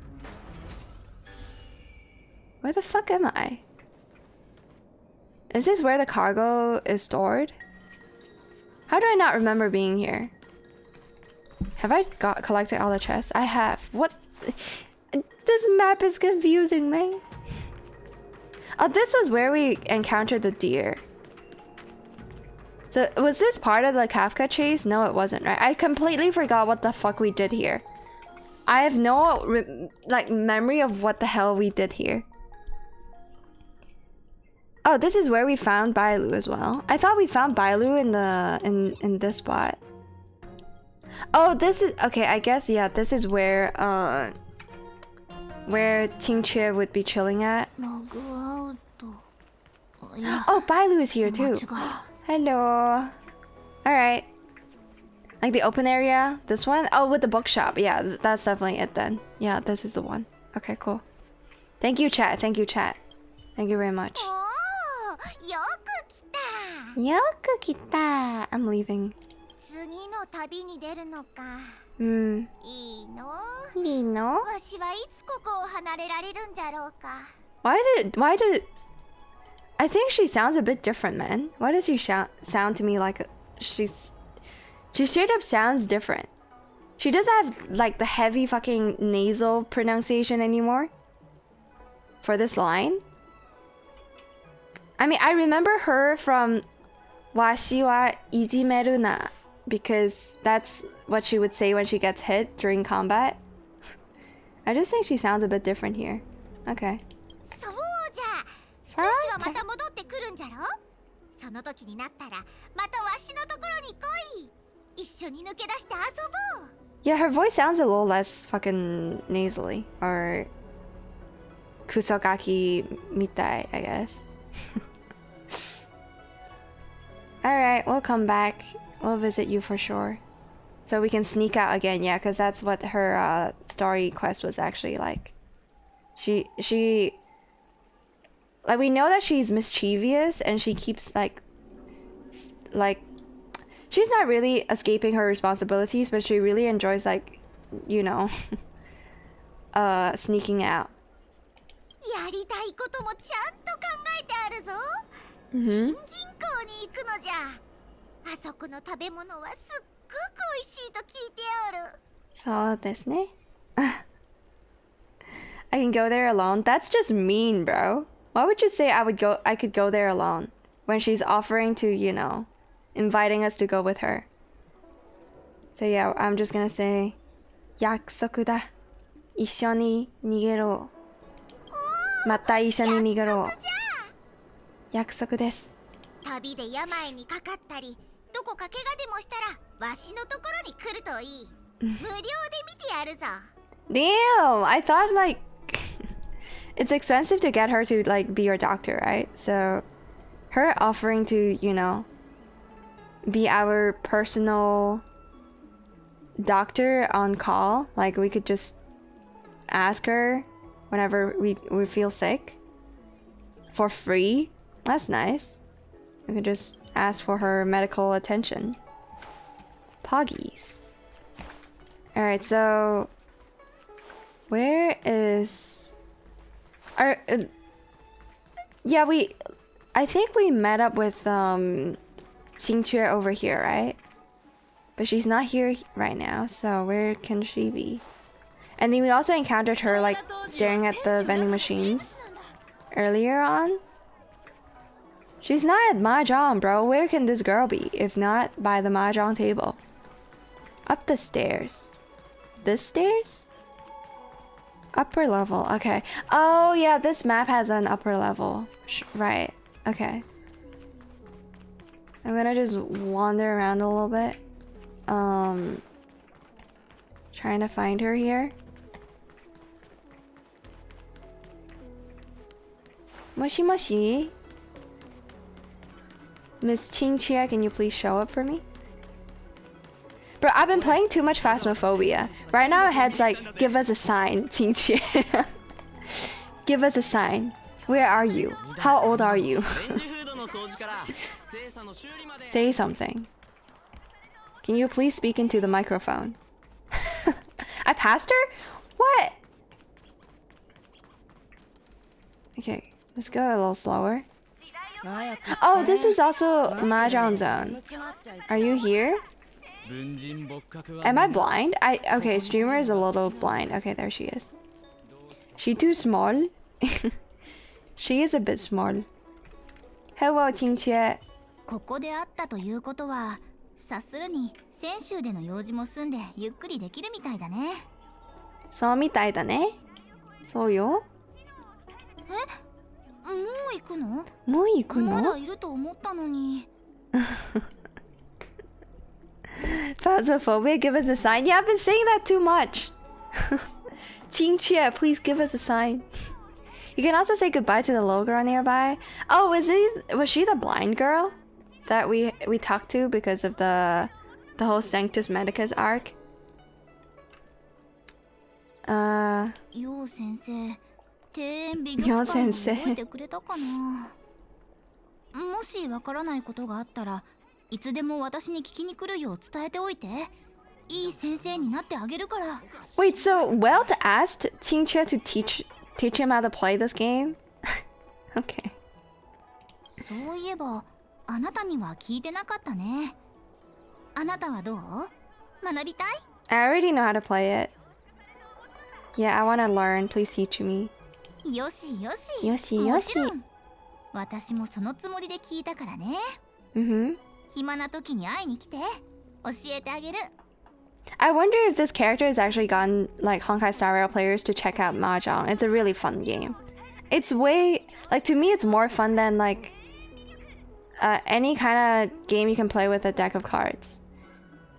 I mean, they're similar because they're just, you know, card games technically with a different feel because instead of cards you're actually just holding onto blocks of fucking, I don't know, marble or some kind of stone. So you can also say goodbye to the little girl. Okay, we'll do that in a sec. It is the blind girl. Good to know. Okay. 約束だよ。約束だよ。いつでもいいからね。どんな時でも教えてあげる。 Bro, we're making so many promises to so many different people here. We're promising that we'll return and do all that. Nice. Okay, blind girl. Is she also on the upper levels, Chad? Are you the blind girl? No. Oh, are you? Fuck. I didn't mean to talk to this dude. What do you sell here, though? Oh, okay. What the hell is this? Wait. Is this a new addition to the game? You can just buy items for making level 3 materials. I mean, I'm gonna buy them. Just to, you know, check out what they are. What about these ones? They're all just like, okay. Sure. I mean, I can farm cash anytime I want, so. Upper level before Qingque. Okay, I'll check it out. Sussy materials. Gotta use them to craft. Yeah, there are like crafting mats. I mean, I don't mind getting some. Yo. Amya Yugure. Thank you so much for the follow. Thank you. Alright, so where am I going now?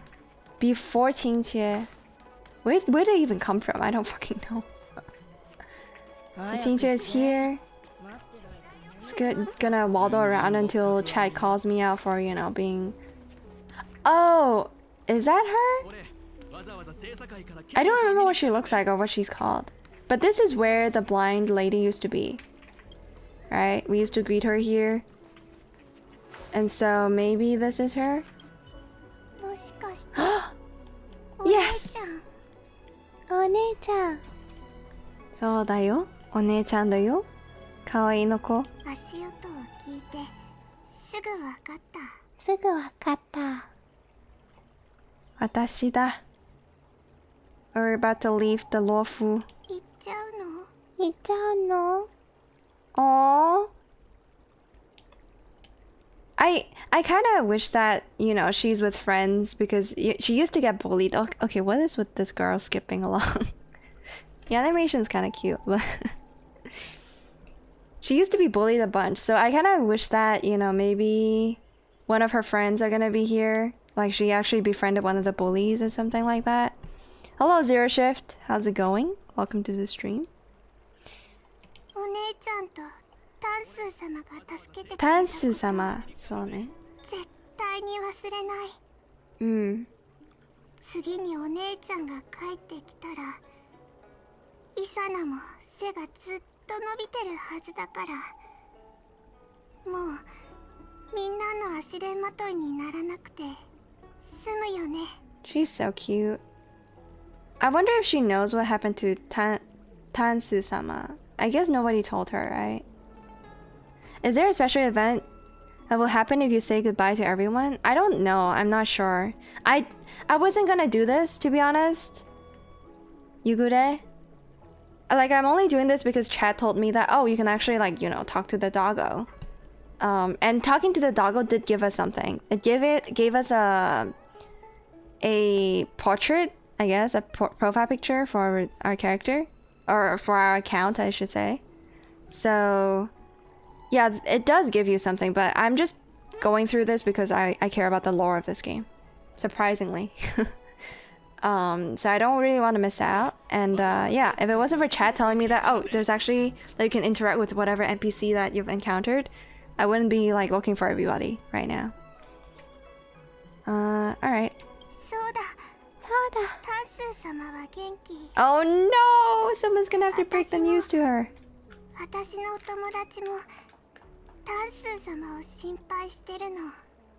Mm.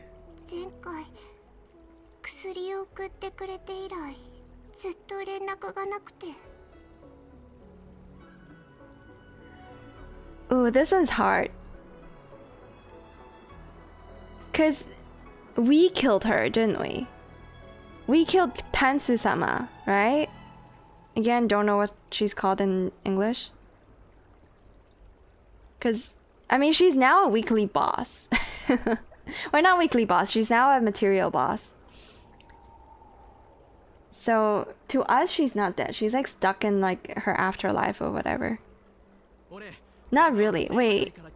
Oh, Fantilia did? I thought Fantilia killed like all her minions. I don't remember if Fantilia was the person behind Tansu.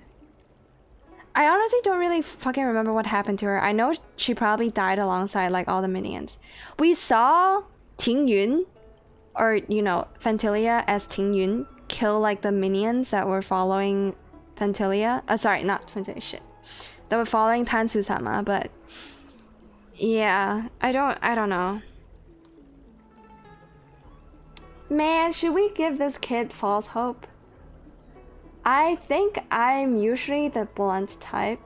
Nah, I've talked about this before, but I think I'm one of those like kids growing up that got exposed to the concept of death too early, to the point where it like was haunting my childhood. Like, yeah, I definitely think got exposed to the idea and concept of death way sooner than I should have been. So I spent like most of my childhood just being like having an intense phobia towards anything that has to do with death.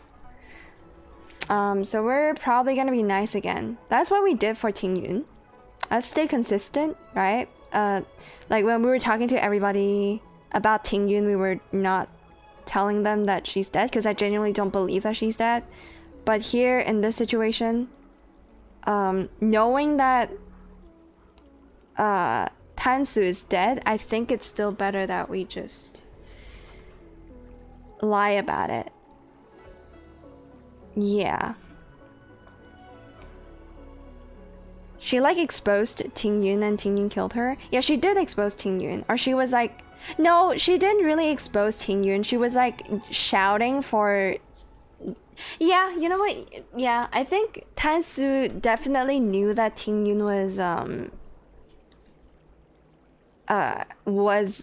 Fantilia. Yeah, now that I think about it, she definitely knew. So she was actually like calling her out. That's fair, I guess. Yeah, I'm not gonna say that she's dead. I think that's just too... She's like, at least from the voice acting, I think she's too young. Let's just lie about it.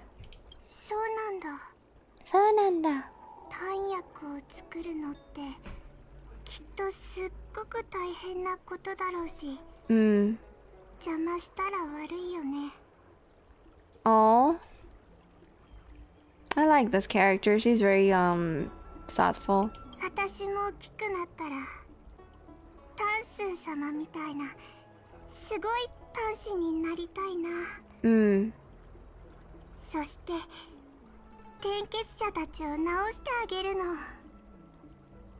Yeah, I think that's overall still a positive.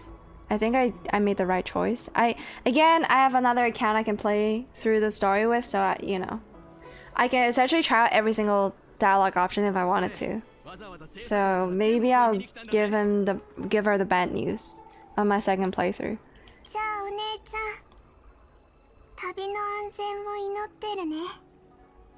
わかりました。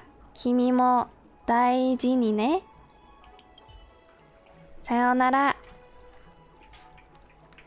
Her name in Chinese is just little fish. I don't know what she's called in English. It's like, what is fish in Japanese again? I kind of forgot.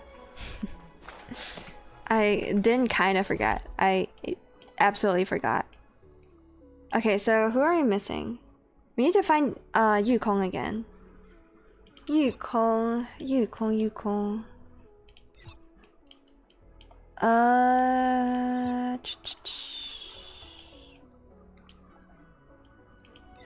Bro, where the fuck is Yukong?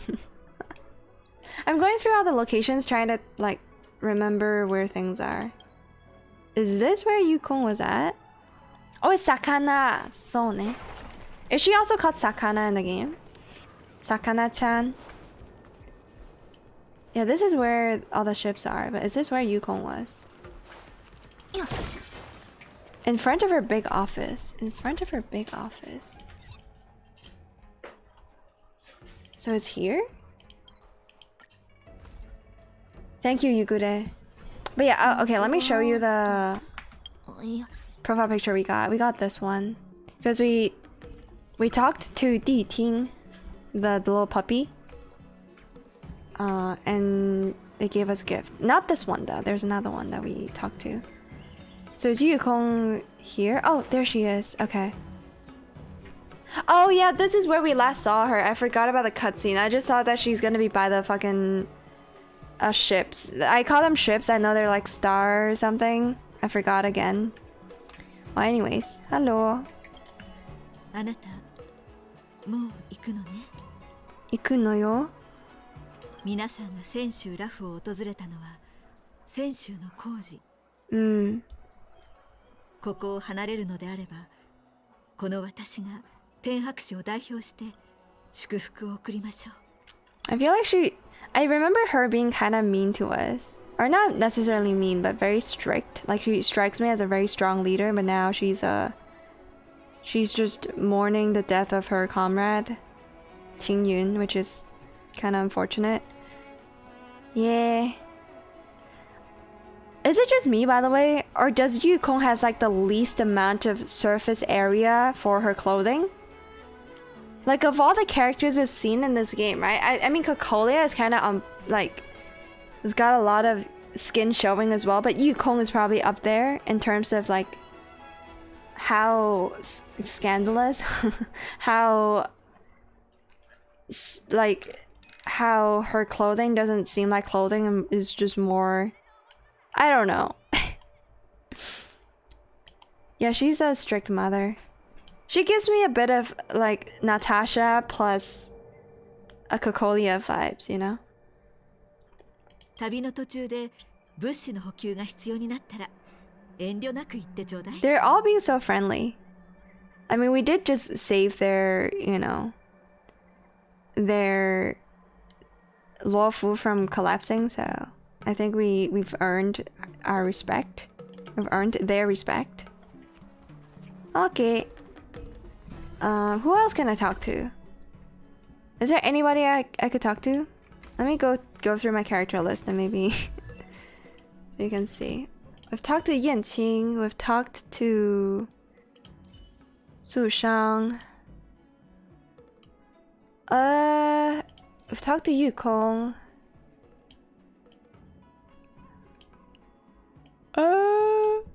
I mean, Jingyuan, I think, just bid us farewell and then fucked off, right? We can't really find Jingyuan anywhere on the map. Is there any other character in the, like, the side characters in the story? I mean, Kafka's not here anymore. Neither is Blade. That NPC, which NPC? Oh, like in the office? Oh, crazy professor guy. Where the hell is he though? Oh, though I wanna see if the dude is still here. No, it doesn't seem to be. The glasses guy with does he even wear glasses? I think he does, right? This guy. Oh, we can't talk anymore. We don't talk anymore. Okay, I guess this is dialogue I should have triggered it ages ago. Who the hell are you? Konoko. Oh my god, okay. He's gaem, right. I didn't really go through, like, I didn't talk to anybody else outside of the story, so yeah, I should have done this earlier. Man, he's 150 years old, minimum. This sounds like the kind of shit like Silverwolf would say. Like, are you, I don't know, trying to gain authority like on me for just being older?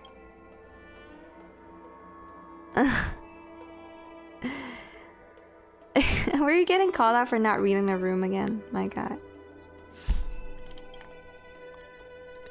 Okay, so he doesn't hate people that are blunt, I guess. It's better than people that are, you know, hide their true intentions. Okay, so this is the... Okay, the Tianqu Shanghui is probably the fucking merchant group that this guy is part of, right? And then the other one is the one that Tingyun is part of. Right. Okay, and then we're getting some backstory for Tingyun again. Okay. I guess Tingyun... Oh yeah, apparently Tingyun is like the... Bro. Inheritor? No, that's not the word. The successor. The successor to Yukong's role. Or Yukong's like title, job, whatever. Why are you dotting me? Gino, what did I say? He is where you fought the deer but at the docks. Okay. Where I fought the deer but at the docks. Hey, what's up, Churon? Hey. Humor do? How's it going? It's going good. It's going good. I'm enjoying this story as usual for a game like this, because I get to talk about the story or what I think about it. All right, I'm gonna not read this shit. Oh wait, he's apologizing for being mean. Can I try to yoink this again though? No.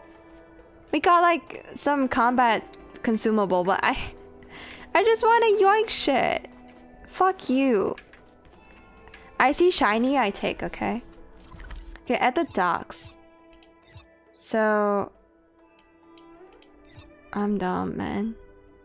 Where was I when I said, oh, that's where I fought the deer? This is the docks, right? At least in Chinese, it's the docks. Okay, hold up. Is it the docks? Is this the docks? So we're looking for a man dressed in red, right? Yagmor bra? Guess what? I'm going to Hong Kong next month. Wait, really? Hey yo, that's I feel bad for you. A little bit. Hong Kong is not a cool, chill place to hang out at, I think. What to do and visit? I mean... If you've never, like, if you don't live near a Disneyland, there is Disneyland here. I wouldn't recommend it because I'm personally not a huge fan of Disneyland. What else is there in Hong Kong that's interesting? I mean, if you're from a place where there's not that many like weeb merchandise available, you can also visit like the weeb areas. There's a building in Hong Kong that has a lot of like just weeb stores. Otherwise, I don't know what anybody would want to do in Hong Kong, man. Deer map entrance section. Oh, deer map being like the dragon map? Tan Sai? Tan TSAI. What is that? What's the weeb building called? Tanjai? Tanzai? Tamzai? I'm confused. The Weep building is called Sino Center, I think. Sino? Oh, Tamzai. Oh my god. Yeah, apparently Gino only goes to Hong Kong for a very specific, like, noodles place, I guess. Which also isn't really that great either. Like, it's nothing special. It's just like a chain store. And Tanjai.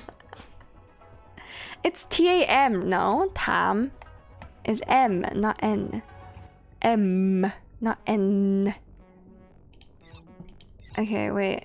Bro, I'm so fucking lost. I thought this is where the docks is.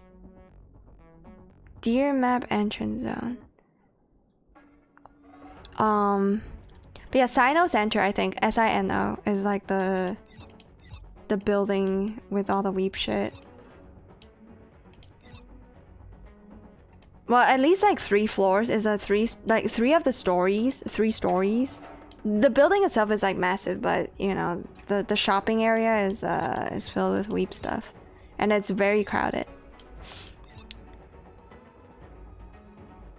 Is this not the dock? Bro, I'm lost as fuck.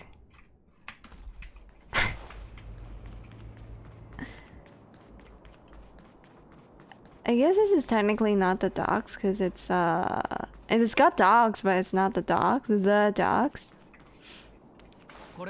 You get some Honkai Star merch maybe? Yeah, I hope you get lucky. It usually, like, the most popular shit is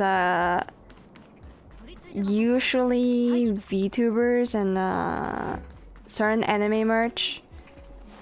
Video game merch is I'm sure they exist. You might also be able to just find like some gacha machines with like Genshin merch or Star Rail merch. They may or may not be official though. But I'm lost. You want to try the Snowskin Mooncake? Wait, is Snowskin Mooncake like a very Hong Kong thing?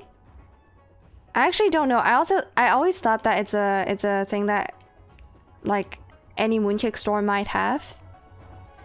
Alchemy commission map where you do the puzzle of with crazy glasses professor. I don't remember it. Alchemy commission map. I don't remember it. I don't really remember what the mission was like either. Okay, there's one thing I do want to ask about the game. I'm trying to find that map though.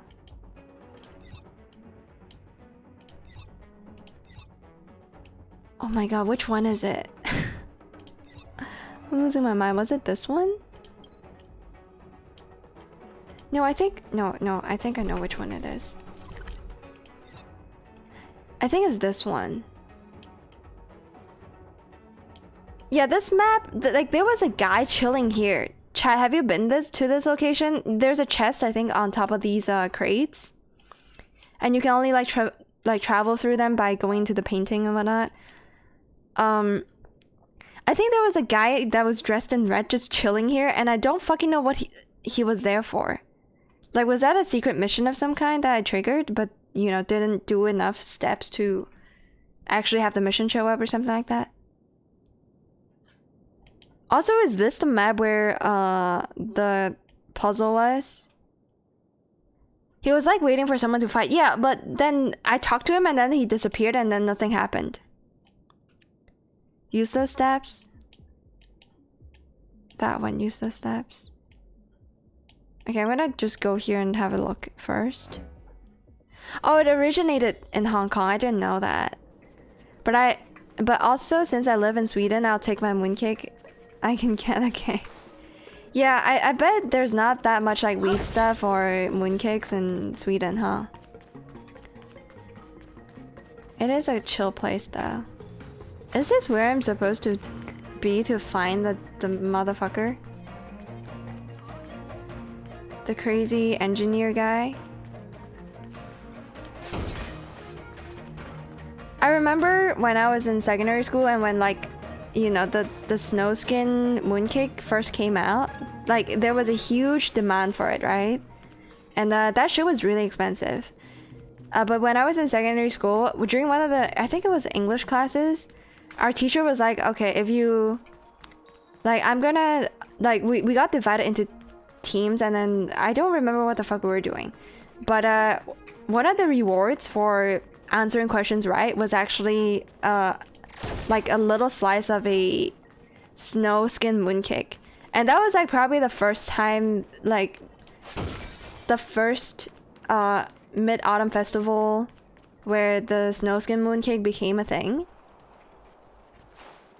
Oh, is it here? Is it over here? Is he over here? These guys are dressed in red? Maybe not. Okay. Well,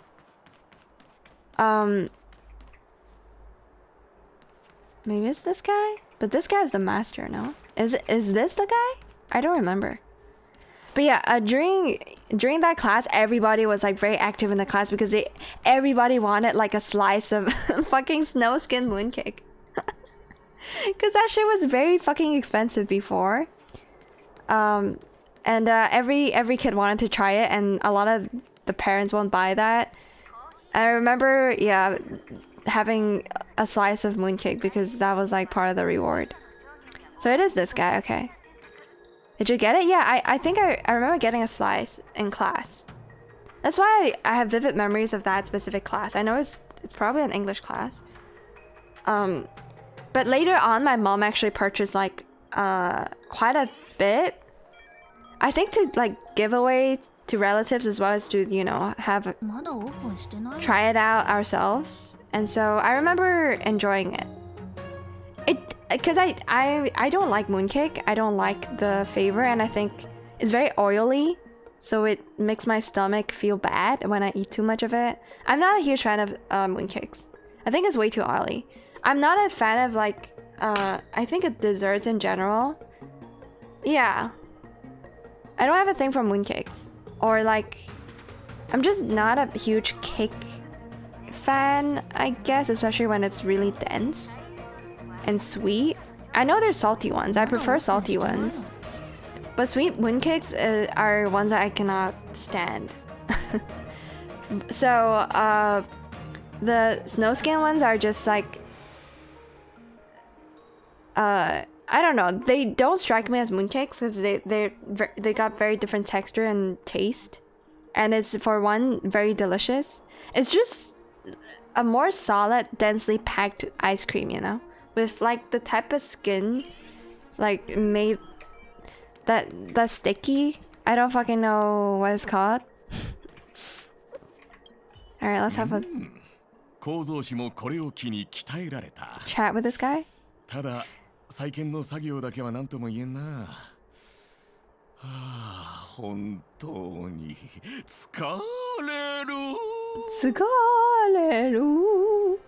Bro, I can't do voice cracks on demand. Yo, I don't really know how to say your name. Wallets? Thank you so much for the follow. Is it legit Viz Wallets? Welcome to the stream. Welcome. Thank you so much for the follow. Mooncake are a traditional dessert. You gotta love it. Well, I tried it. I usually get like one slice because my family's like, yo, you should, you know, have a little bit of mooncake, and then I'll take it. But I'm never a huge fan of the original mooncake. Snow skin mooncake, on the other hand, is like, what, you know, it's just fucking the cream of the crop, you know. I've heard snow skin is the modern version of mooncake, which is why I want to try it. Yeah, it's really good.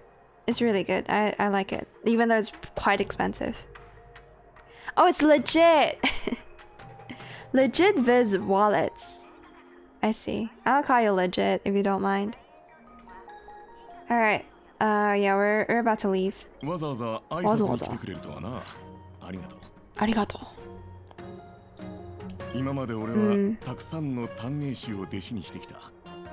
だが、ラフを離れて戻ってきたやつは一人もおらん。離れた距離よりも時間の方が全てを隔てる壁になってるんだ。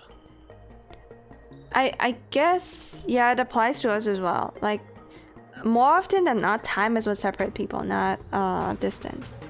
True, very true. 余韻はゆらゆら鳴りやまず曲が終われば人は散る What does it sound like in English? I cannot imagine what the English line or voice acting is gonna sound like for this part.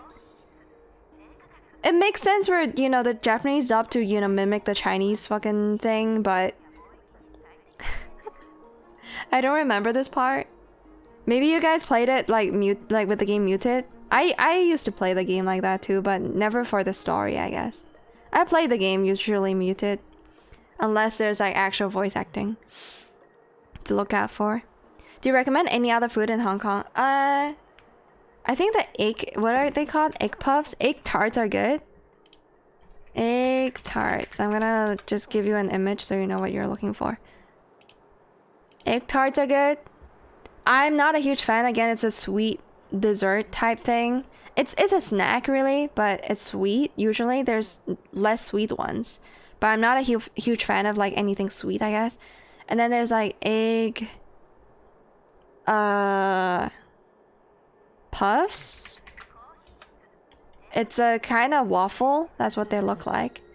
You can have them crispy or you can have them very soft, but it's just a baked good, I guess. You can find this like everywhere on the streets, especially in like populated places.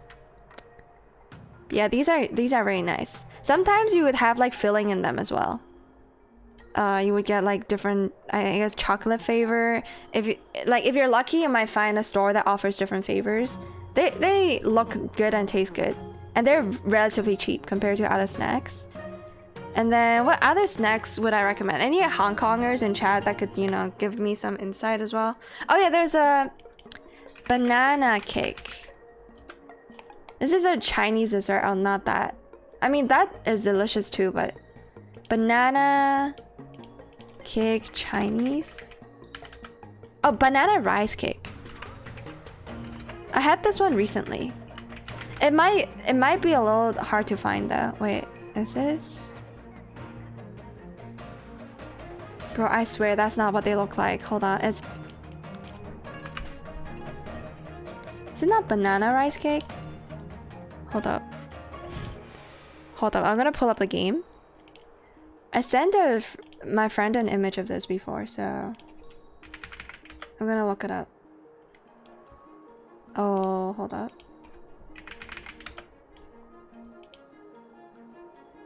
I thought it was banana cake. Nah, I didn't send him an image. I actually took a photo of it. Hold up, I'm gonna pull up the photo. You know what? Yeah, I'll just show you. I don't fucking know what the hell this is called, okay, in English. It's just like a... You know the snow skin mooncake, right? The texture is the same. Like this has the texture of like the outside of the mooncake. It's just sticky rice. Is it called banana rolls? I don't know what they're called, but banana rolls. Yeah, apparently. Oh my god, no? What? It's a little minkus? That's a little minkus? I hope I don't get like TOS for that. No, but it's sticky rice. Yeah, this one. Chinese banana rolls. I think if you go to like certain pastry stores, or it's not pastry, is it? Just bakeries, they might have this. This one's delicious. I think everybody should try it in their life, like once in their life. I guess if you've never been to like an Asian country, dim sum is good. Just go to any like dim sum serving restaurant. And then, I mean, Hong Kong has a lot of different like cuisines, like different restaurants for different cuisines from different places. So you can have yakiniku, the Japanese version of barbecuing meat. There's also the Korean version. There's a Thai food. Yeah, just name yeah, Hong Kong is a place known for its food, so you'll probably find a lot of restaurants like, or a lot of representatives of food from different countries. Gotta go for Korean barbecue someday. Yeah, there might be a decent enough place in Hong Kong too if you want to just go for Korean barbecue, yakiniku, that kind of thing. Sushi restaurants. Sushi is pretty... I wouldn't say it's... Yeah, it's okay. Like, it's not too expensive here. Alright, I'm just gonna say, I'll come back. I'll be back. そうか。そうか。俺はこの構造紙で待ってる。いつでも帰ってこいよ。はあ、お前らが離れると聞いて歌う気分じゃなくなった。胸にぽっかりと穴が開いちまったようだ。You know he's a smart guy when he's also a little mentally deranged and schizo. Well, he's not really schizo, but he likes singing his songs, I guess. You know, like usually the smartest people, at least the ones that I've met, have like a loose screw in their head. And this is the kind of vibe that this guy gives me. Like, he's kind of crazy, but in a good way. Alright, goodbye. Goodbye. I think I've talked to everybody, right? Are there any like other NPC world quests where I met somebody that also happened to be alive and not dead? Yeah, what about the girl? Hold on. What about the girl from the I forgot the name of the mission again, or the 4 idiots. This girl.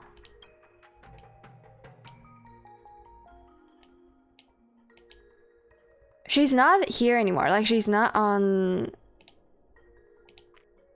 the what's it called? Xianzhou anymore, right? Yeah, I did talk to De Ting, the doggo. I have, yes. Quirky, yeah, I guess quirky is like one way to describe him. Is there anybody else I could talk to here on this list? That's on Xianzhou. Emily. Oh no, this Emily is from fucking Asta Space Station, or Herda Space Station. It might as well rename it to Asta Space Station, man. Because she's the one funding it. Is that all? Have I talked to everybody? I can't recall anybody else that I could potentially talk to. There's this one guy that was like trying to revive, like he actually had to like pseudo revive his sensei, right? Was he this guy? The insane guy? I think there's like 2 different dudes that are engineers in the world that we have to interact with. There's also this lady that was like having... It's one of those like world stories again, but the lady was having a dispute with like her maid or her guardian or something like that. So there was a younger lady and an older lady, and they were, you know, having a bit of a argument or something like that, and then they ended up... The older lady has been taking care of the younger lady for like many years, but then she had to go or something like that because she did something that she wasn't supposed to do or something like that. I don't remember what it was about. The girl who got bullied? Yes, I've talked to Sakana-chan, which is the blind girl. I've done that.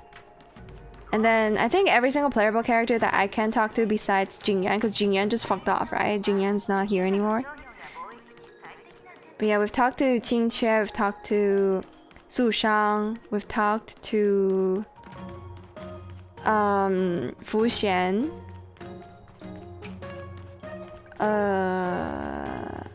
We've talked to Yukong. Is that everybody? Huh. Yo. Huh. Yeah, Qingque. Yeah, that's Qingque. That's QQ. Yeah, people still call her QQ, I guess. She does have the like least pronounceable. Is that even a word? Name in the game. Yeah, I think we've talked to everybody. Alright, I'm just gonna send it. I'm gonna go back to where the mission tells me to go. Log out. She's fucking dozing off to playing video games. Ginlo. Ginlo-chan. はい。ちょ待ってください。I'm back, Welt. Mitsuki. Sorry for calling you Nanaka all the time. What is her full name though? I feel like it has Nana in it, no? Mitsuki. I should have looked this up way earlier. Honkai. Star Rail. Mitsuki. It's Nanoka! Oh my god. Is it really Mitsuki Nanoka? Mitsuki Nanoka.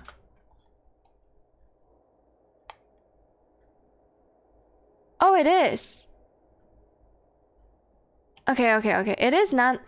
I said Nanaka by accident. For those of you who don't know, Nanaka is a character from another game called Neurocloud that I play. It's Nanoka. So I wasn't that far off then. My bets. Did you hear people call Sushang Susanna? Wait, really? Suzanne? It's okay. To be honest, I don't really like. I don't get offended if people like mispronounce a word. I don't give a shit, right? But it's interesting that, you know, EN people are coping with like proper like English names. So you know Japanese too? I don't know it. I don't know like zero Japanese, but I pretend that I know it because I watch too much anime, and I'm sometimes able to understand Japanese just by hearing it. I cannot read it. And I try to like do the repeat after me thing with Japanese to like improve my speaking, I guess, a little bit. Yeah. 姫子からメッセージが届いた。列車で玉海門が再び開かれたのを観測できたらしい。いつ戻ってくるかと聞かれている。Yeah, we're gonna come back soon. Don't worry about it. 姫子。炭鉱の状況についても聞かれているんだが、戻って君から姫子に説明したらどうだ。Stop disrespecting Welt, okay? Give him eye contact. What are you doing? Fucking Danhong. ああ。俺も列車に戻るべきだと思う。そうだね。姫子さんもきっと心配しているだろうからな。そうしよう。うちらが今回の旅で体験したことを聞きたくて待ち遠しいんだよ、きっと。Mitsuki is just like really into the whole I love my journey. I'm gonna remember everything about this because I don't want to lose my memories again. Like vibe, you know. She do be vibing. Why is she March 7th in EN? Because that's actually her name in Chinese as well as in Japanese. It's just that the Japanese name is very, it just sounds nicer to the ear. In Chinese, March 7th is still March 7th. It's quite literally March, right? The two moon runes here is March, and then the third character here is 7th. So it's exact. It is an exact translation. Yup. 3月7, 对. That's her name. 3月7. 3月, 3 is like 3. 月 is the month. So it's the third month. That would be March. And then 7 is just 7. あ、ちょっと待って。忘れてた。車掌さんにお土産買ってない。お土産。ねえねえ、またか。あんたは先週でやり残したことない？ Oh yeah, Pom Pom. We're gonna bring some gifts to Pom Pom. Otherwise, Pom Pom's gonna cry again. Why is Pom Pom always depressed, by the way, chat? Every single time I'm back, like, I'm doing, like, MOCs. Is it called MOC? Yeah, it's MOC, right? Memories of Chaos? Something like that. Like, Pom Pom is depressed as fuck. She's like always either sweating, like doing the sweat emote, or like just upset. Why does it say Nakira? Oh, that's what I named my main character. That's why her name is Nakira. Yeah, that's the name of the character. It's just the self-insert slot. I can't believe people are watching this stream, man. I don't expect people to be watching a stream with like Chinese sub. That's insane. Tokuni inai ne. Nah. I'll just say that I wanna, you know, go see the friends I've met along the way, even though I've already done that. そうだね。そうだね。まだお別れを言ってないし。なら、俺とタンコは先に列車に戻るとしよう。二人とも Alright. なるべく早く戻ってきてくれ。Wait, is Welt not gonna encounter fucking Luocha this whole time? Because the reason why I didn't want to say goodbye to Luocha is because I don't think he's anywhere on the map because he's gonna show up in the main story. Maybe I'm wrong. Why are you staring at me like that, huh, Sleeping Bill? Did I say something weird? I want to practice Chinese, so it's good. Okay. Go on then. Oh, he's not? Wait, so he's not gonna show up here while Welt is still on Luofu or Xianzhou? You looked everywhere. No. So then we're not gonna get any screen time for him during 1.3? Damn, that sucks. Okay. I don't really give a shit about Luocha as a character. I give a shit about his role in the story because I think his coffin is interesting. I don't know who is gonna come out of it. So yeah. I think I saw like a CN theory about how the god of abundance, the Aeon of abundance, which I think in Chinese is called Yao Shi, which is like the medical, I don't know, Yao Shi is like, yeah, the pharmacist. If you want to translate Yao Shi, the name of the Aeon of Abundance from Chinese to English, the direct translation would actually be pharmacist. But that bitch might be, or that guy actually is a guy, might be in the coffin. I think I saw like a CN theory on that. Yao Shi, 对. Alright. I think I should be saying, don't worry about it, Welt, because, you know, I'm gonna have to take care of Nanaka. More so than Nanaka takes care of me. Oh, and then we have to go back to the train and talk to Himeko. Himeko-san! Tadaima! I miss you, Himeko. Yaoshi. Cutscene. Not really, but okay, close enough. あの船たちは一体どれほどの時間をかけて空を飛び、またどの星に向かうのかしらね。I'm just happy that Himeko's not gonna die because she has plot armor in the form of Welt, and Welt has even stronger plot armor. Like I said, like early on the stream. She's so pretty, and she's not gonna fucking die, chat. She's not gonna fucking die. I'm so happy. 宇宙からすれば、長命士の命も短命士の命もほぼ同じだ。泉州の民が求める長命は、星が呼吸し、輝く一瞬にも満たないもの。彼らの悲しみも、俺たちと変わらない。Yeah. I mean, when you look at the, you know, greater systems of the universe, like individual life, like life forms don't really matter that much, does it? So it's the same for human beings. 戻りました、姫子さん。Coffee? What? コーヒー飲めたい。We're gonna tease Welt for being like poetic and fucking being a nerd, I guess, about it. おかえり。ちょうど姫子とおかえり。今回の旅について話していたところだ。そうだね。また一つ旅の終点にたどり着いたな。あらゆることには終わりがあり、その後には新たな始まりが待っている。新たな始まりが待ってる。そうね。次はベルトに留守番してもらって、Ooh, 私があんたたちを連れて yes! 一緒に新世 That's, 界 I を mean, 開拓 that's しよう。 expected, right? Himeko is gonna bring us on the next journey. I'm so happy! Yes, Himeko! 私の嫁さん。No one is safe? No way. Bro, if Himeko dies, spoiler alert, again? People are gonna start sending like life-threatening like letters.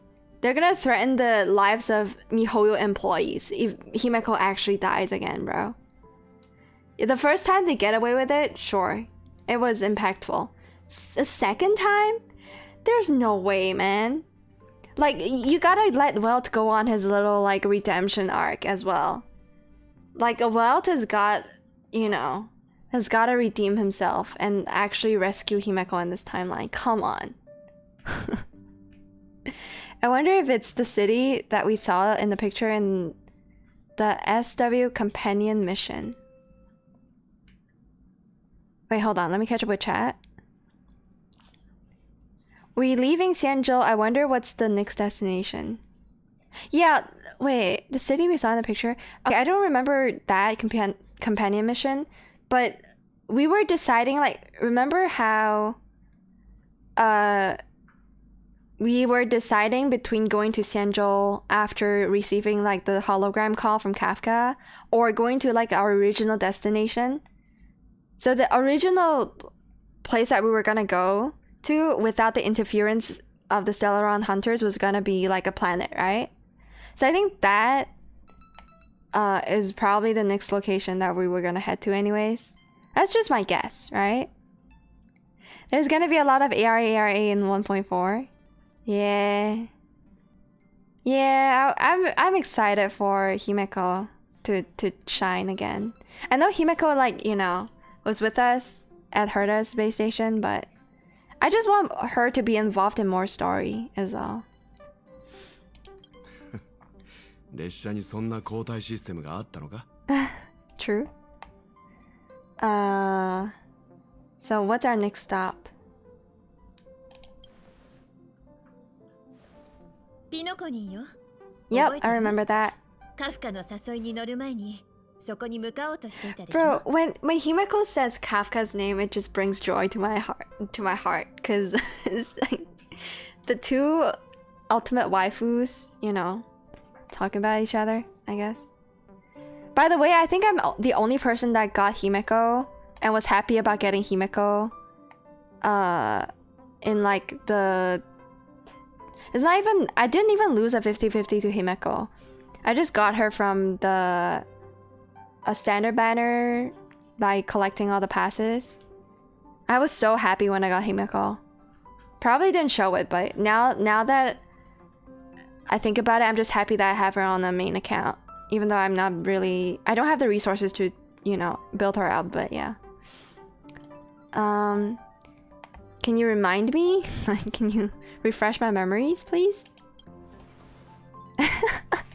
列車のアーカイブによると、ピノコニーはもともと犯罪者を流刑するために使われていた可能性よ。なるほど。I don't remember this. 少なくとも記録された時代ではそうだった。So it was a planet that hosts a bunch of criminals. Cool. でも、挽回の癌が発生した時、 It used to ピ be. ノコニーはスペの元に身を寄せ、無常の繁栄を遂げた夢の国に変えられたわ。Wait, can someone remind me which path of, like, which Aeon this is?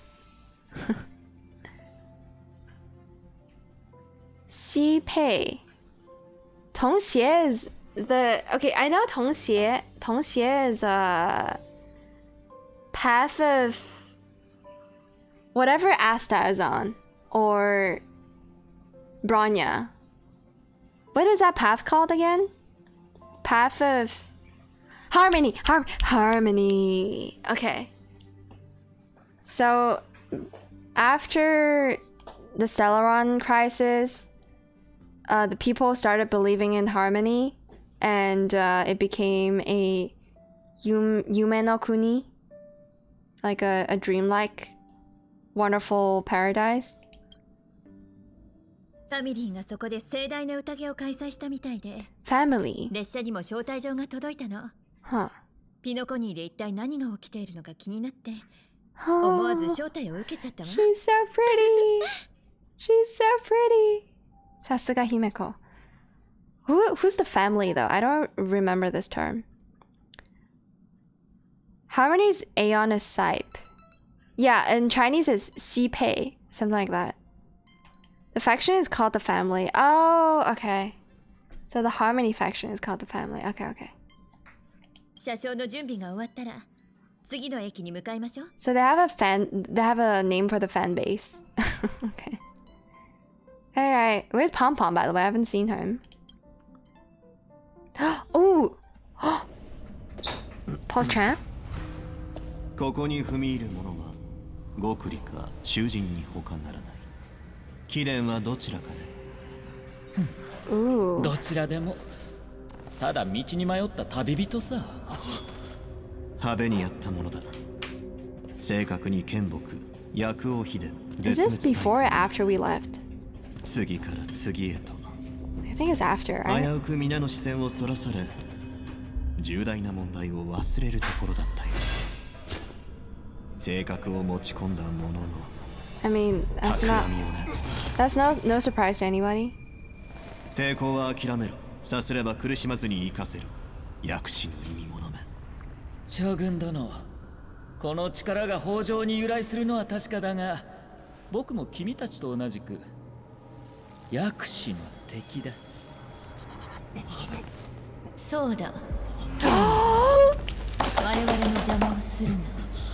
剣幕の蘇りは4つ。泉州は運命の選択を下す時に至っている。低級、儒家、 Sorry about the kitchen noises. 人滅。これは神々の対局。勝つ方につかなければ負ける。今度こそ北条を死に至らしめるぞ。 Let's go, Jinryu! Oh, that's the end of the quest. Okay.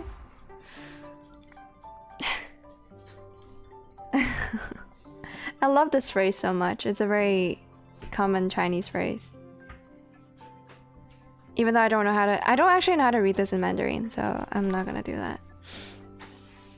Alright, cool. So I guess... Wait, but what does that have to do with the planet of harmony?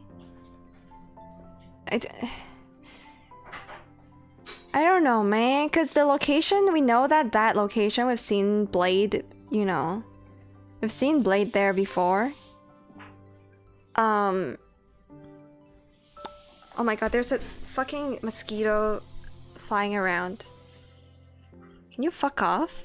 Away from, like, my computer, please? Okay, sorry about that. But yeah. I'm just happy that we get a bit of an introduction to Jing Liu, and I like the way she sounds in the JP voice. Yeah, see, Pom Pom is depressed again. This might be for like 2.0. Yeah, it might be. I thought like for every single big update, so like say, like I thought it was gonna follow like the format of Genshin Impact, where they're gonna release a new region for every like major update, so going from 1.0 to 2.0 and then to 3.0 there's gonna be a new planet. So I thought like for the entirety of 1.blank everything's gonna occur on Xianzhou Luofu, because it is a massive planet, right? It's meant to be like way bigger than Belobog, but it ended up being like not so. Like story-wise it's pretty short. But yeah, I gotta end the stream. This is actually like a perfect stopping point. I think I'm gonna do the companion quest on my own. Oh wait, I can get a free... I forgot about this. I could get a free Su Shang. That's nice. What's my Su Shang at? I did have her built a little bit. Not completely though. Oh, only at C2. Okay, yeah. I would love another copy of Su Shang. But yeah, my grandma is awake. For those of you who don't know, I stream in the living room. So yeah, I'm gonna have to do this off stream, right? I stream in the living room, so my grandma's gonna, you know, make a bunch of noise, and she's gonna want to watch the TV, so I gotta go. Event is fun. Yeah, I did. You remember the Bellabog like museum event? I actually quite enjoyed that. Even though I only played through it once on like my main account, which is this account. I could not stand doing that multiple times on multiple accounts. So yeah. Yeah, that's gonna be it for me. Yo, Penjang Sanget. Welcome to the stream. Unfortunately, stream's gonna end. Yeah, I gotta go. You're gonna love Aurum Ellie then? Okay. I'll have to wait and see. I like just resource management type games. Just like, you know, city building games, I guess. So, yeah, I'll probably enjoy it. The real question is, will Grandma give us a fridge slam? Do you guys want to wait for a fridge slam? That's just gonna take a while. She's gonna take a while. Okay, I'll do my daily mission for now. Nah, you know what? I'm just gonna end it. I'm not gonna drag this out any further. Yeah, I'll just end it here. The real question is there anybody I wanna raid? Is there anybody I wanna raid? I mean, if you guys are watching Star Rail for drops, I guess I can look up another Honkai Star Rail stream and just like leave the lurkers, like let the lurkers continue lurking for rewards and whatnot. Let me see if I can find a stream. If I can, I'll just end it. Hold up. Is there anybody else streaming it? Ooh, English voice actress for Jing Liu is streaming it. Man, I don't understand how people get selected to be like an English voice actor for any video game, to be honest. Cause do they go through like professional training? Is there even a school for voice acting in the EN space? I'm not so sure. Alright, I'm gonna go for... Who should I raid? Do you guys know like a Star Rail streamer that I could raid? There's a lot of people streaming this game right now. There's a lot of people streaming this game. There were rewards? Yeah, I got a drop from Star Rail just by streaming the game. I guess like probably because I was running Twitch in the background. They have a guild, literally, like a voice acting guild. So it's kind of, I guess, yeah, EN voice acting might operate like in a similar system as Chinese voice acting as well, because they also have a guild for Chinese voice actors, I think. Interesting. How do you sign up though? Do you have to like pass an exam or something like that? Alright, I'm gonna check out this PNG tuber. Does she speak English? I just need to know. Some stuff because today we're gonna be doing some story. Yeah, she speaks English. Alright, I'll send you guys over to Sasa Lunafe. Let's do a random raid. I've not done a raid for like a channel I'm not really familiar with. But since I got some viewers, let's do it. So yeah, I'll probably just lurk over there while I finish up the new event thing where, you know, there's a new game mode and whatnot. I'll catch you guys later. It was fun though. I enjoyed the stream a lot. Yeah, take care everybody. I'm gonna end it here. Thank you for watching. Jane, mata nip. Next stream is probably either gonna be... Ooh, what am I gonna stream? It's very likely gonna be an Umamusume stream. So yeah, goodbye Gino. Goodbye Sleeping Bill. Goodbye chat. Have a fun one. I hope you guys enjoy 1.3 as much as I will. Matane. Bye bye. Don't call me snack, okay, Zero Shift? Bye bye, Mia. Matane. Bye bye, 22. Bye bye.